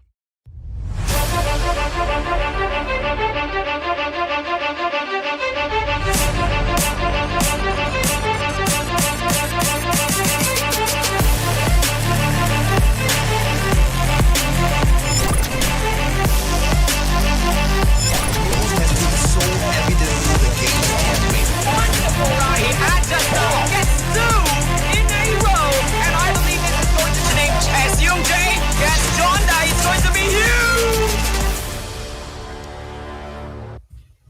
Welcome back, ladies and gentlemen, boys and girls. This is day number 1 of group stages at the Philippines Championship. My name is AJ. I'm the Mustachio, down here with the one and only Jolly Coach Jericho to bring you all of the hottest action as well as break it down in detail. So if you want to step up and be a pro player yourself, you might just be able to learn a couple of things on this show, right? Crazy, crazy stuff has happened in here today. And so far, I believe Phantasma sits down at the very top with 5 points. Now, don't worry. There was a little bit of a error on the previous standings, which we have fixed for you already and are about to bring to you in a couple of seconds, Jericho. Yeah, and then that was oh my god, I'm gonna see. Sorry, Phantasma with 5 points. This is the proper one, guys. Don't mind the one we showed last time.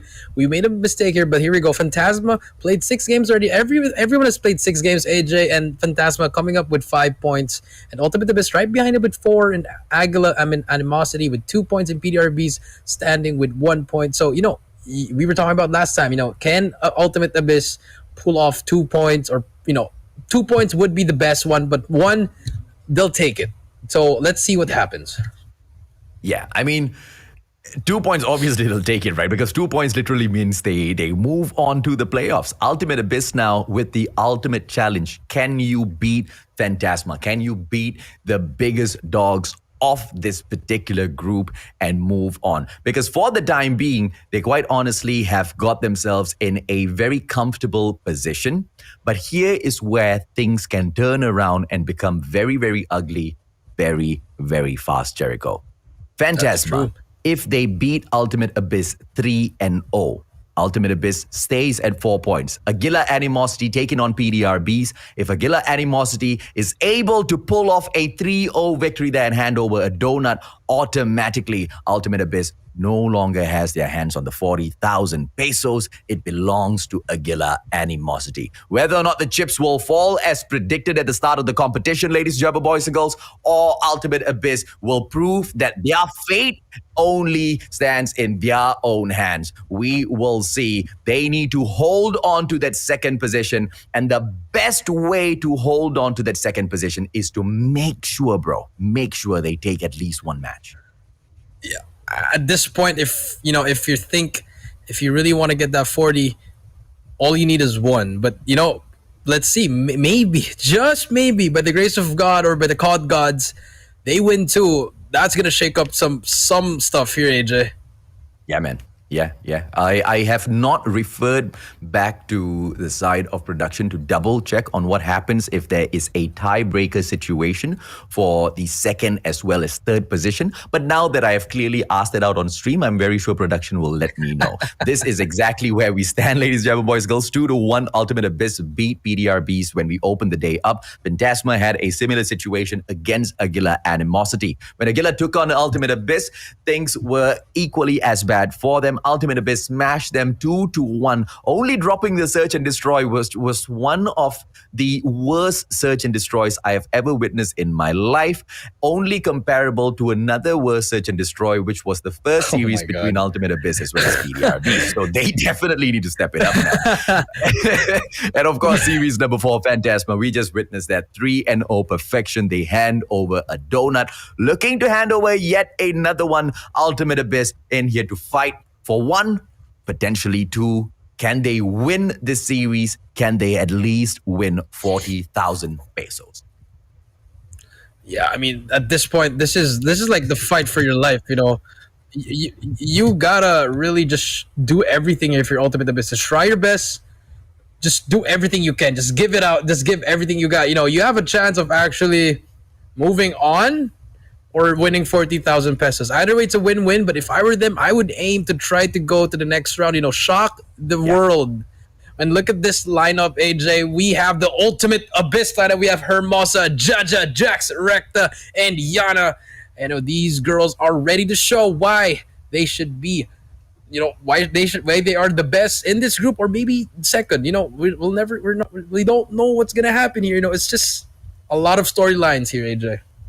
Oh, absolutely, man. I mean, we haven't found out just yet, but that's exactly why you and I are here, Jericho. We are here to break it down to see whether or not the ladies, in terms of tactical abilities, will be able to pull off a couple of these matches. In terms of map mastery, whether or not they can hold back Phantasma, even though they have proven that they have got such supreme mechanical abilities to take some of the most perfect gunfights that we have seen in quite a while for Call of Duty Mobile. Ladies and gentlemen, boys and girls, this is the lineup of Phantasma, and they will be the team of Bench, Color, Icarus, Ipa, Juanizo, as well as Wipi, stepping up once again to see if or not they can prove to the Philippines that they are the most dominant brand out there.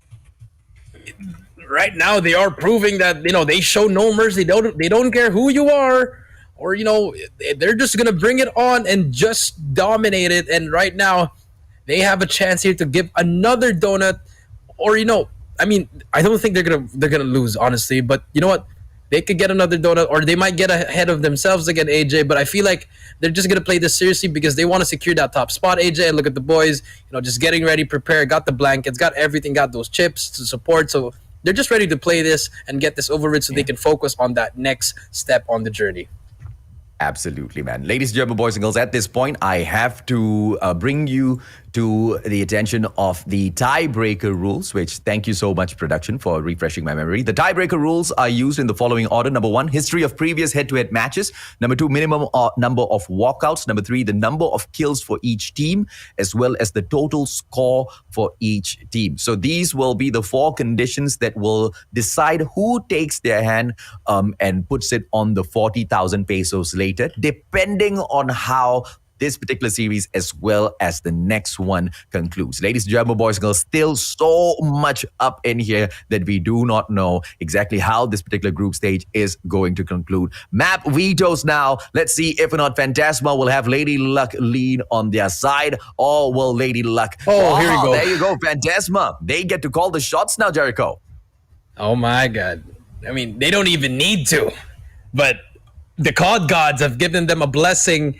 And let's see what they're gonna ban. I'm pretty sure it's gonna be Takeoff, AJ. And yes, it is Takeoff. Thank you very much, Phantasma, for banning Takeoff. And now let's see what Ultimate Abyss will ban, AJ. I mean, maybe Crossfire.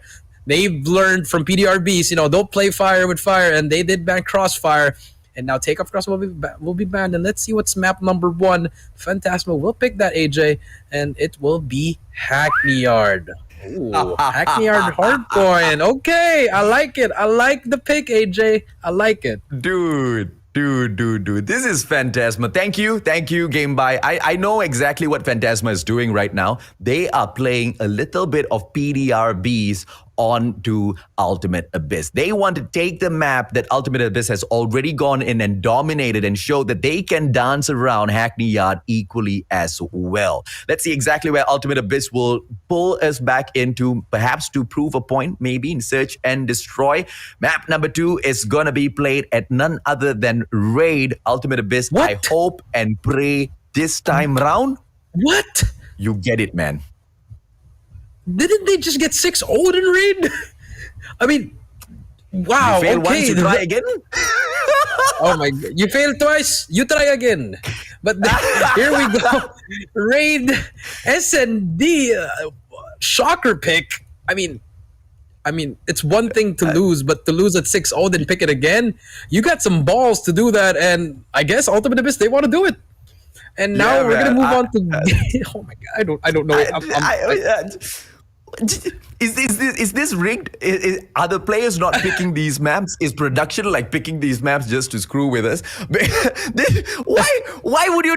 Never mind, man. Domination, ladies and gentlemen, boys and girls. Phantasma will be able to bring in the pick. Let's see where they want to finish things off. God bless the souls of Ultimate Abyss and Radiant. Standoff will be the place where we close things off. This is going to be domination. Of course, operator skills that are going to be banned. Phantasma potentially looking at the death machine here to open up the Annihilator for themselves. There you go. Annihilator will be at play. Abyss, if they're smart, they will ban the Annihilator. Come on, Abyss.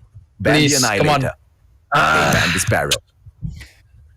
I mean, all right, understandable, but you know, at this point, I would have viewed the Sparrow, AJ. You're right, you know, because the Sparrow can take out a whole team. So, but we're gonna see Annihilators, and have you not seen Phantasma with the Annihilators, Icarus, Bench, Collar? I guess they're the Ultimate Abyss, so maybe that's okay with them. So, Dead Machine and Sparrow. Let's see. We're gonna see a lot of equalizers again, AJ, but also the Annihilator will be a huge part for Phantasma. So, I'm still shocked by that Raid pick, AJ. Okay, look, if this was Ways of War, okay, if this was Ways of War, 8 months ago, okay, 8 months ago, map vetoes technically meant nothing. Okay, map picks were just basically a wherever you're comfortable, just jump in there. Let's go. Now half the series, half the games in here, they are won purely based on map vetoes, man. You cannot step up onto a stage like this and not go into the map vetoes and have your strategy in place. You cannot step into map vetoes without doing your homework. Cannot step into map vetoes trying to flex your ego to prove a point. Map vetoes decides how the series go. And I do not know what Ultimate Abyss is playing at, but they better have so much to back up their decision here. My eyes are on them for that Search and Destroy, man. They better take a minimum of 5 rounds or I am disappointed. 3 rounds. Discount. 3 rounds. 3 rounds. 3 rounds! My goodness gracious, we can shut the Give the stream ladies before a discount. S&D Raid. But here we go, AJ. Hard point on Hackney Yard. First time we're seeing it on Hackney Yard. Let's see. We're going to start off with Ultimate Abyss off the rip. Let's see. They're actually holding down the spawn. Look at number 4, AJ. Smart play. But the double shotgun by Phantasma just taking out everything. Recta gets taken out, and the control will be for Phantasma without for Wi-Fi, but Hermosa again, that Holgard's making a lot of plays for the team, but the control right now will be for Phantasma. Oh, beautiful plays coming in here. Phantasma going in for the push, winning a majority of these fights. Gun skills just blazing right the way through. None of the players will be able to drop in and ask many of the questions, and they will hold on to the hard point. 30 seconds to go. Ultimate Abyss needs to put up a better fight, but look at this now. We can see iPow dropping out into the red truck area, just annihilating everyone on the outside as well. Ultimate Abyss cannot put up a strong fight. Even the flanks are breaking down. Yeah, the spawns have flipped, AJ, and now they're just really losing the gunfights here, but you see the rotation. Look at the middle, AJ. Number 4 right here. Hermosa gonna get taken up by Bonito with that KRM. All the Ultimate Abyss plays are gonna be spotting far out, and all the Phantasma plays are gonna be set up. But just like that, the double push comes in, but the tray also comes out. The Predator Missile comes in. No one's gonna be pushing, but Yana trying to make a play on her own does get one, but will need help from her teammates. With do spawn near, safe spawns are given to Ultimate Abyss, but still the safe spawns are still there. The game is giving them a chance to actually win this. Icarus all alone, but does have that gravity spike. Oh, nice. Now they are at the hard point. The spawns, the gods of RNG just on the side with the ladies for the time being. Let's see how they will be able to string this on for themselves. Advantage now for the side of Ultimate Abyss until Icarus steps in, but he gets snuffed out. What a hole, and they will be able to hold on to the second hard point for a little bit longer. Tire shop belongs to the ladies, but they need to know exactly how to rotate over, because onto the third hard point, phone booth is going to be way more open than the second one. And here's the thing, they have to go in for the rotation, and I think Ultimate Abyss just did this on purpose. They let go of those final points. They got killed on purpose just so that they can rotate over to phone booth, and I think Ultimate Abyss is onto something here. Yeah, and they have to get that third floor. Hermosa has to be on that power position. Hermosa actually top L, but gets taken out by Wi-Fi. No trades coming in here. Just like that, one player left. Rekta gets taken out. Cluster is in. Smokestack will be locked down by Phantasma. Spawns are on the right side. Office spawns for Ultimate Abyss, and they are gonna get stuck here. But the third floor push is coming here. Jack's trying to play, but Wi-Fi takes him out. But look at this, AJ. Even though they are there, they're still getting those safe spawns. RNG is still on their side, but they have to break in here. Yeah, they cannot break in, man. I mean, that was the best opportunity. Number one, two mistakes made by Ultimate Abyss. Number one, they go in for the rotation over to the third hard point way too early. They gave up on those points way too early. I mean, you're giving Phantasma scrap points. These guys are taking the initial points as well. There's no need to give them those goddamn scrap points. And then once they are in there, such poor defense, they allow the cluster strike to drop in. Trickle in one after the other. This match is already out of their hands. But now, hard point number 4. They once again early rotations. Phantasma doesn't care. They slowly go in. The hard point isn't even unlocked. And finally, when it gets unlocked, here comes Phantasma. They've cleared out the office. Ultimate Abyss just does not have control of Hackney Yard. This is pretty much a GG. Everything's locked down. You got second floor, bottom floor office, and the double door on your right, just covered by Phantasma. At this point, they just have to step in. Finish it already. 120, 121, slowly climbing up. But look at the girls. The contest is in. Does manage to get it, but Bench is there with the Annihilator, the OS, the cluster. Everything is out, AJ. They're investing everything here. They want to end it here and move on to game number 2. But, you know, Ultimate Abyss just spawning out. It's just going to be a little bit too far. This is a GG already, AJ. We ticked on these points, man. Ultimate Abyss, they've lost this map. Cluster Strike being brought in at the forklift area right now as well will just be a spit in the face of the ladies of Ultimate Abyss. Phantasma winning this hands down. A scrap point now. Pickup coming in from Ultimate Abyss. 12 seconds onto this hard point. Can they extend this on? Are they going to get snuffed out? 6 more seconds. The more the side of Phantasma waits, they will have to drag it on and on to the reset. The ladies get to ask a few more questions for 3 more seconds. Come on, Jericho. Who are we kidding? I mean, yeah, the clusters are in. They even clustered the spawn where they spawned, and that should be game. Phantasma take it 150 to 42 in Hackney Yard. And I mean, second hill, second hill, they kind of broke it for a while. They got 10 seconds there. RNG gods gave them so much time to get in there. Remember, you saw that, you know, even though number 4 from Phantasma, he was just at back useless. He was trying to block it, but the gods were like, nope, we're gonna let you spawn here. They did get some time, but it was a little bit too late. It was right at 80 points. Smokestacks got clustered. Yeah. Then that's it. Pretty much it. It's unfortunate, man. I mean, the RNG gods helped them out twice, all right? They helped them out at the second hard point. They also helped them out at the third hard point. They were spawning at the second hard point just at the car park area, and in one after the other, they kept trickling in. They got the hard point already, and they could have just strung that on to the third one but they don't even hold on for a great stack defense, right? At the very final moment, not even the final moment, there was 15, 20 more seconds left on that hard point.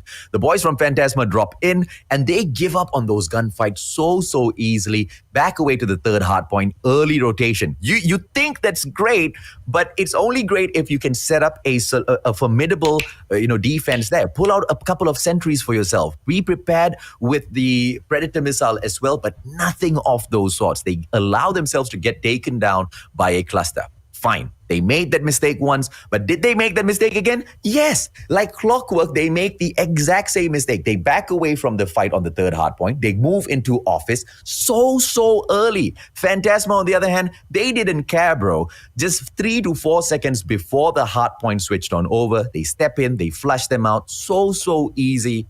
This was a game that Ultimate Abyss just gave away to the side of Phantasma, quite honestly, not of their own will at all.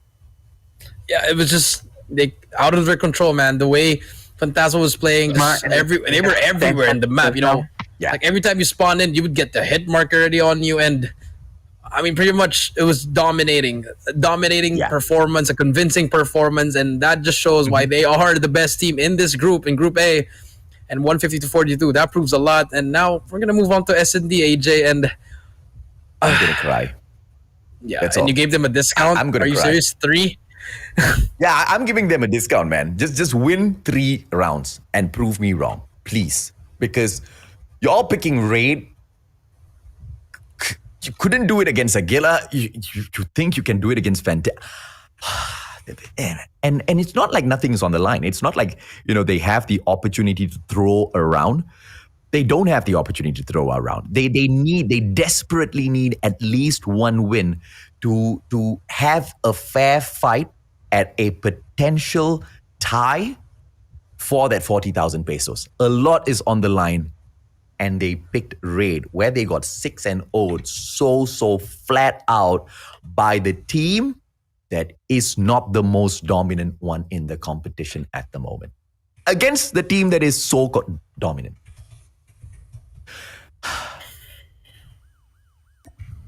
Gods. God bless their souls. Yeah, I mean, Call of Duty gods, you do your thing. Maybe they wanted to. Hey, remember that play they did in the last time? They stayed at the back, took some photos at the back on the AC. So, I mean, I look. For the sake of the audience, I wish Ultimate Abyss wins this right now because they have just really shined in this competition. But picking Raid for Search and Destroy, that just breaks my heart, man. Oh, Yana, beautiful drop on Fennec goes in for the takedown. Rector drops bench as well. Color will be able to equalize everything. It's a 3-on-3 situation. The bomb now in the hands of Color goes in for the plant. Bravo is the name of the game. Hermosa drops iPow just before Jax were taken out of the situation. Yana, Fennec, and it's a 2-on-1. Phantasma only has Color. How will he survive? He backs away, running in towards the gallery, ladies, German boys and girls. And now he should be able to get the backstab off in here. yeah, it's 1v2 actually. Still winnable here. Woo! Woo! AJ! Let's go! One round!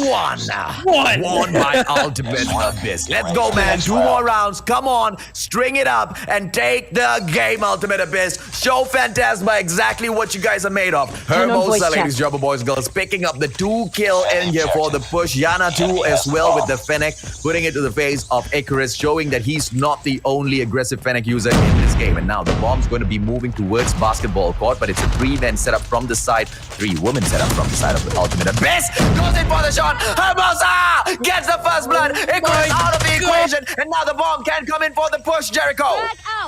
AJ, this is happening. 4v4 right here. Phantasma. 4v3 actually. Phantasma in the hill. Directa gets one. It's a 4v2. This is it. It's happening. Caller inside the hill. Can he try to get them? Recta will know there's one going to be person there. Recta on the 1v1 gunfight there, but iPow with that stun. Trying to make a play here. Caller steps out, but Recta gets taken out. Actually, now it's a 2v2, AJ. It's taking 2 girls versus 2 guys right here. Caller does not want to plant the bomb. A lot of time, they can rotate, AJ. They can rotate, but Ultimate, they're trying to come down here, slowly making their way in. Oh, dude. A beautiful smoke in for the approach. Jax now. Oh! Opportunity to look into the locker room, and he gets the snuff. It's a 2-on-1 now, leaving just iPow all in the game. Phantasma. Exactly how are they going to pull in for the push? The defending side of Ultimate Abyss. They get the beautiful pinch. And, I mean, the approach with the smoke just won them that round, right? iPow. Onto the snap. iPow right now. Okay, Oh my come God. on. Wallbang my does God. not go in for the push. Gets the stun in for the quick approach. And will go in for the quick pick. And the quick scope finds absolutely nobody. iPow now gone. Oh, he gets Jaja in the face. Jaja in the face. iPow now backing away. Opportunity for the clutch. It's going to be Jax right in front. iPow goes in for it. Does not find anybody. The shorty will be able to take the approach. 16 seconds now. iPow. Clutch, man. iPow, that shotgun just changed the whole game. It's so unfortunate for the Ultimate Abyss girls. They had that, but iPow just built different, gets that clutch. 1v2, sniper plus shorty. I mean, what more can you ask for iPow, AJ? I mean, right now, the defense of Abyss, it's actually working, AJ, but can it work again? iPow putting some shots down, and look at the bomb carrier, AJ. The bomb carrier again, he's already that far in, he might get taken out, but look at the middle push. The middle flank can work from Jaja and Yan if they can actually get something. Nades are being thrown. This could be a good play. Yeah, Icarus taken out of the equation already. The Fennec won't be able to go in for the blast. Wi-Fi bringing one of his own as well. Let's see if not. Ultimate Abyss will be able to take down yet another player. Now the bomb is getting pinched on towards the swimming pool area. Jaja can go in for a backstab, but they are holding on to Central Garden. Look at the setup coming in from Jaja as well as Yana. They are looking at each other, waiting for the players to approach Central Garden to get the pinch onto them, because they know that the basketball court has been fully covered. One player in kitchen as well. Central Garden to the approach. Recta now very, very careless. I hope she doesn't go in for the push and then die. Wi-Fi is on situation as well. Ladies and gentlemen, boys and girls, please keep your seat belts fastened, because this is going to be a freaking bumpy ride. Ultimate Abyss. This is just a nerve-wracking round. Wi-Fi! 5 Jax drops her The with the snapper. Fennec. I mean, that was beautiful, but Bench gets taken out. But Yana takes another one. Wi-Fi goes down. It's a 3v2. Bomb is spotted. Yana gives the call, but iPow takes out Recta. It's not a 2v2. iPow again being the huge playmaker for Phantasma. Bomb is down. Smoke are out, and they're gonna go in for this. This could be a ninja. This could be a ninja for Ultimate, but the smoke's gonna come out. Yana spot one, but but Jaja right here trying to get that trade. Does spot one. But only one more beat. Ken, I think she could go for the ninja. She could go for the ninja. No, she can't. No, but iPow just said no. iPow. What a denial, man. The snipes. Jaja, smoke, or at the very least take him out first. Oh, dude, she was so close. Come on, man. Ultimate Abyss, they can do this. The discount was 3 rounds, and if they don't pull it off, I'm going to be so upset with the ladies. They are giving this away to Phantasma. iPow now spots the head, does not get the snipe as the player backs away. It's gonna be Recta just playing with a lot of dangerous situations here. Might be able to get the backstab onto iPow, and iPow manages to catch her out of the equation. Bench drops Jaja. Hermosa gets dropped by Icarus. One after the other, the ladies will fall. It's a 4-2 situation. Bench now should be able to take Jax out of the equation as well if she comes out for the push. And now the defending side just cannot do much. Phantasma onto the bomb plant, basketball court. Let's see what the ladies got here.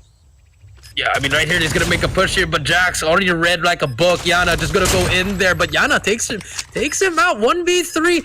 I hope she got that whole green. It could have been useful for her, but the mantle. And iPow says hello. Say hello to my little friend. The shorty takes her out easily. And now it's going to be 1-3. You know, it's small mistakes, AJ. The small mistakes of Ultimate Abyss, it's costing them right now, AJ. Come on, man. The discount's still there. iPow looking for a frag right on from the access from Garden down in towards the swimming pool. Now in front of Jax. Takes Jax down so easily. Holger in his hands. Icarus drops Recta out of the equation as well. Hermosa!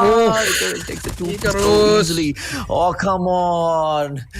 No. Give them a chance, please. But here we go. switching. I mean, offense again. Ultimate Abyss. I think they gotta do that. They gotta do that AFK play, man. I'm telling you, it's a meta. It's a meta play. I like it.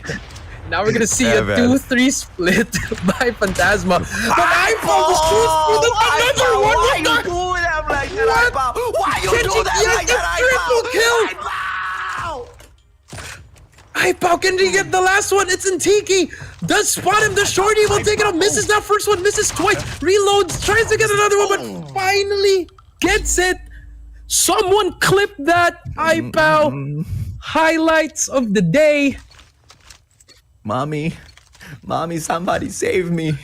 Help This is me, torture, help man. me. Please This help is me. just freaking torture, man. Ultimate Abyss, come on, girl. Step it up. 3 rounds. The discount is on. You picked Raid for the life of me. I don't understand why, but you picked Raid for heaven's sake. Color drops Jaja. It's going to be Wi-Fi. Wi-Fi goes in for the snipe. Wi-Fi gets the snipe. I out of nowhere. Drops Hermosa. Yana, she will be able to make the comeback. Yana goes in for the quick scope. Doesn't manage to get Yana down. Rekta out of nowhere. Fennec goes in for the snipe. And she gets the kill. Rekta, she gets taken down. It's a 2-on-1 situation. Oh my God. And now, out of nowhere, Yana gets the finish. iPow again. iPow again finishes the run up. It's Search and Destroy. Please, Why did you do I don't want to watch. Shut the stream. Why did you pick Raid? Why? Why? Tell me why? Why? Somebody in the comment section explain to me why. Just explain to me why they took Raid. Give me one good explanation why they took Raid. What did they want to prove in Raid? They could pull off in. I gave them a discount, man. 3 rounds, Jericho. At least they got one. Dude, that doesn't cut it, man. Okay, never mind. Reset. We go in here. Ultimate Abyss. Where do they perform the best? Hardpoint domination. Hardpoint out of the window. It's okay. Let's forget that match. Search and Destroy. They were never great at it. So let's forget that match as well. Domination, bro. Domination is the place where they can, at the very least, put their hands on the 40,000 pesos. That's it. They just gotta win one. Caress the little baby a little bit. 40,000 pesos, my friend. Come on, man. Phantasma. I want to see iPad. Is this the win cam? As soon as they got the win there, there you go. There you go. Mouse moving. They are focused. They should be hitting that victory anytime soon now, ladies and gentlemen, boys and girls. iPow. They are so damn glad. They just wrecked. Look at him. He's happy. iPow's like the cutest guy in Call of Duty. I know, right now, bro. Cutest guy, but he's deadly.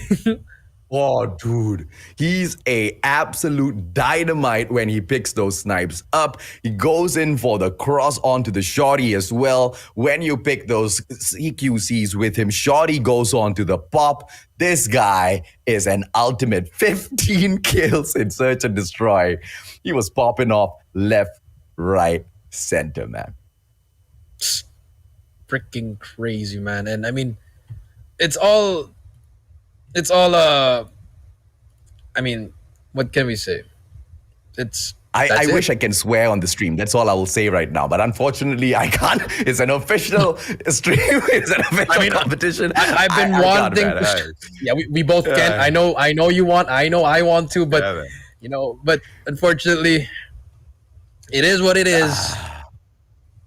I had so much. Come on, man. Standoff. One final opportunity. Ultimate Abyss should be able to do this. But after they got trashed 150-42 on a well-played Hackney Yard that they went in for domination in the earlier series, I don't know if or not we can be as hopeful. Ladies and gentlemen, boys and girls, domination. It's not going to be easy on Standoff. Not because of the map, because of the team that they will have to take on. Phantasma. A little too fantastic, don't you think? They're just crazy right now, man. I mean, iPow's mean, bro. iPow, why did you do that? Why don't... Never mind. Let's jump on over. Domination. Let's see if the ladies can touch that 40,000 pesos. Oh, here we go. Game number 3, domination on standoff. And we do see Ultimate Abyss. They just need to get that 1 win of this in order to be in contention for that 40,000 pesos. And White by starting it off with Yana with the double kill actually in Hotel Yard. Trying to make a play here. Opening kills are there, but no one is still pushing. Everyone is just trying to make a play here, but Bench already hopping on B. Trying to make a play on his own, but Jax cuts it down. Another kill. Beautiful shotgun. And no one, everyone's just trying to get some kills, trying to get those downs in. And right now, this is just a back and forth gunfight affair. There's a push back and forth. Fantasma now should be able to pick Bravo up. Solo play. Oh, denial. Dropping through. And it is the side of... Oh, fantastic. It's all over the kill feed, ladies, German boys, girls. Just when I thought it was a great play of denial onto Bravo, Ultimate Abyss just does not take advantage. And now Fantasma, so early on the match, has got a triple cap. Alpha, Bravo, Charlie, you name it. They've got it. They have everything in that triple cap is in. Is this going to be a 10-point club? Hopefully not. Hopefully not. You know, I don't want to see that, but right now everything is going their way. They're just getting trapped in gas station, but as soon as you say that, the Predator missile is in, but there's one player who actually can cap, which is Jax. A is being captured, but the cluster strike is in. AJ, we're only a minute and 30 into the game, and we're already seeing score streaks being used. Oh, Lord. Dude, you know, this is why, man. My mama always told me, Anton Monet, be very careful what you ask for, Anton Monet. I just wanted Fantasma to show us what they've got. Here they are, showing us what they've got. Oh my God, just a complete domination. Look at the player positioning by everyone. You know, Fantasma is just holding it down each and angle. You know, they're going to try to cap it, but here comes Scholar. If he gets his triple kill and survive, I'm just... Okay, he gets taken out. Finally, a cap or Ultimate Abyss.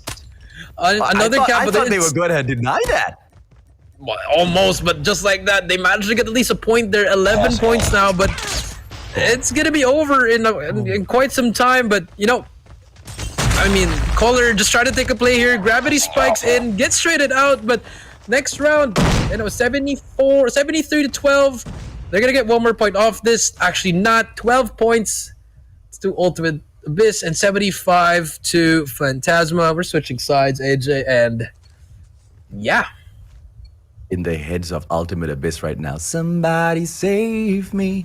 I don't know who can save you guys, man. I mean, this is Fantasma. Fantastic. Game on. They go in for the triple cap so early on. Look at the map. Just look at the map. Look at how just one player is capping Alpha. Look at how the rest are just going in for the Charlie push. 3 players now winning all of their gunfights, and they should be able to pick up the guerrilla base for themselves. They will be able to step on right back toward the Special Forces Avenue as well. Cluster Strike dropped onto Alpha. A little bit too late. They don't get the cap. Ultimate Abyss cannot do anything. And now the triple cap attempt coming through. Triple cap! And they nail it so quick in this game. Fantasma. Fantastic. Yeah, 90 to 15.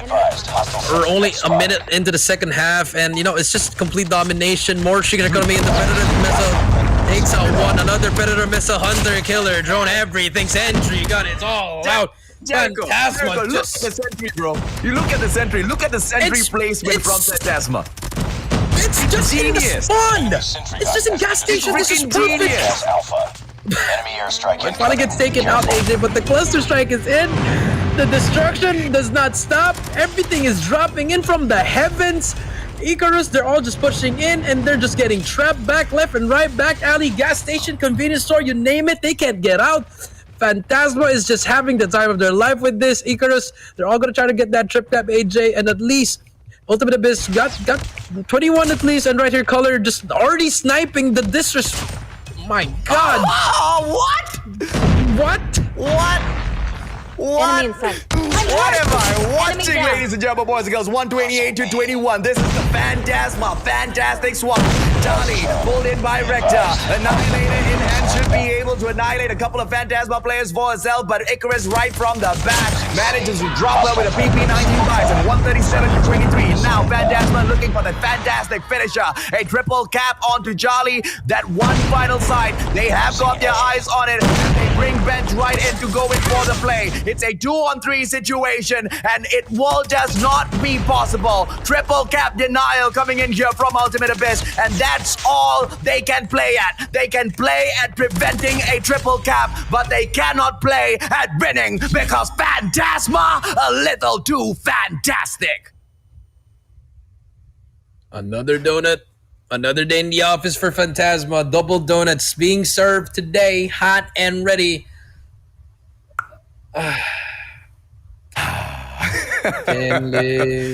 It's unfortunate, man. It is unfortunate. Man, it's unfit as the Search and Destroy map. It's unfortunate that we had to see that happen to Ultimate Abyss, who ultimately has been quite good in the competition. And now they are held on, bro, with just the 4 points that they have picked up for themselves, allowing Aguila to potentially steal this all away from them.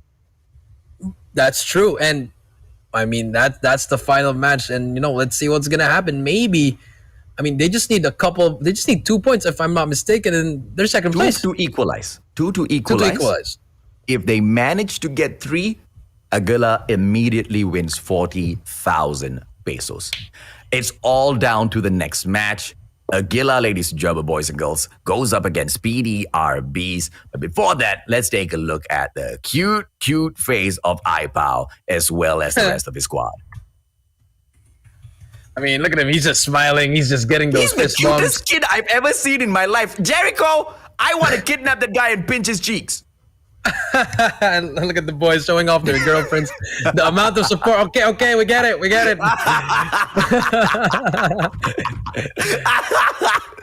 What? That's iPow. Oh, these boys are killing me, man. Phantasma.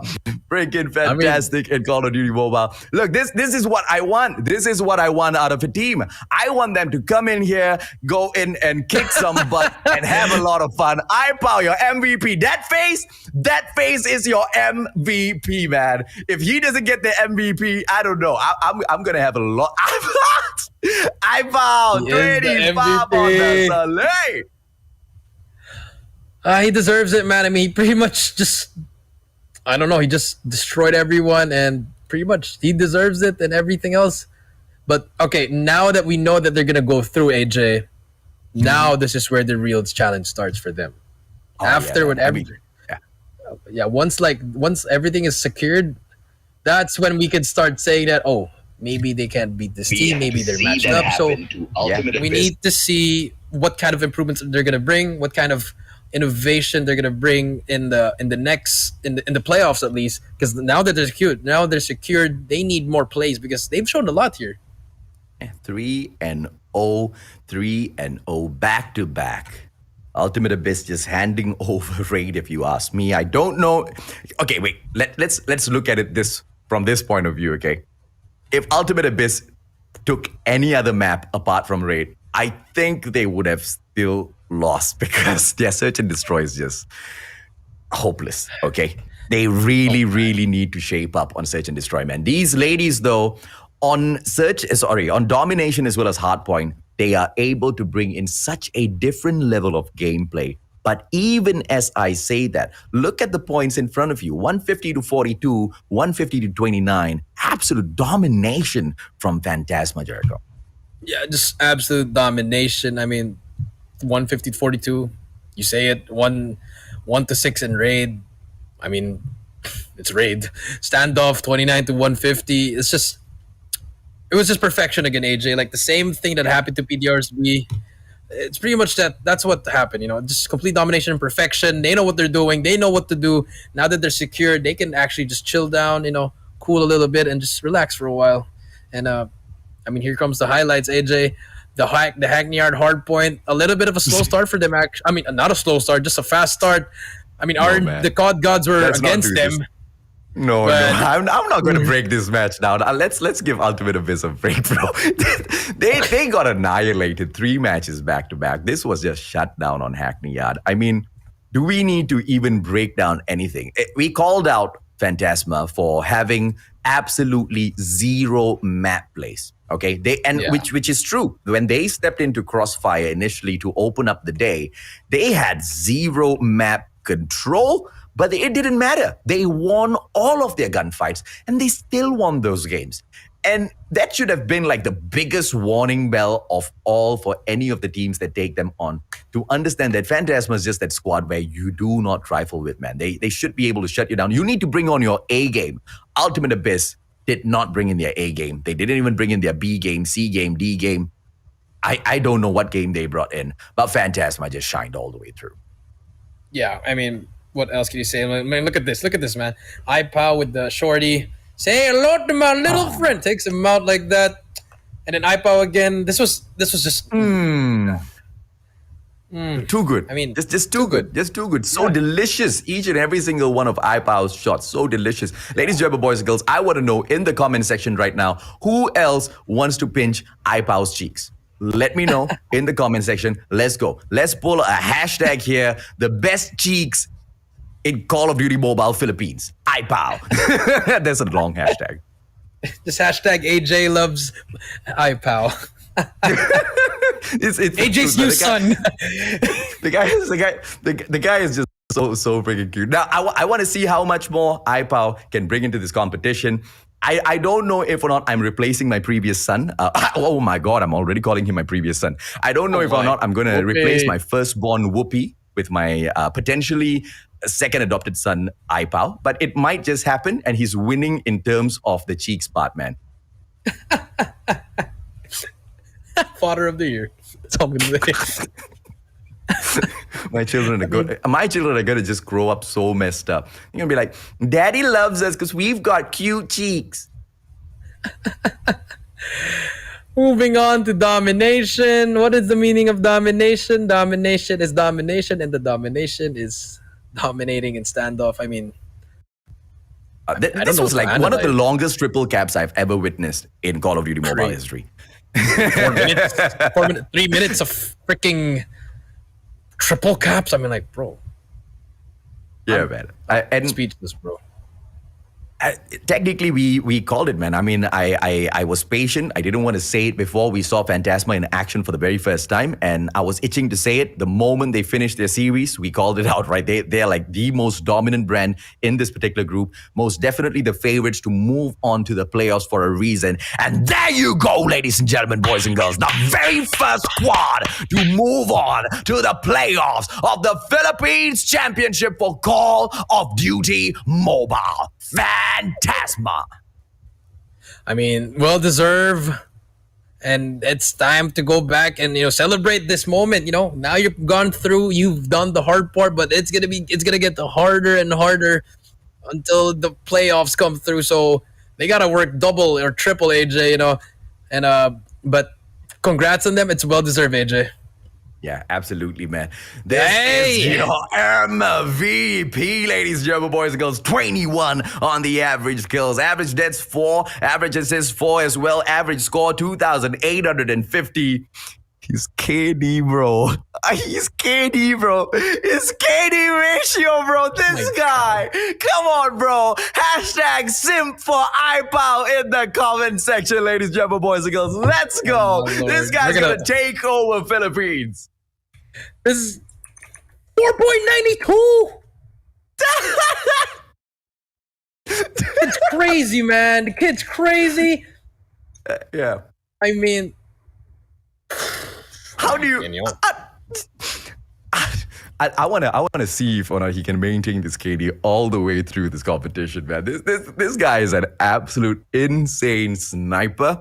And I don't know, man. I don't know, Whoopi. I don't know, older son, whether or not you're gonna allow your younger brother to, absolutely annihilate you later on in the Philippines Championship. Of course, The first step is qualifying for the playoffs. Whether or not Omega will get there, I don't know. I don't know if Omega is good enough to make the playoffs, I just don't know. We will have to see when that particular group comes into play, Jericho. For today, the action's not done just yet. We have congratulated Phantasma. We're not wrapping the day up just yet. We want to know who's bagging the 40,000 pesos. 40K, that's 40K. And I mean, this is it. Aguila, if they get the 3-0, you win. If they get 2, tiebreaker. If you get 1, you go to sleep. GG.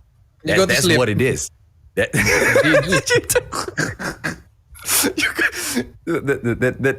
You said that in such a strong Filipino accent. It reminded me of my babysitter that was taking care of me when I was a young little boy. She used to say in the exact same way, you go to sleep. And I always used to listen, man. She was a strict babysitter. Ladies and gentlemen, boys and girls, let me know what you guys think about iPow and Phantasma in the comment section. These guys are in here to absolutely dominate and obliterate the competition, just like what they have done in Group A. And quite frankly, they could have served out 3 fresh donuts, man. They held back in series number 1. I don't want to see that in the playoffs. They don't have room for that at the playoffs, Jericho. Yeah, that's true. No room for error in the playoffs. But obviously, if you do listen to playoffs, that means you did something, really wrong that, you have to look back at, because, in the playoffs, you're going to go up against the top teams. So no room for errors, no. But now, this is where they can actually, work on those errors if they did find some errors, and then, find more plays, give more innovation, and, just get better from here. So I'm excited for them. Well-deserved. Congratulations to them again. But they need to go back and keep on grinding even more, and, they got to do more. Ultimate Abyss.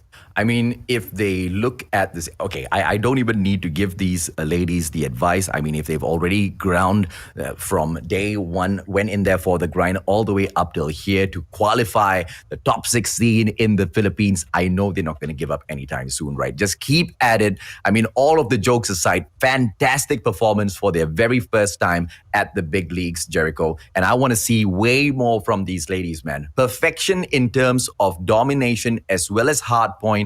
Yes, I do agree they were outshined by Phantasma, but that's Phantasma. They are on another level. They are a compilation of they are like 6 Thanoses put into one group to go out there and to dominate the world, right? And it's going to be tough to touch them, man. But even that being said, Ultimate Abyss gave it their best, and there was nothing more that we could have asked for, except for at least 3 rounds on Raid, which is a map that they picked. I mean, yeah, they picked Raid, and it's just really like that. I mean, it's just hard. I just feel I want them to win, but it's just that's it. And with that being said, guys, I mean, it was a great series, but we're gonna go to a very, very short break. Don't you worry, we'll be back for one last game. We'll be right back, guys.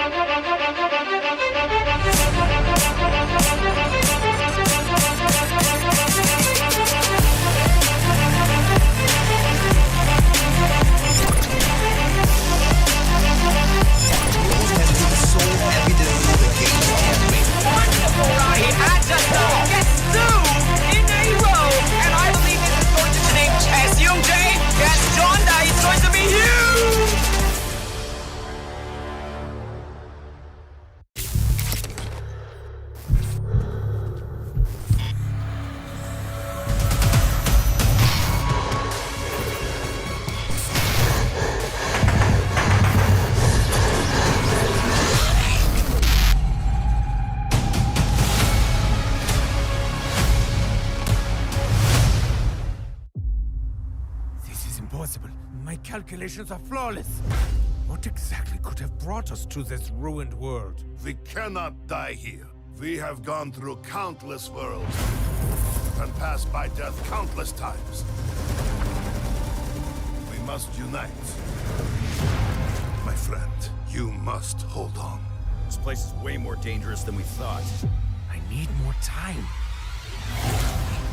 Brace yourselves. More flashbacks incoming.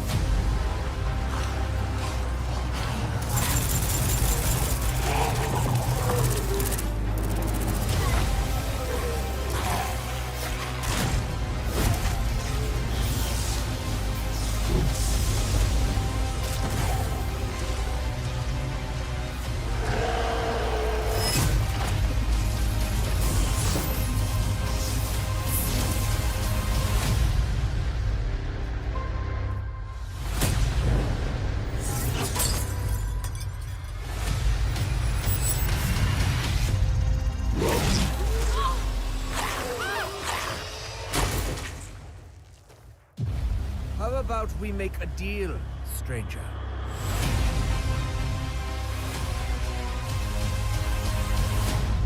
If you would like to get exclusive content updates, previews, and events, don't forget to subscribe and turn on that notifications. Stay frosty, soldiers.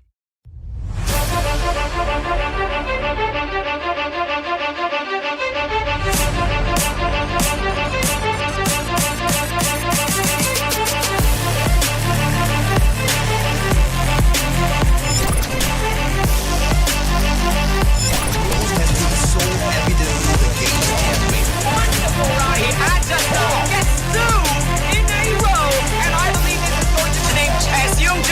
Yes, John, that is going to be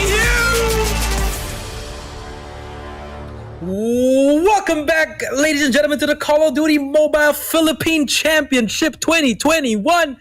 I'm your host, VVV Jericho, and with me is the Mustachio AJ on my right. And we are here for our final match of the day. It's been such a crazy day. I had so much fun casting this, but at the same time, I'm just sad, happy, a roller coaster full of emotions.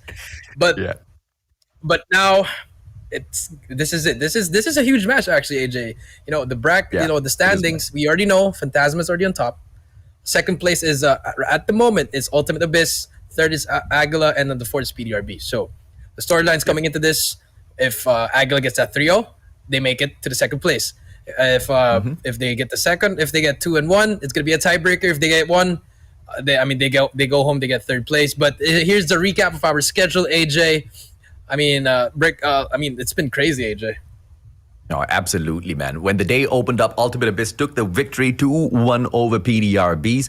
Fantasma had the exact same situation as well. Moving on in the day, Aguila Animosity, who lost to Fantasma, went ahead to lose once again to Ultimate Abyss 1-2. PDR BEES met a similar fate of defeat in the hands of Fantasma, who picked the very first donut up of the day in match number 4. And of course, what we just witnessed, ladies and gentlemen, boys and girls, was just Fantasma with the perfection of another 3-0 over Ultimate Abyss to be the team to qualify for the playoffs. PDR BEES versus Aguila Animosity right now. Just like Jericho has said, this is the play for 40,000 pesos by Aguila Animosity. If they get 3 matches, they straight up win that 40K. Brian, Sid, Simo, Gian.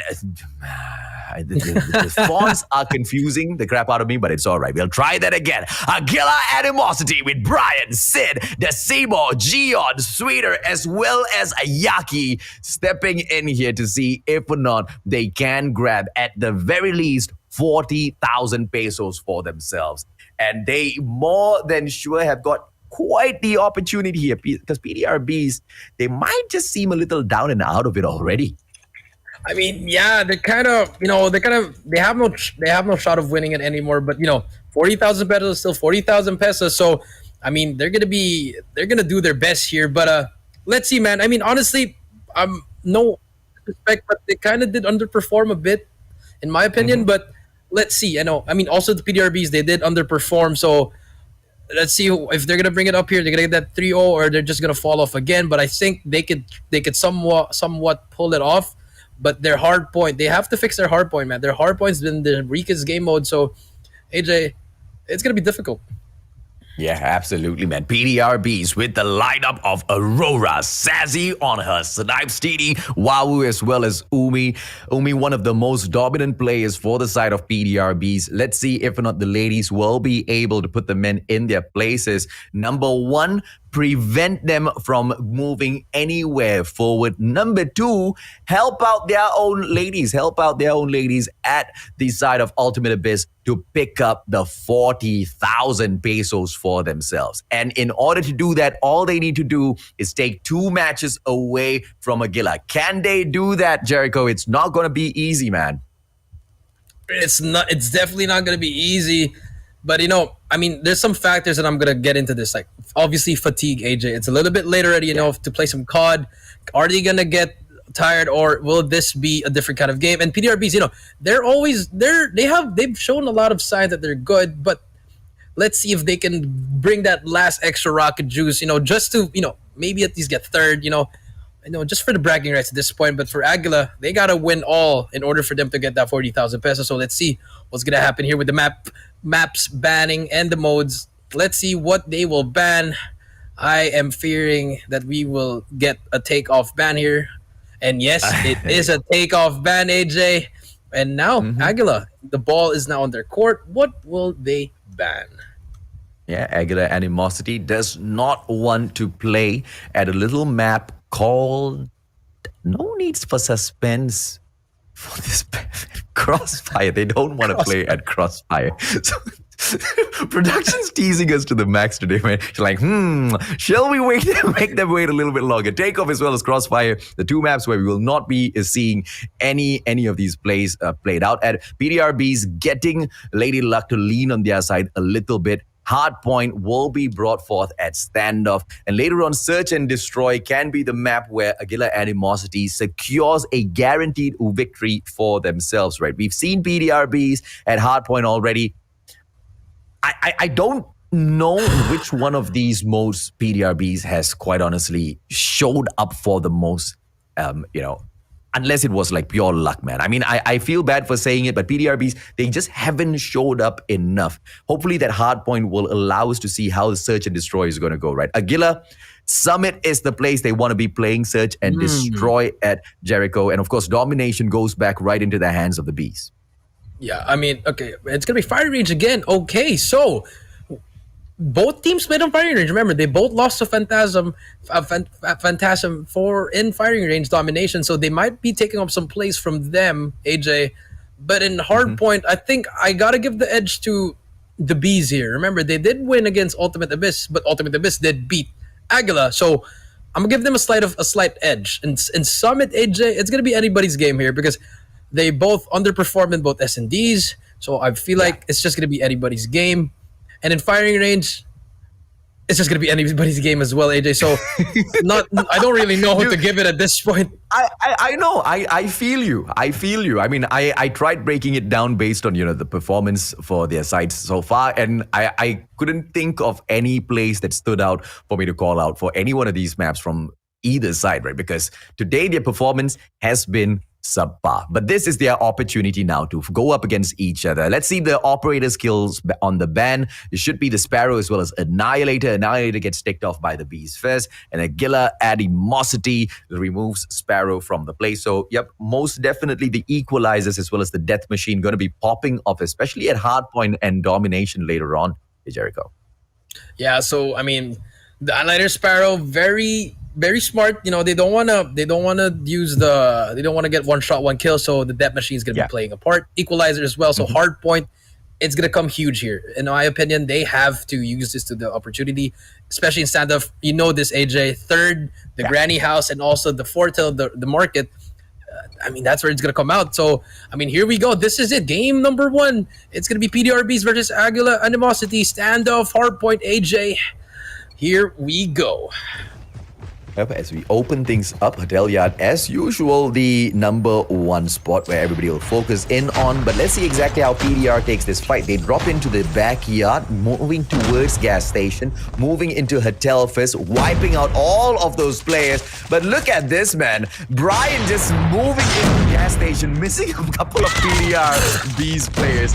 But it doesn't matter. He moves in, backstab gets pulled off, but Brian still does not pull the hard point away. And PDR BEES starting this match off very, very strongly.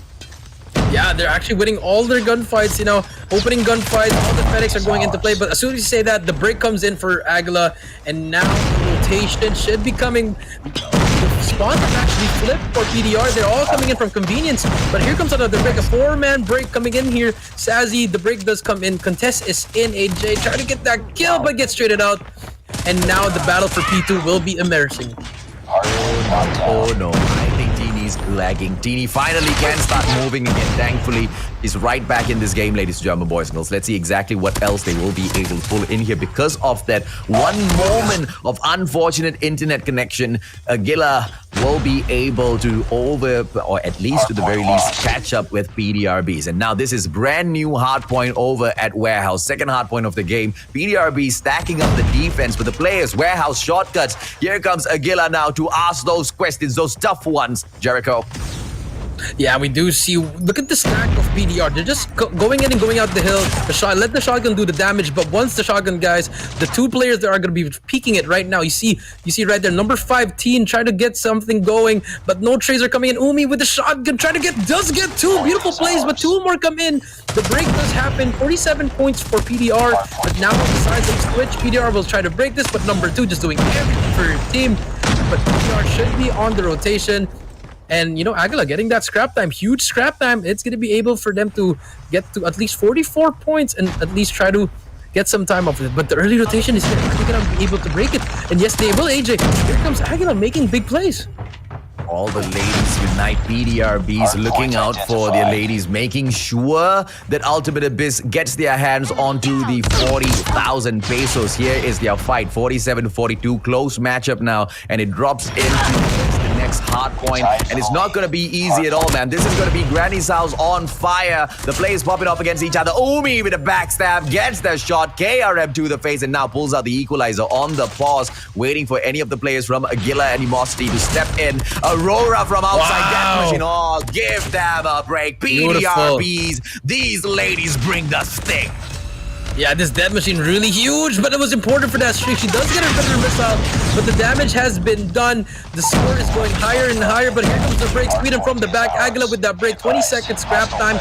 Will be getting, but the better missile. Very, very early usage of that. I don't think that was the perfect time to use it, but I think the rotation is going to come in. If you look at your map, number 5, Sassy and Yaki are going to be there. There, the scrap time comes in, and the rotation will be here. First in there will be Aguila. Yeah, Aguila's already in. They managed to pick up not only scrap points, quite a lot, and to catch up with PDR BEES, 67-71 now. Let's see exactly which one of the two sexes bake this bread a little bit better. Now, we are not going to be sexist about it, ladies and gentlemen, boys and girls. I'm an amazing chef. I bake amazing bread as well.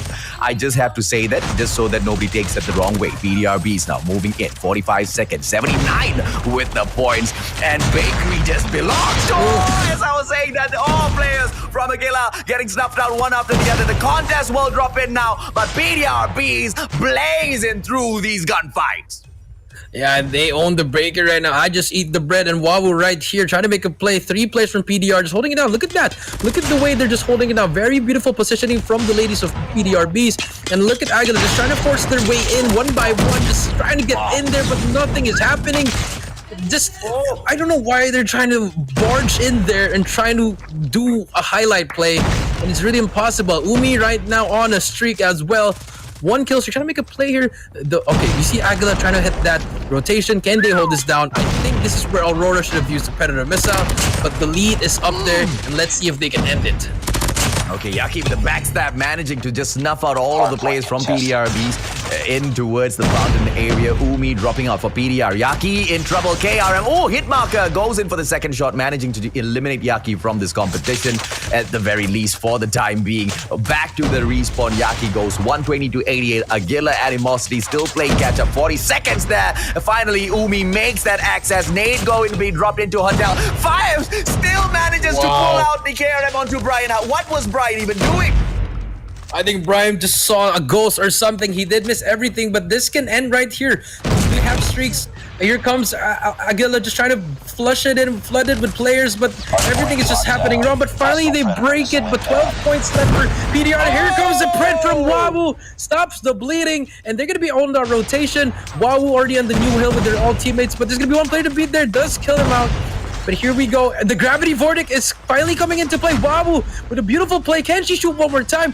Wawu with the gravity vortex might take her out herself, but the damage has been done. AJ, 12 more points. Death Machine out from Aguila. Can they make a play? 2 more players to beat. The spawns are been given to Aguila. Can they break this down?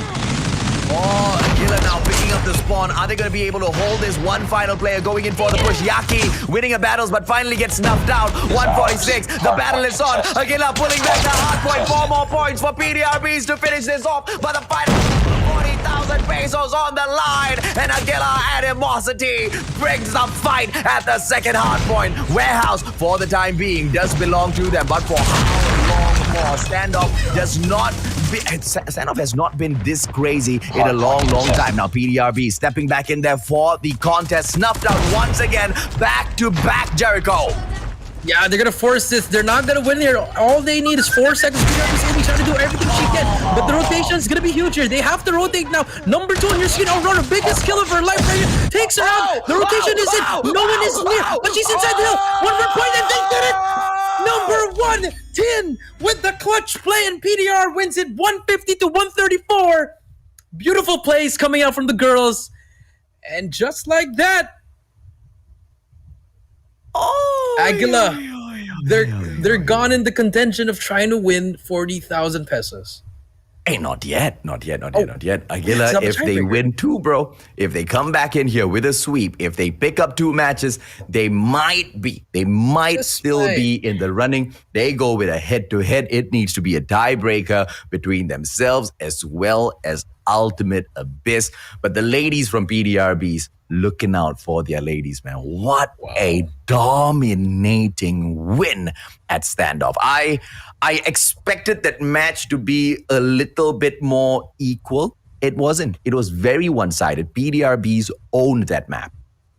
Yeah, I mean, towards the end, yes, it's a little bit equal, but you saw that, when Aurora spawned up in that back alley, that was the gunfight of the game, because if she died there, she could have spawned somewhere else, and then that teammate could have the teammate of Aguila could have went into the P2, might have made the play, but 10 out of nowhere just sneaked in, took out one, took out another one. No one was near to contest. Countdown 149, 150, game over.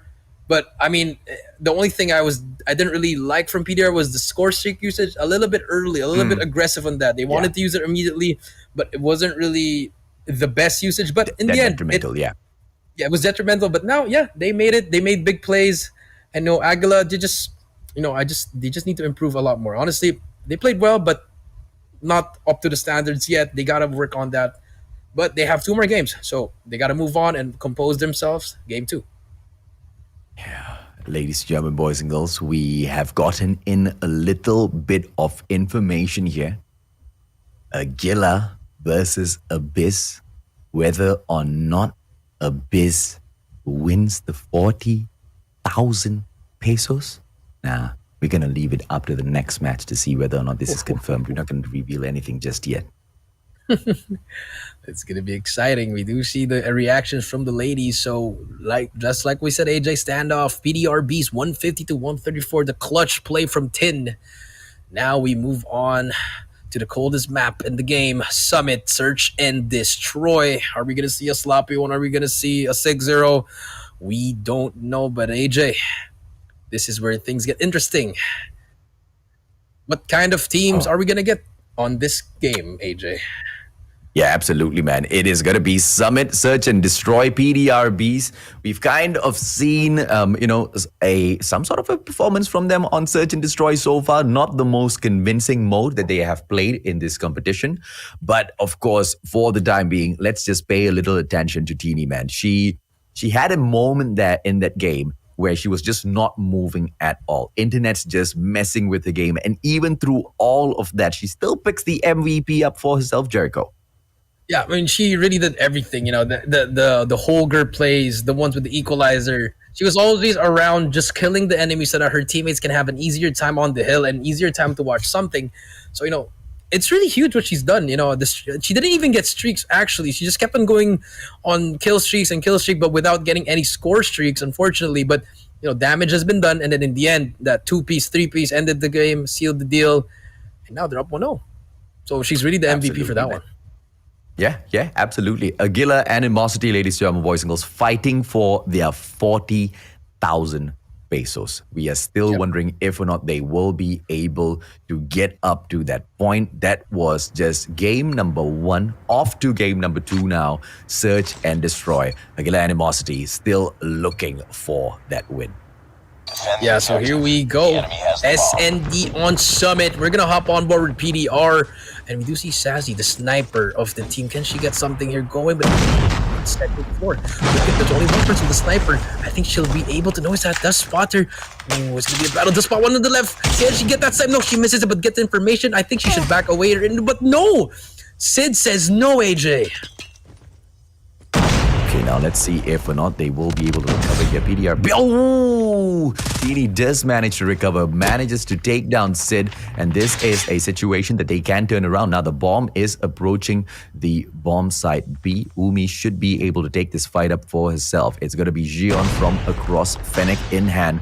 They're taking it up slow, and I love to see this sort of a pace for Search and Destroy. They need to look for those frags first, Jericho. Yeah, they have to Yaki. get those frags. But Aurora gets one actually, and Gion gets Wawu as well. So it's gonna be a 3v3 now, still tied up here. So I mean, it's 50 seconds. There's a lot of time here, and your bomb carrier can actually just rotate an A. AJ Gion takes out Umi, and the bomb will be pushing B. But look at A, it's wide open, AJ, and I don't know what the bomb carrier is doing if he wants to rotate. But Aurora drops down. The timing is perfect. The Miyaka reloads cancels, but damages it. Now it's a 2v1, it's all up to 10 in a 1v2 camp. Yeah, Bees just got Teeny on their side. I mean, going in for the defusal play later on is going to be quite annoying since she's going up 2 versus 1. So 3 objectives here. I mean, 2 people to, annoy her potentially while she goes in for the defusal is going to be quite the pain. Teeny taking up all. Oh, what a reposition. Gets those hit markers. Unfortunate. Amazing plays coming out from this lady here. But it's just that Lady Luck was not on her side at that very point. Yeah, she gotta hit this Contact with free enemy. fire, but no, unfortunately, the ADS for that Holger a little bit too long, AJ, and that was so unfortunate. You know, that player got away with his life, and Tenny, I'm pretty sure she wanted that kill. If she got that kill, she could have clutched that, but now 1-0 goes to Aguila and PDR. Now, they have to try to adjust to this, but let's see what's going to happen here. Are they going to go for that same strat? It's going to be a 2-3 push. You see 3 guys from below and 2 on top. PDR just holding it back at the summit, 1 at cable card, and I think the cable card can actually take out that bomb carrier. Yeah, absolutely, man. Sid now with this ELP will not be able to spot anyone. The smokes will be popped up right in front of him. Now, opportunity. Ooh, backs Bomb is away down. just at the wrong time. Like you mentioned, bro, the COD mobile timing at its finest. He unscopes, and now team once again with the wrong timing. Sid is just toying with my emotions right now. Now, hopefully, he can get this. Teeny going out for the peak and. Oh. Well, bomb He got is me down excited. and I thought he was gonna hit advantage. Well, I thought too, but unfortunately the COD God said no. And look at PDR just wrapping around that bomb, AJ. Everyone's just gonna be there, but Aurora all alone at the back. No one's trying to go for her. I think they knew she was there, but they just ran away. This could be a huge play for PDR. The timing's unbelievable. Aurora, figure discipline. No, but does get one. Aurora making that play 2 more below. She does know there's gonna be people. The timing will be impeccable there. Aurora trying to get that one. No, unfortunately, Brian gets that trade, but Wawu takes out Yaki. Now it's going to be a 3v2 with 35 seconds on the clock.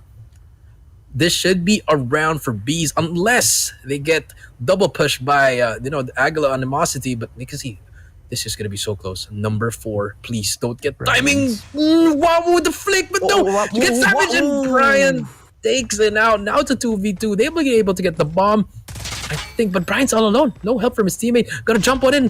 What are you doing, Brian? Brian, he just... He threw That. Sweet. Umi with the backstab in the nick of time. Luckily, PDR BEES will bag that. No comeback for Aguila Animosity just yet. Brian would just threw that round. He just jumped in there. The enemy has And the bomb. I mean, like, he should have been expecting that there's gonna be enemies because bomb was dropped. I mean, that's just a poor play overall, AJ. Absolutely, Sazi, man. Disappointing. Sazi now looking for the snipe early on. I'm wondering exactly why Sazi did not move in straight into the lower floor of control room number 2 and pick off some of those crazy snipes that we were seeing early on today. Love to see that Umi turns around. Oh, there's little B. So good with those things. Managing to get the drop. Unfortunately, Yaki will be able to get the shot from above vantage point. And Yaki turns around. Otini shuts down Yaki. It's a 4-on-1. Aguila Animosity now on the back foot. I mean, same situation. 4v1 again. Bomb drops up to Sid. But look at the rotation for the girls. The girls, they sent 2 on the second floor, 1 on the bomb. 1 minute. A lot of time, AJ, but the sniper, not the best weapon you want right now. Is not going to get 1, but he can try again. Brings out the katana. Information is given. They know where Sid is. They're just going to play campy. Can Sid try to get a kill here with his DLQ? But the timing will be unbelievable. And he goes down. Aurora gets that kill. 2-1 now for the Bees. What's up with Sid's timing, man? I mean, he was on point at the start of the day. And now he's just a walking, talking duck on that field. The Bees are just stinging him left, right, center, my friend. Yeah, it's just, unfortunate. But as soon as we say that, he pulled the Heineken on us. Sid getting that quick scope, opening the floor for the Aguilas to make a play here. But they're not actually making a... Actually, you see the bomb here, AJ. Decides to make a plant now. And no one is there for the clear. But you see Sazi there trying to make a play there. Beautiful, just hiding behind that satellite dish. Sweden takes Aurora out of the equation. Umi with an opportunity. Fennec backs away, not going in for those careless play. 5-2 now. They do not look good at the numbers. PDR BEES looking to drop another round. Potentially, Yaki will be able to spot a player from afar. Sid gets taken down by Umi. Backstab is on point. Umi, opportunity once again. Fennec backs away, luckily, and she will be able to survive for a little bit more. Umi! My goodness gracious, God gods, unfortunate. And now it's tied up again. Oh, it's just a sloppy game. It's nerve-wracking, man. Aguila Animosity, PDR BEES, ladies and gentlemen, boys and girls. Aguila Animosity, 40k pesos on the line, and they are fighting for it with their lives. But, the side of PDR BEES just looking out for the ladies, man. Looking out for the side of Ultimate Abyss. Still fighting hard for a victory here. Aurora gets the drop. 2-piece. Beautiful on those kills. But the numbers now not looking good for Aguila Animosity. Sweeter stops out. Oh, KRM backs away at the right time. Does not get taken down. Umi should be able to get the drop on him now. Fennec in hand. But they do not need to go in for the push. It is Aguila Animosity who needs to go in with the bomb now. Are you seeing what I'm seeing? Bomb carrier. You just went through A and he didn't. Oh my. This is unbelievable. If they pull... I want to plant on B and I will not take A for an answer. Oh, just go to A. Go to A. This is... I mean, it's covered by number 5. Sazi just... Yeah, he's gonna... I don't know, AJ. Finally, decides to rotate, AJ. But he's taking such a long time to rotate. There you go. Now the bomb will be planted. But Sweden trying to get 1, gets a hit marker. He will be able to get that. But no, the help is there. Too far from your teammates. But now, why didn't he plant the... Now he... Plants the bomb. Finally, la! Thank you, la, bro! Gion goes in for the plant, ladies and gentlemen, boys and girls. And after all of that time, this guy better not die a quick death. Tini dropping in close. Beautiful smoke by Gion just to buy a few more precious seconds for himself. Tini makes a mistake, drops out. Unfortunate for Gion. What an aggressive play. He shouldn't have gone in that fast. He bought all of that time, but he technically just wasted more time. Get ready for the next round. Jericho just gave up on the match. Jericho's like, I'm done. I'm done with this. I'm done with this. Destroy the objective. Bomb acquired. It's alright, Jericho. I understand, man. I understand. But it's okay. Moving on, AJ. 3-2, switch sides. Let's see what the offense can do. We do see PDR here, trying to make a beautiful play with that sniper, but Sid also on the other side. So both sides, actually. You do see a 3-2 slight advantage here, but number 2 on your screen on the map, actually on A, it's gonna clear out. But Sassy just trying to get the opening pick. It's everyone's just close. This is just honestly, some is just about timing. Like look at how near they are right now. Umi is so near. But the shotgun, the nade is there. Gets away. No info. Oh, beauty. Yeah, no info right there. But Sweeter getting in near and near and near. So let's see. But Sweeter gonna see one. But Aurora spots her. Aurora gets our first blood. Too aggressive for that. 4v5, 4v3, 5v2. This is a round for the PDR BEES.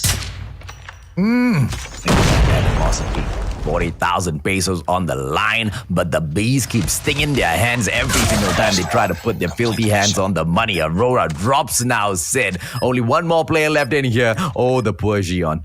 He's stuck in the same situation. Oh, he gets a kill. Sassy, oh, the backstab Umi, a little too quick for the KRM. Get ready for the next A little round. too late for that. They're just having a hard time in this, just having a hard time in S&D, honestly. So, I feel like they just need to try to do it. Destroy They just need the to trust their gut. They're Get the trying bomb. to second guess themselves. Especially Aguilas. PDR BEES, they're doing well. They're doing well actually, but now they have to string 2 more, get up to 2-0. So let's see what happens here. Sassy with that sniper on the Locust, same position for the Aguilas, and Aurora same position as well. Just being a nuisance there. Number 3 and number 5. They're just beside each other. You're gonna spot one person here. Number 2. Sassy. Can they get this kill? Pre-aiming with this 10 with this Holger. Too little, too late. Another one. The push is coming. I don't think you should have pushed that. It's a 5v3. One more person is gonna get the Holger, and you have a Fennec, and you're staying at. Well, Yes. Yaki. Congratulations, Abyss. Ultimate Abyss, ladies and gentlemen, boys and girls. Let's just announce it right now. 40k pesos richer. Aguila cannot do much. Animosity at its finest, but they still learn the hard way that the Queen Bees are more important. Wawu gets a 2-piece, goes in with the Fennec just for the absolute slice, and now Aurora finishes it off. Aguila Animosity have got no stake, absolutely no chance in hell to touch the 40,000 pesos. I mean, I've seen it all, man. I've seen snipers in close ranges and shotguns in long ranges. A Fennec that far, you'll never get far in life, man. I'm telling you. But here we go. Last round for PDR Angels, maybe. But Sid, switching to the Locust, actually. Very kind of got Aurora. Oh my God. On your left. Ooh. Oh, Aurora just trying to, but look at the PDR BEES. They're trying to wait. They're trying to wait for a play here, AJ. Just holding it down, but Sassy drops down again. Sassy. The shotgun. Aurora gets taken out. Well, has one more, but Sweeter misses it, but he's going to be pushing back. That's all they need, but Umi trades it out. Now it's a 4v4. Let's see. Bomb is still up, but the base will be covered by the Aguila boys. But look at PDR. A is cleared. They're going to go over there. But there's one player, which is Yaki. Doesn't have a sniper, actually. But Sid takes out 10 as well. But Yaki has that Holger in hand. Information is given. They are going to play for that retake. But one guy pushed up already, which will be number 4, which is Brian. And Brian just trying to hide. This is going to be a perfect time for Wawu just to wait for 2 players to get that backstab going. But they're both going to be on it. Umi takes out Sweeter. Wow, gonna make that play. Gets one. Can she get the other one? No. Let's get that information. 3v1. This could be it. Last person. But takes out one. Yaki in 1v2. Takes out another one. No, barely gets away with his life. 15% health left. Yaki takes out Sassy. But Sassy. Yes! Ovi takes him out. Get ready for the next round. PDR BEES win. Oh, goodness gracious me. Ladies and gentlemen, boys and girls, Ultimate Abyss have got their ultimate goal settled here. 40,000 pesos in the bank. God. Aguila Animosity find out that if you keep all of that animosity in your heart, it brings you absolutely nowhere. Maybe you want to change that name to something a little bit more positive. Oh my God, man. Bro.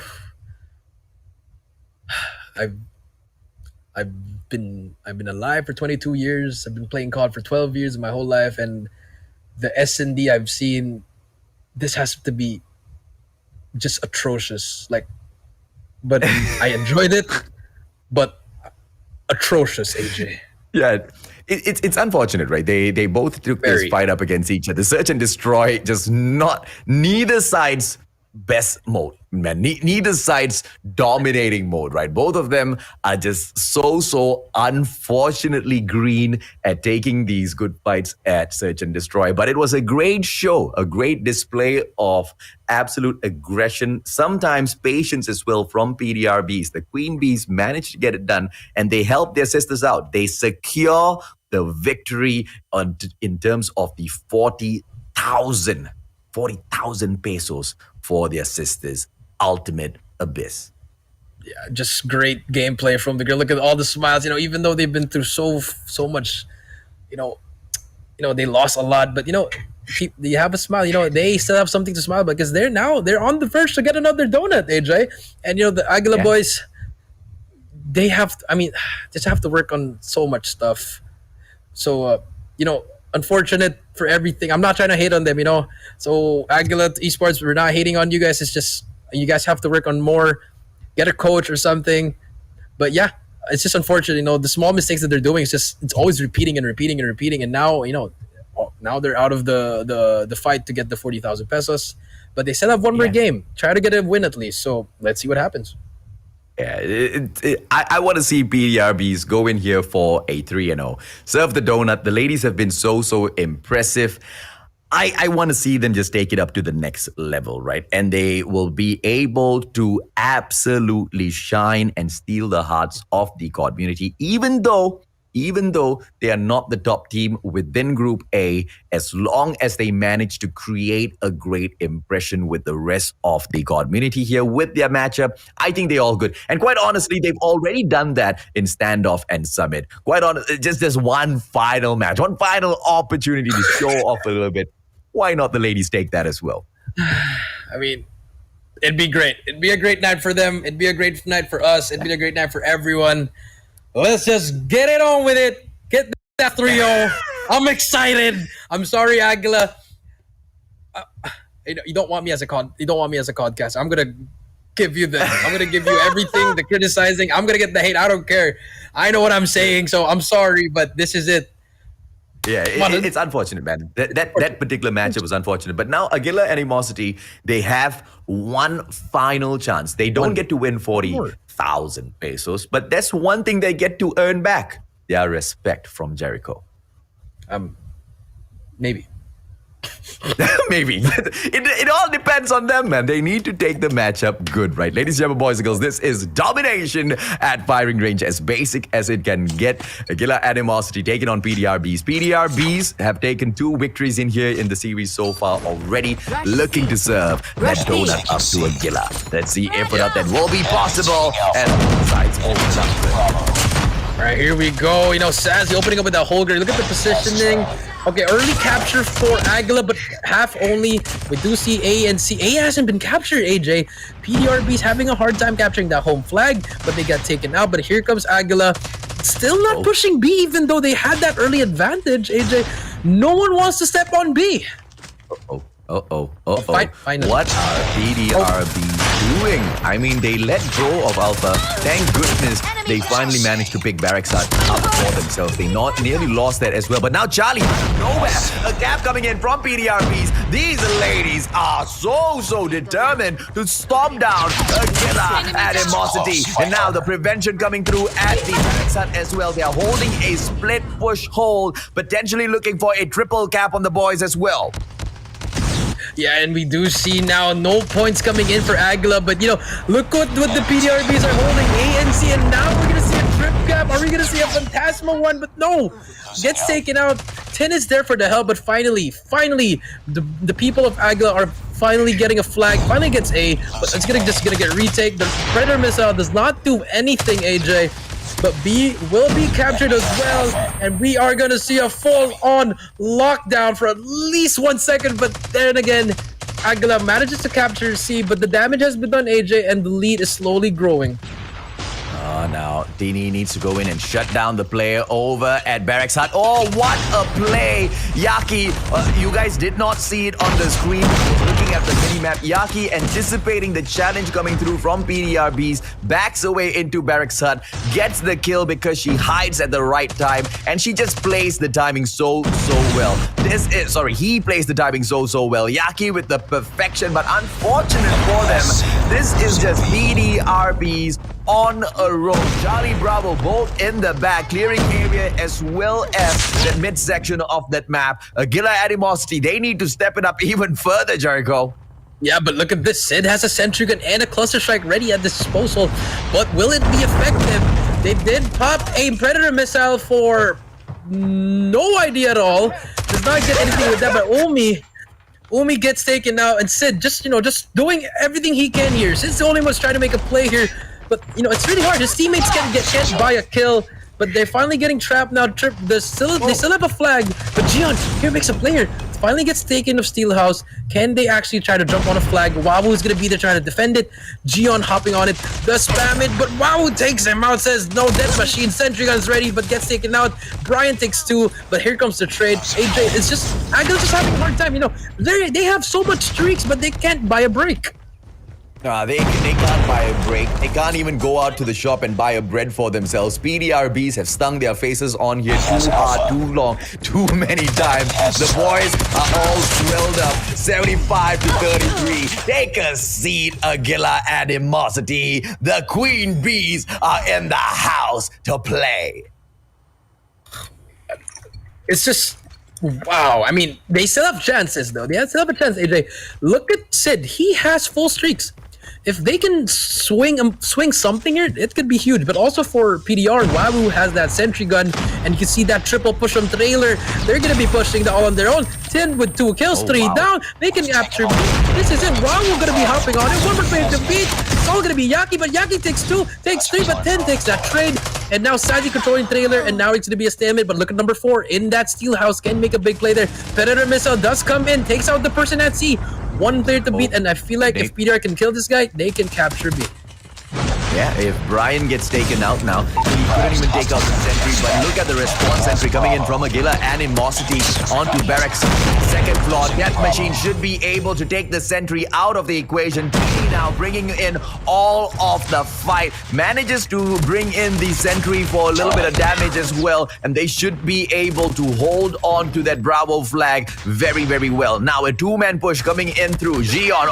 The numbers should be able to shut Gion out of this match. PDR BEES are on another level, Jericho, and I love it. Yeah, I love it too. Another level. Yes, you are. Yaki trying to make a play. Anything to do about Wawu, the captain, making the play. The Death Machine. The sentry gun is out. Wawu just having fun with this, destroying everyone. Wawu gets 1. The capture of me, but Trailer is there, and Gion trying to cap C on his own. Will not be able to capture it, but here comes the push from Aguila. They're just pushing in the middle. It's a sentry gun. But they finally destroyed it. Brian on the hill. Can they try to capture it? B will be captured here, but 3 minutes left. AJ 110, 111, 150, 54. Oh, we might see a triple lockdown. It is a lockdown. Here comes the Predator missile. There you go. That's how you use the Predator missile. Let's go, Aguila. The Aguila boys are trying to make a play here, but PDR managed to cap A, and the airstrike is in. There you go, AJ. Now Aguila is trying to make a comeback here. Be careful. Oh, they bring in a double cluster, Bravo, as well as Alpha. Now clearing areas, the one point where they can all go in for the push. 2 players at the very same time, and they were unable to block that off. Great investment in terms of clusters, but PDRB still managed to fight back Charlie, clearing area in the back, almost taking control of Barracks, and finally they get flushed down. They are holding on to one side. Aguila Animosity still can make their way right back into the game. They have to be really, really careful. Onto the play for that B flag. Gets shut down immediately. Wawu putting that sentry. Will be able to win Bravo back for them. Let's see how they go on with this play. Yeah, Goliath is also out. Wawu will be using that. This is an opportunity. Once the guy goes in, they can go in there. The sentry gun's doing damage. Finally destroyed. 120 to 91. Brian trying his best. A defender gonna hop on it to clear it out, but no help from Isibis. Goliath is coming in. Here comes the push from one last push to secure this win. Wawu with the Goliath takes out 1. Will help Isibis takes out 2 as well. But there's one player gonna make that play. Gets hit, but he's gonna just sacrifice herself here. The lion doing everything and just to get it does the job. But Babu still has a predator. She can use that predator for later. 128 to 102. 1 minute left. Can they make the predator comes in defense? See? And AJ, 28 points left. Can they do it? I think it's gonna be a strip club. The PDRBs are gonna run away with this. This is it. The PDRBs are running away with this game, AJ. Oh, the ladies are absolutely shining through. This is why I'm just so disappointed that only one of these four squads will be moving on to the playoffs, ladies and gentlemen, boys and girls. What a performance. What a way to close the day of competition in here today. PDRBs, they opened the day up. They fell to Ultimate Abyss 2-1. They then met Phantasma. They lost 3-0. The ladies should have given up. The ladies should not get the win, but instead they fight their way through. They're almost about to lose. No! What a denial! What a take! The ladies reign supreme. PDRBs. They serve a donut up to the boys of Aguila Animosity.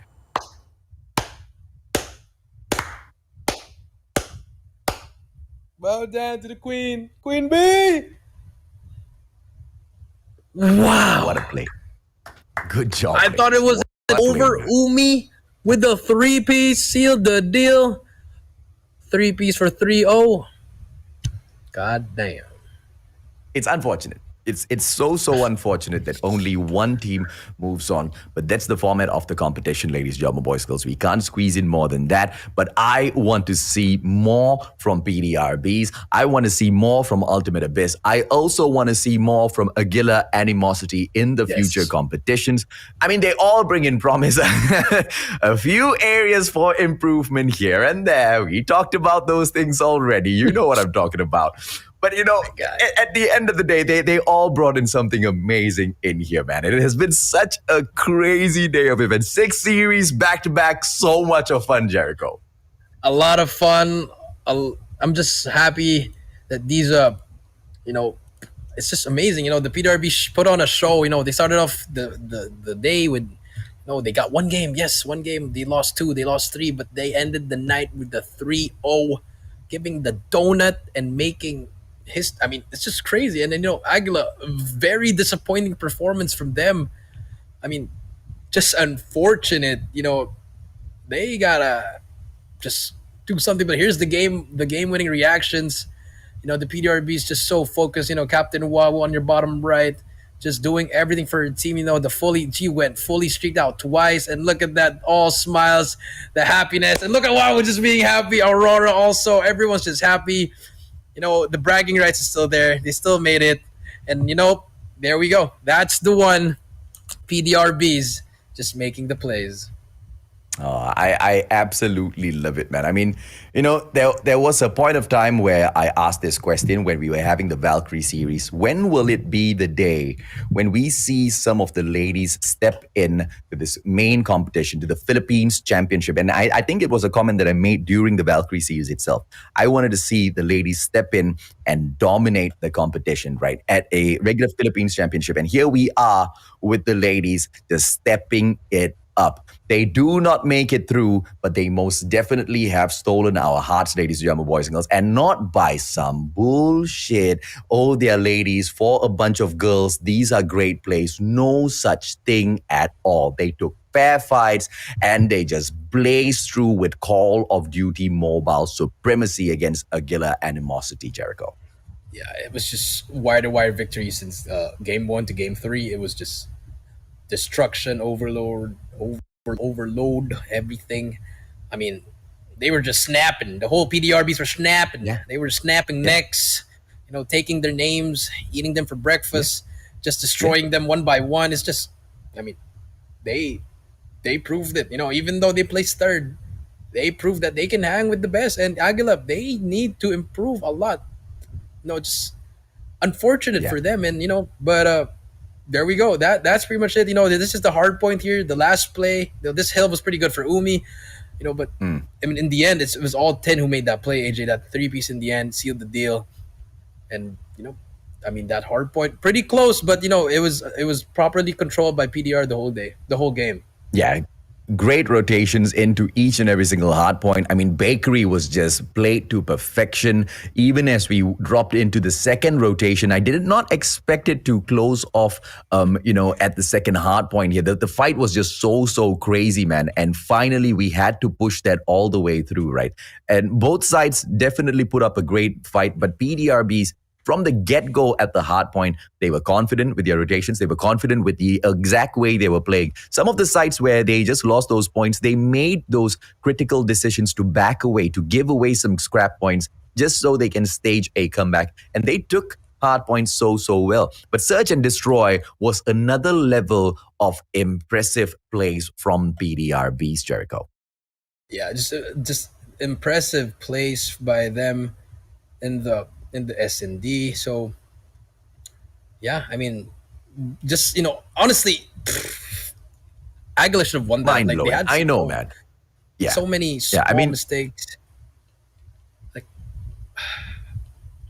yeah, let's just move on. Domination firing range. This one, wire to wire victory. Honestly, AJ. Even though they managed to get that trip count in the second half, it was just all PDR, all PDR on the kill feed. Yeah. Wawu just bringing that. She was pretty much carrying the team with that sentry gun and everything. The death machine, predator missile, you name it, she got it. Everything, capturing the flag. Just she was so good in this game, and she was, man. And she just gave it. She gave it all, and they deserve this win. And I mean, that's great. It's just really great. Yeah, I want to see more from the ladies. I want to see them step up onto this platform and just take it for themselves, right? They clearly have shown that they do have what it takes, but a few of those patchy, map controls, a few of those patchy rotations on hardpoint domination, they just need to sort that out. Clearly, the game against Aguila Animosity, they were able to reign supreme, but against the other squads, a lot of opportunities for improvements for PDRBs that they themselves, I know, see through. Wawu, like you said, man, crazy on the play. I think the highlight of her just bringing out the sentry gun and immediately dropping with the backup of the death machine alone is enough to show you why this lady is the soldier of the game. 18 average kills, 14.33 on average deaths, 5.33 on average assists, KD ratio 1.26. The average score she pulls in within the series, 3,211. Wow. An absolute beast. I cannot wait to see more from the PDRBs. I mean, just crazy, great numbers all over all the stats, and that's why she is the captain of this team. She rallied everyone. They wanted to win it, even though it wasn't for the money. It was just for the respect and the bragging rights. And she did it, and the team did it, and well-deserved. PDR Wabu, congrats on that MVP. And that was such a great day, AJ. It was, man. I mean, I usually tell all of the teams, right? If you cannot win, doesn't matter. As long as you steal the hearts of the community, you most definitely are doing it right. And that's exactly what the teams in here who did not qualify through have managed to do. They have stolen our hearts with all of those wonderful gameplays. And at the end of the day, regardless of any bit of trash talk that comes in from any of the other teams or the supporters, they know that the Philippines scene itself for Call of Duty Mobile is so solid and strong. And whichever one of these squads qualify into the playoffs, those that do not make it will still be backing them up in terms of giving them that fire and that spirit to fight, Jericho. Because at the end of the day, it's all about who goes in there and represents the Philippines flag at the next stage as we make our way through to the World Championship 2021. And yeah, we see the final standings after 6 games today, AJ. Number 1 is Phantasma with 8 points, just losing 1 game, AJ. But, number 2, Ultimate Abyss, will be getting that 40,000 pesos, AJ, with 4. Whoa, wait, AJ. Did you see what I'm saying? Exactly. It's a tiebreaker. Yeah. What? Yeah. It's a tiebreaker, and just unfortunate for PDRBs, they lost too many of those initial matches in order to be able to get an equal fight. Ultimate Abyss, they raked up those points a little bit early on. Remember all of those head-to-heads that I walked you through earlier on, ladies and gentlemen, boys and girls? Those rules came into play, and after the team calculated in the background, Ultimate Abyss just won that hands down. Quite honestly, PDRBs, they weren't even in the running for the equalizer as well as for the fight for that 40,000 pesos. It was all the time Aguila Animosity. But well played, man. PDR BEES, the one team that literally got counted out of this group already, managing to make a comeback in that final series to win all of our hearts and support. Yeah, it's just amazing, amazing, amazing plays. And, unfortunately, they tied up, but, it's okay. Maybe it's not for them now. Maybe in the future, they'll get something even bigger. But, AJ, day number 2. Oh, this is going to be crazy, man. Same This is exact setup, crazy. ladies and gentlemen, boys and girls. Tomorrow, we'll kick it off at 7 p.m. plus 8 GMT. Exact same time in Singapore, Malaysia, and Philippines, so you don't have to worry about that. Tyrant Destra will take on PDR Esports in our very first series. CKG Elevate will meet C8 Esports. These are the 4 teams that will be going in rotation. As usual, each team will play 3 series, and each of those 3 series will have a mandatory 3 matches for them to complete. C8 Esports then takes on Tyrant Destra. We move on to match number 4, where PDR Esports will have that opportunity to take on CKG Elevate. CKG Elevate stays on to then meet Tyrant Destra to wrap things up. PDR Esports once again comes back for the play to take on C8 Esports. Is it going to go down all the way to the final match tomorrow on the 25th? It's not going to be tomorrow. It's Wednesday, by the way. Yeah, tomorrow is a holiday for everyone because we already anticipated how much of saliva as well as effort and all of the amount of energy we will put into this competition shoutcasting. Yeah, the team knew, man. We can't do this back to back for the Philippines. We'll take a break tomorrow. We'll be right back in here on the 25th with more action from day number 2. Jericho, what's your breakdown from all of these squads, man? Based on what you've seen from Phantasma in comparison to the other teams, how well do you fare this particular squad taking it all the way? All the way till the end of the playoffs?